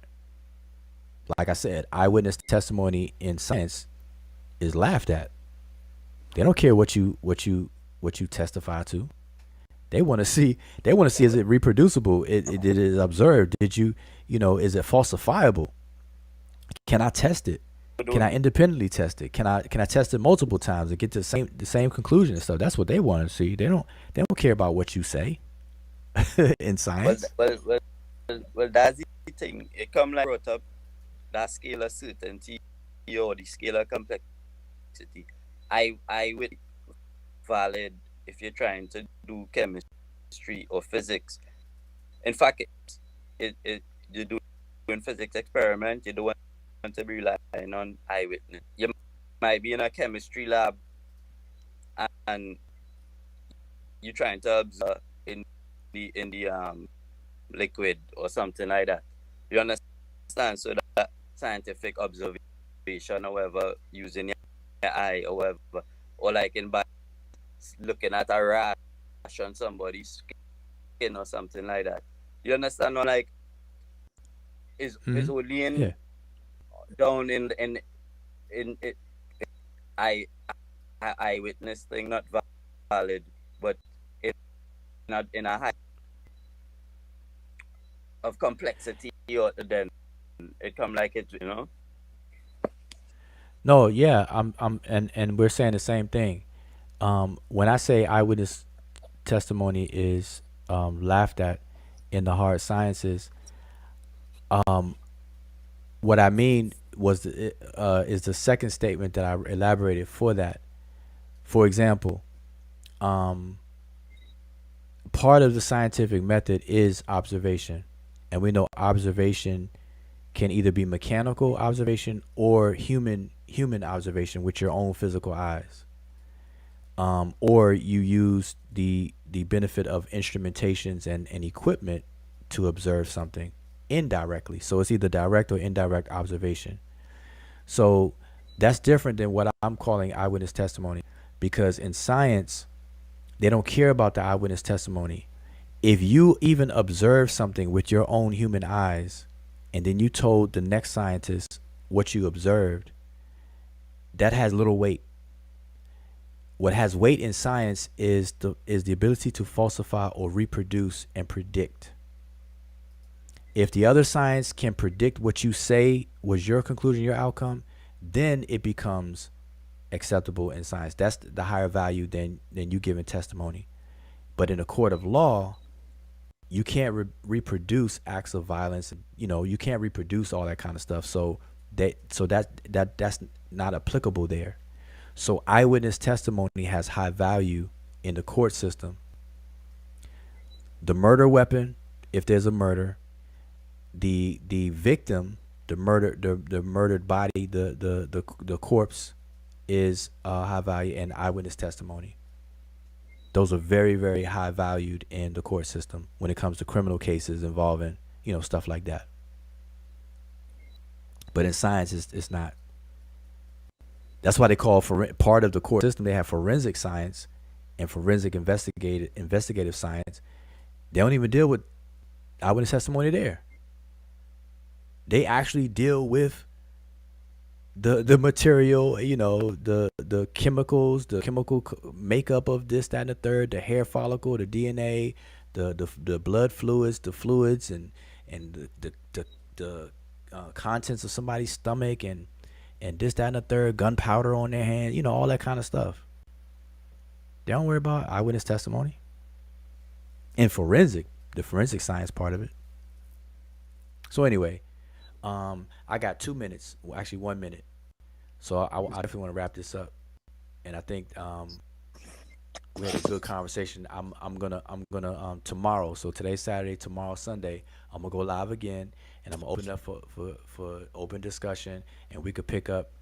If anybody in the chat right now, is available when I go live tomorrow, and you happen to be available, come chime in. We can continue the conversation and elaborate on these, on everything that was said about religion, belief, faith, trust, devotion, praise, and all those kinds of things. And so I do want to just do a quick summary of what I've been saying, because I say this all the time. And so what I'm saying is that I feel, or what I'm proposing is that people start to stop with the misnomers. So instead of calling a driveway and a parkway, call a parkway a driveway and call a driveway a parkway, because a driveway is, the word implies that you're driving, but it's actually what we're calling a place where you park. And then a parkway is the word implies somewhere where you park, but yet we call places people drive a parkway. Those are two classic examples of misnomers. Now, when it comes to religion and belief, we're doing something similar. We are equating religion with belief, and then when we demonize religion and try to get rid of that and ridicule people for having a religion and practicing a religion, this, that, and the third, what we're really should be targeting is the belief system, and then try to help people get into the know and to investigate the beliefs, but not throw away the religion. But what we end up doing is we demonize religion and we try to throw it away. We try to convert people to be anti-religion and anti-religious. And by doing that, it creates problems over time in the fabrics of social interactions and behavior, because you throw away the social contract, the system of social contracts, the binding contracts on things that make up the relationships and ultimately the culture. And this is why people confuse religion with culture as well. That's another topic we get into. Religion is not culture, but people make it synonymous as well. There's a relationship between the two, but they're not equal. Okay, so anyway, but so my proposal is that we use these terms separately and we explore both as they should be. We explore religion for what it is, and we explore belief for what it is, and we deal with them accordingly. If we're trying to get rid of belief, fine. People get rid of religion, you gotta tell me why. All right, but And you what know I how said, what? Oh, go ahead. you're talking about these terms in user obviously using English terms. The African con, you know, is it of the same semantic as the English religion? No, a lot of like if you go into the context of the discussions among African groups when it comes to something closely like we're talking about religion, it's it's actually used differently than how we use it.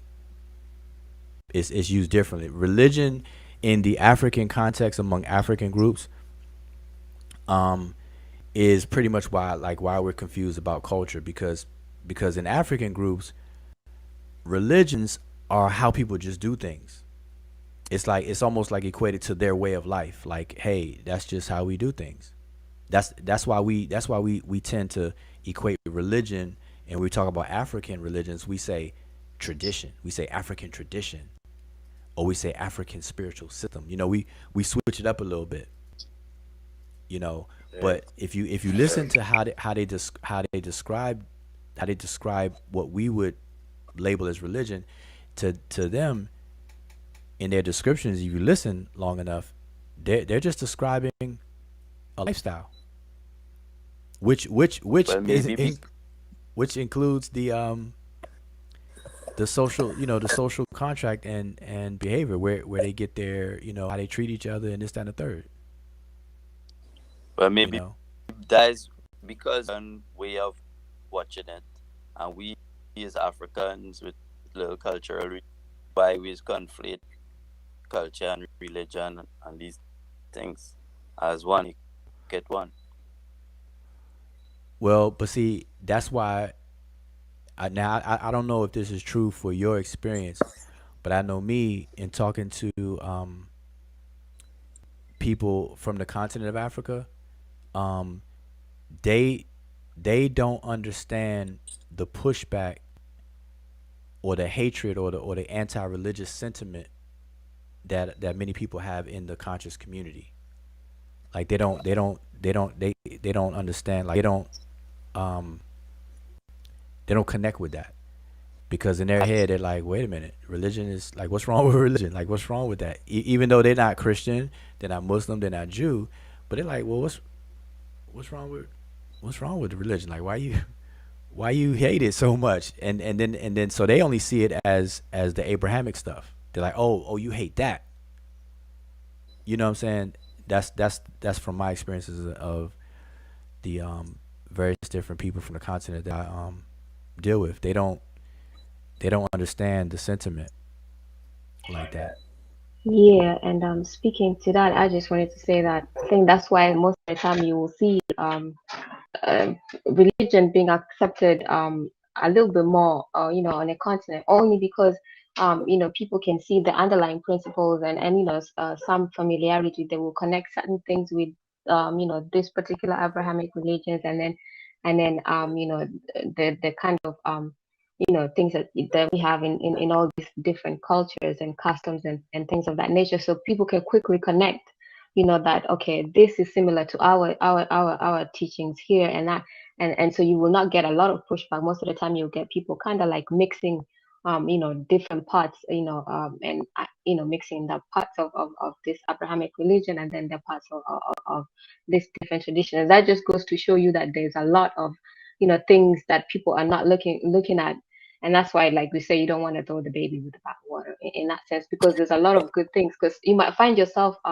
demonizing this particular Abrahamic religions, and dipping yourself into African traditions. There are actually basic things that you will actually be mimicking, things that you are running away from, and then you accept them in this other particular part only because now it has the label of African, and that means that you're not understanding the underlying principles of those, because you would have easily accepted certain things in the Abrahamic religion for their principles and for what they mean when you understand what those things mean, as opposed to just looking at it with the wide religion and then running away from it in that sense.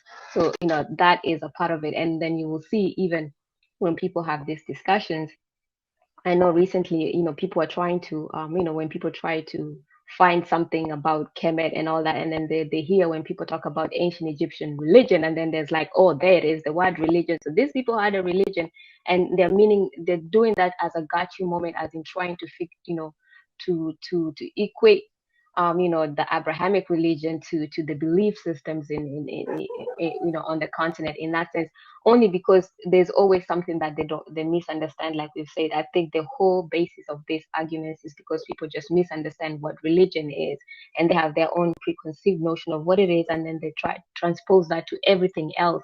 And even if you label something religion, they will actually, for the fact that you label it religion, then they will be like, I ain't having that. I'm an atheist now. I don't believe in any of these things, because hey, that's a religion too, not understanding the underlying principles. I know, but I think where I come from, the majority of the people go to Abrahamic religions, right? But I think that's because it them believing that those religions is moral and ethical codes to live by. You understand? So they think that the source of moral and ethics is coming from is why they subscribe to the religion.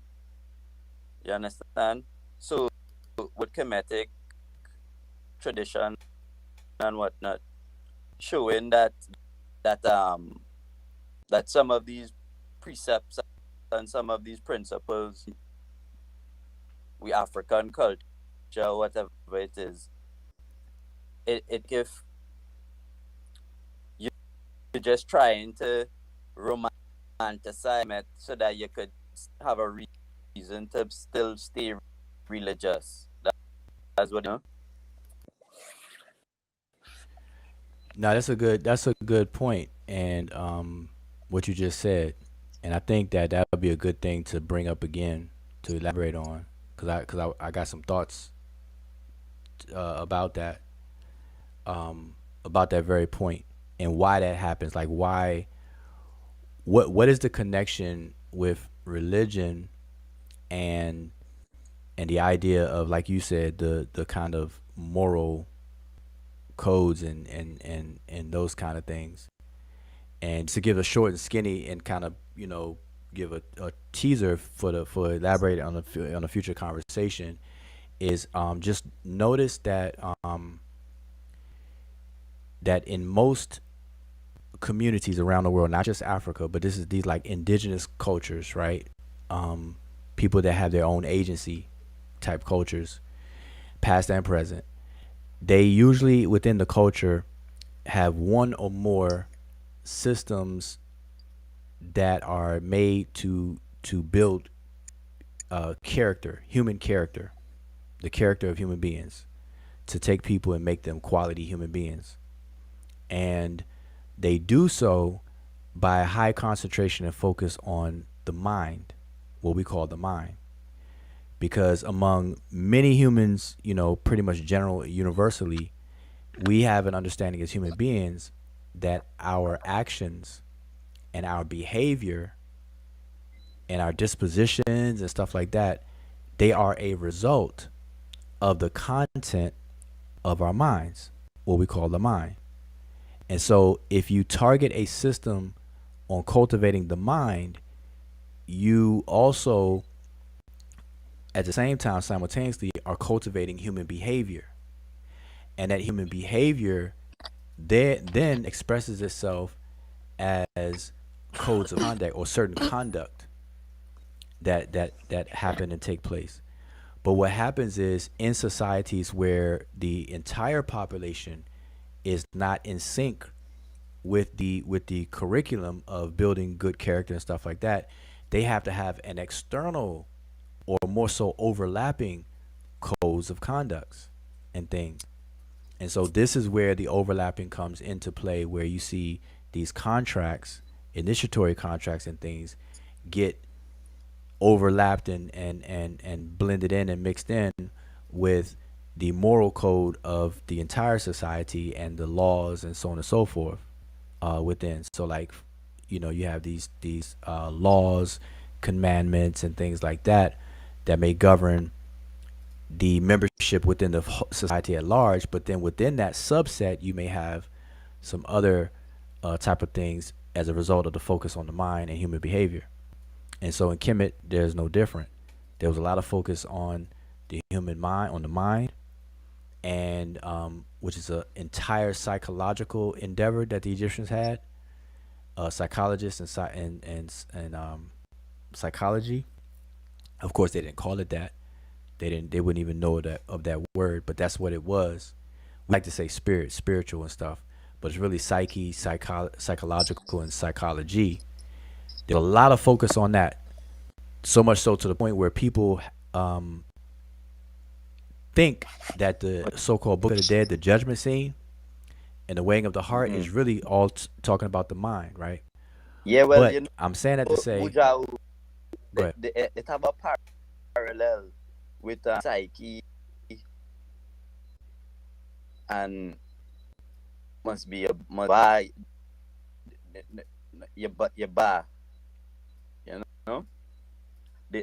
Okay, well that's why I said that's why I said I want to give a trailer, because we could break all that down. We could break down, because the psyche or the mind wouldn't be the ba, it's the ib. So if we want to get into it, we could do that. I would love to do that, definitely, but not tonight. So next time. Yeah. I'm saying I'm gonna go live tomorrow at some point. So hopefully you're available tomorrow. But just to finish up what I was saying is that even in Kemet, and I only like saying even in Kemet, as if Kemet is special in this sense, but all across the globe, in these indigenous cultures, there's usually a superset of codes and conducts for the society as a whole, and then there's usually a subset of things that are more surgical and focused based on the content and study of the mind, which produces human behavior and so on, and one informs the other and vice versa. And so in Kemet, if you study Kemet, you'll understand the psychological systems that are in place, but then you also have the legal systems in place in Kemet and things as well. So we have both of those going on. And even here in the United States, in the West, in the United States, the same thing. We have a discipline that we now call psychology. You have psychologists, psychotherapists, therapy, all that kind of stuff, sociologists, sociology. Then we have the criminal justice system, and we have laws and politics and stuff like that as well. But the study of the human mind and behavior still goes on to this day. We just call it psychology now. And it answers the questions of the behavior aspect, which can produce criminal acts or things that are against the universality of the law. So the way somebody acts can be against the written law, which makes it a crime, and then therefore it invokes the legal system.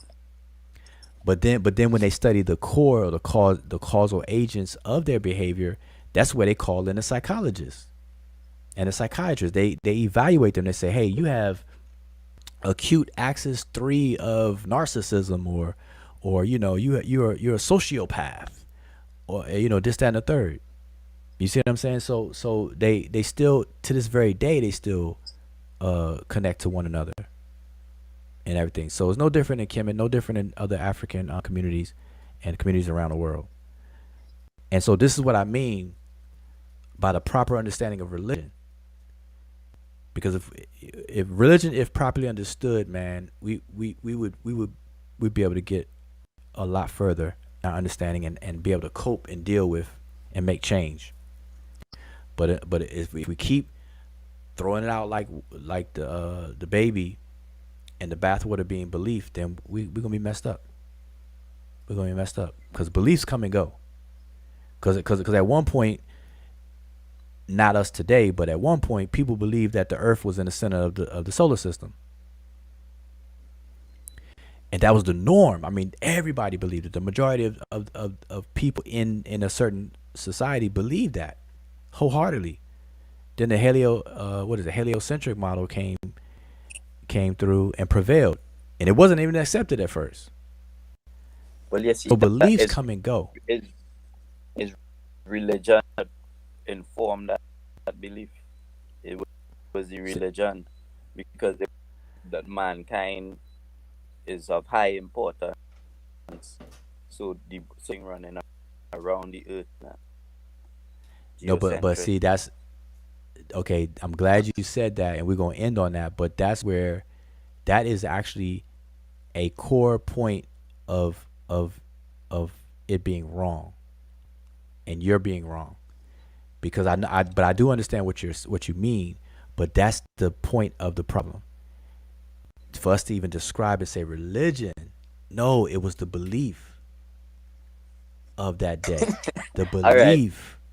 The belief that the earth is the belief that the earth was in a center because of the Bible and how we were human centric, where humans were the center of everything, and the earth must be in the center, and God this, God that, and whatever.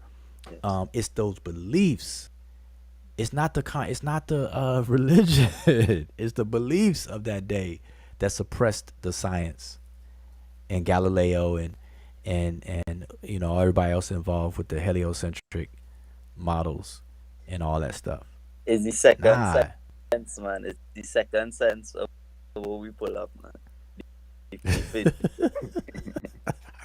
All right, listen, man. We're gonna pick this up, man. This is a good conversation, so we could definitely pick this up. So I'm gonna go live. I don't know what time, because I definitely have to do a few things on my Sunday, but I do want to pick this up though. I don't want to have too long of a gap to forget stuff. So I'm going to continue this. So hopefully you available, and everybody else wants to be a part of the conversation to just right. Chime in. Yep. So make sure you all subscribe. But I appreciate you coming through. For having me. Two things I'd like you to check out or probably, and if when you go out tomorrow, is the psyche to the ABSA, but like it could be how the parallel of that does go, into in the ancient Kemetic, and the organ sciences, you understand, in terms of the less going up into the different or higher systems or complexity, and that's a serious thing there, Man, we could listen. Don't forget what you said, because these are future conversations that I would love to engage in. So when I go live, I want participation and engaging conversations and stuff like that. So definitely, if you're on Facebook, inbox me suggestions and stuff so I can keep track, and then because when I go live, I just haven't had the time pretty much all summer to go live as much as I used to and stuff like that. But when I do want to have some good conversations, thought-provoking, things that people can take away and, put some things on people's minds, and we can come back and talk further. So I definitely need to end this. I wanna address this comment on the screen. Is Rasan says in ancient societies there was no difference between religion and politics. I do want to comment on that real quick, and it's the last thing I'm gonna say. I promise. Now we just have to be mindful when we say things like that, and I say we because I include myself in this. That we have to be careful and mindful of how we are demarcating. Like, okay, let me put it this way: we have to be careful of not retrofitting a definition of something backwards in time on ancient people that don't quite fit. So what we're calling religion today and what we're calling politics today, we have to be very careful and mindful that when we start to travel backwards in time, that same demarcation and those definitions apply as a one-to-one. And many times it doesn't. And so I'm just saying that we have to be mindful of that. So when we say things that there's no difference between religion and politics, the essence of what we're saying is that the way we separate these spheres of activities today, when we walk backwards in time, those spheres are no longer separated. Even though they didn't use the word religion, they didn't use the word politics, but the activities of what we separate and call today religion and politics, we travel backwards in time, those activities were seen as a single thing, which is why you say in ancient societies there was no difference. Okay, we could say something about astrology and astronomy at one point. There was no difference between those kind of things. All right, so we just gotta be mindful. That's all I want to say on that. And what else? That's it. So I do want to continue this conversation and maybe tease out any other points and stuff people want to make and things like that. So with that, MK, you got any last words? No, not really. All right, so make sure you all subscribe if you haven't subscribed. Hit the bell if you haven't hit the bell, because I'll be going live out the blue. I don't pre-advertise these lives. Like I don't say on Monday, join me Saturday, and stuff like that, because it's more spontaneous, like based on what I see on Facebook, based on what conversations I'll have. People inbox me, ask me questions. If I feel that a question is being asked over and over again, then hey, I'll go live about it to cover, expose more people to the conversation. So definitely make sure you subscribe and click the notification bell. And also make sure you join Sabre University website. It's free.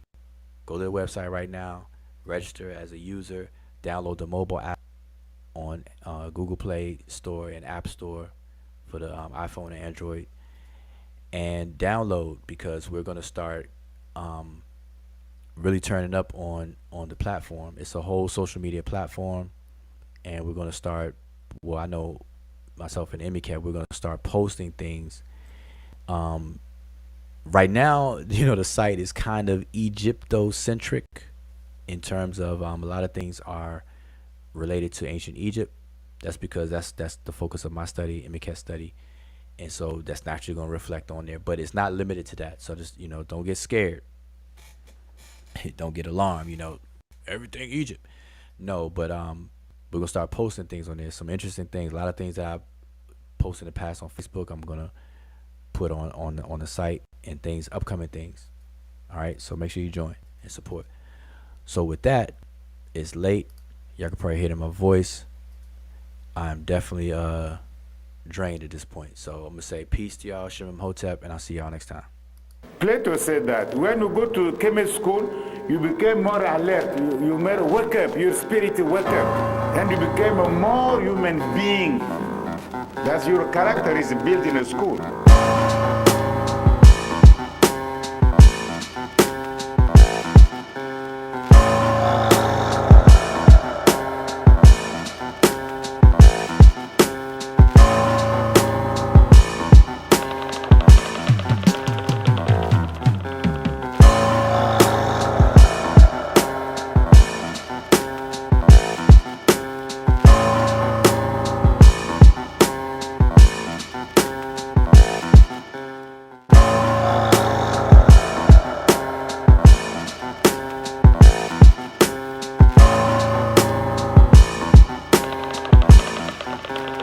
When you study what we call classical studies, we must know mdw-ntr.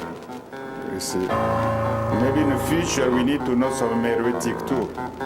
We need to know mdw-ntr.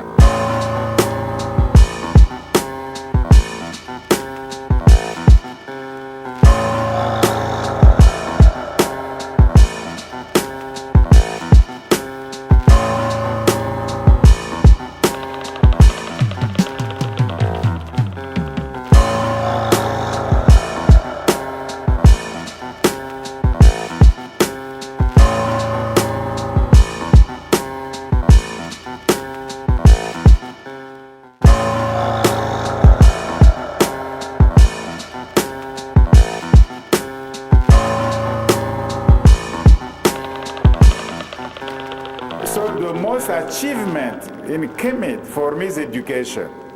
The way they think, they build, and they practice their education is very unique in history.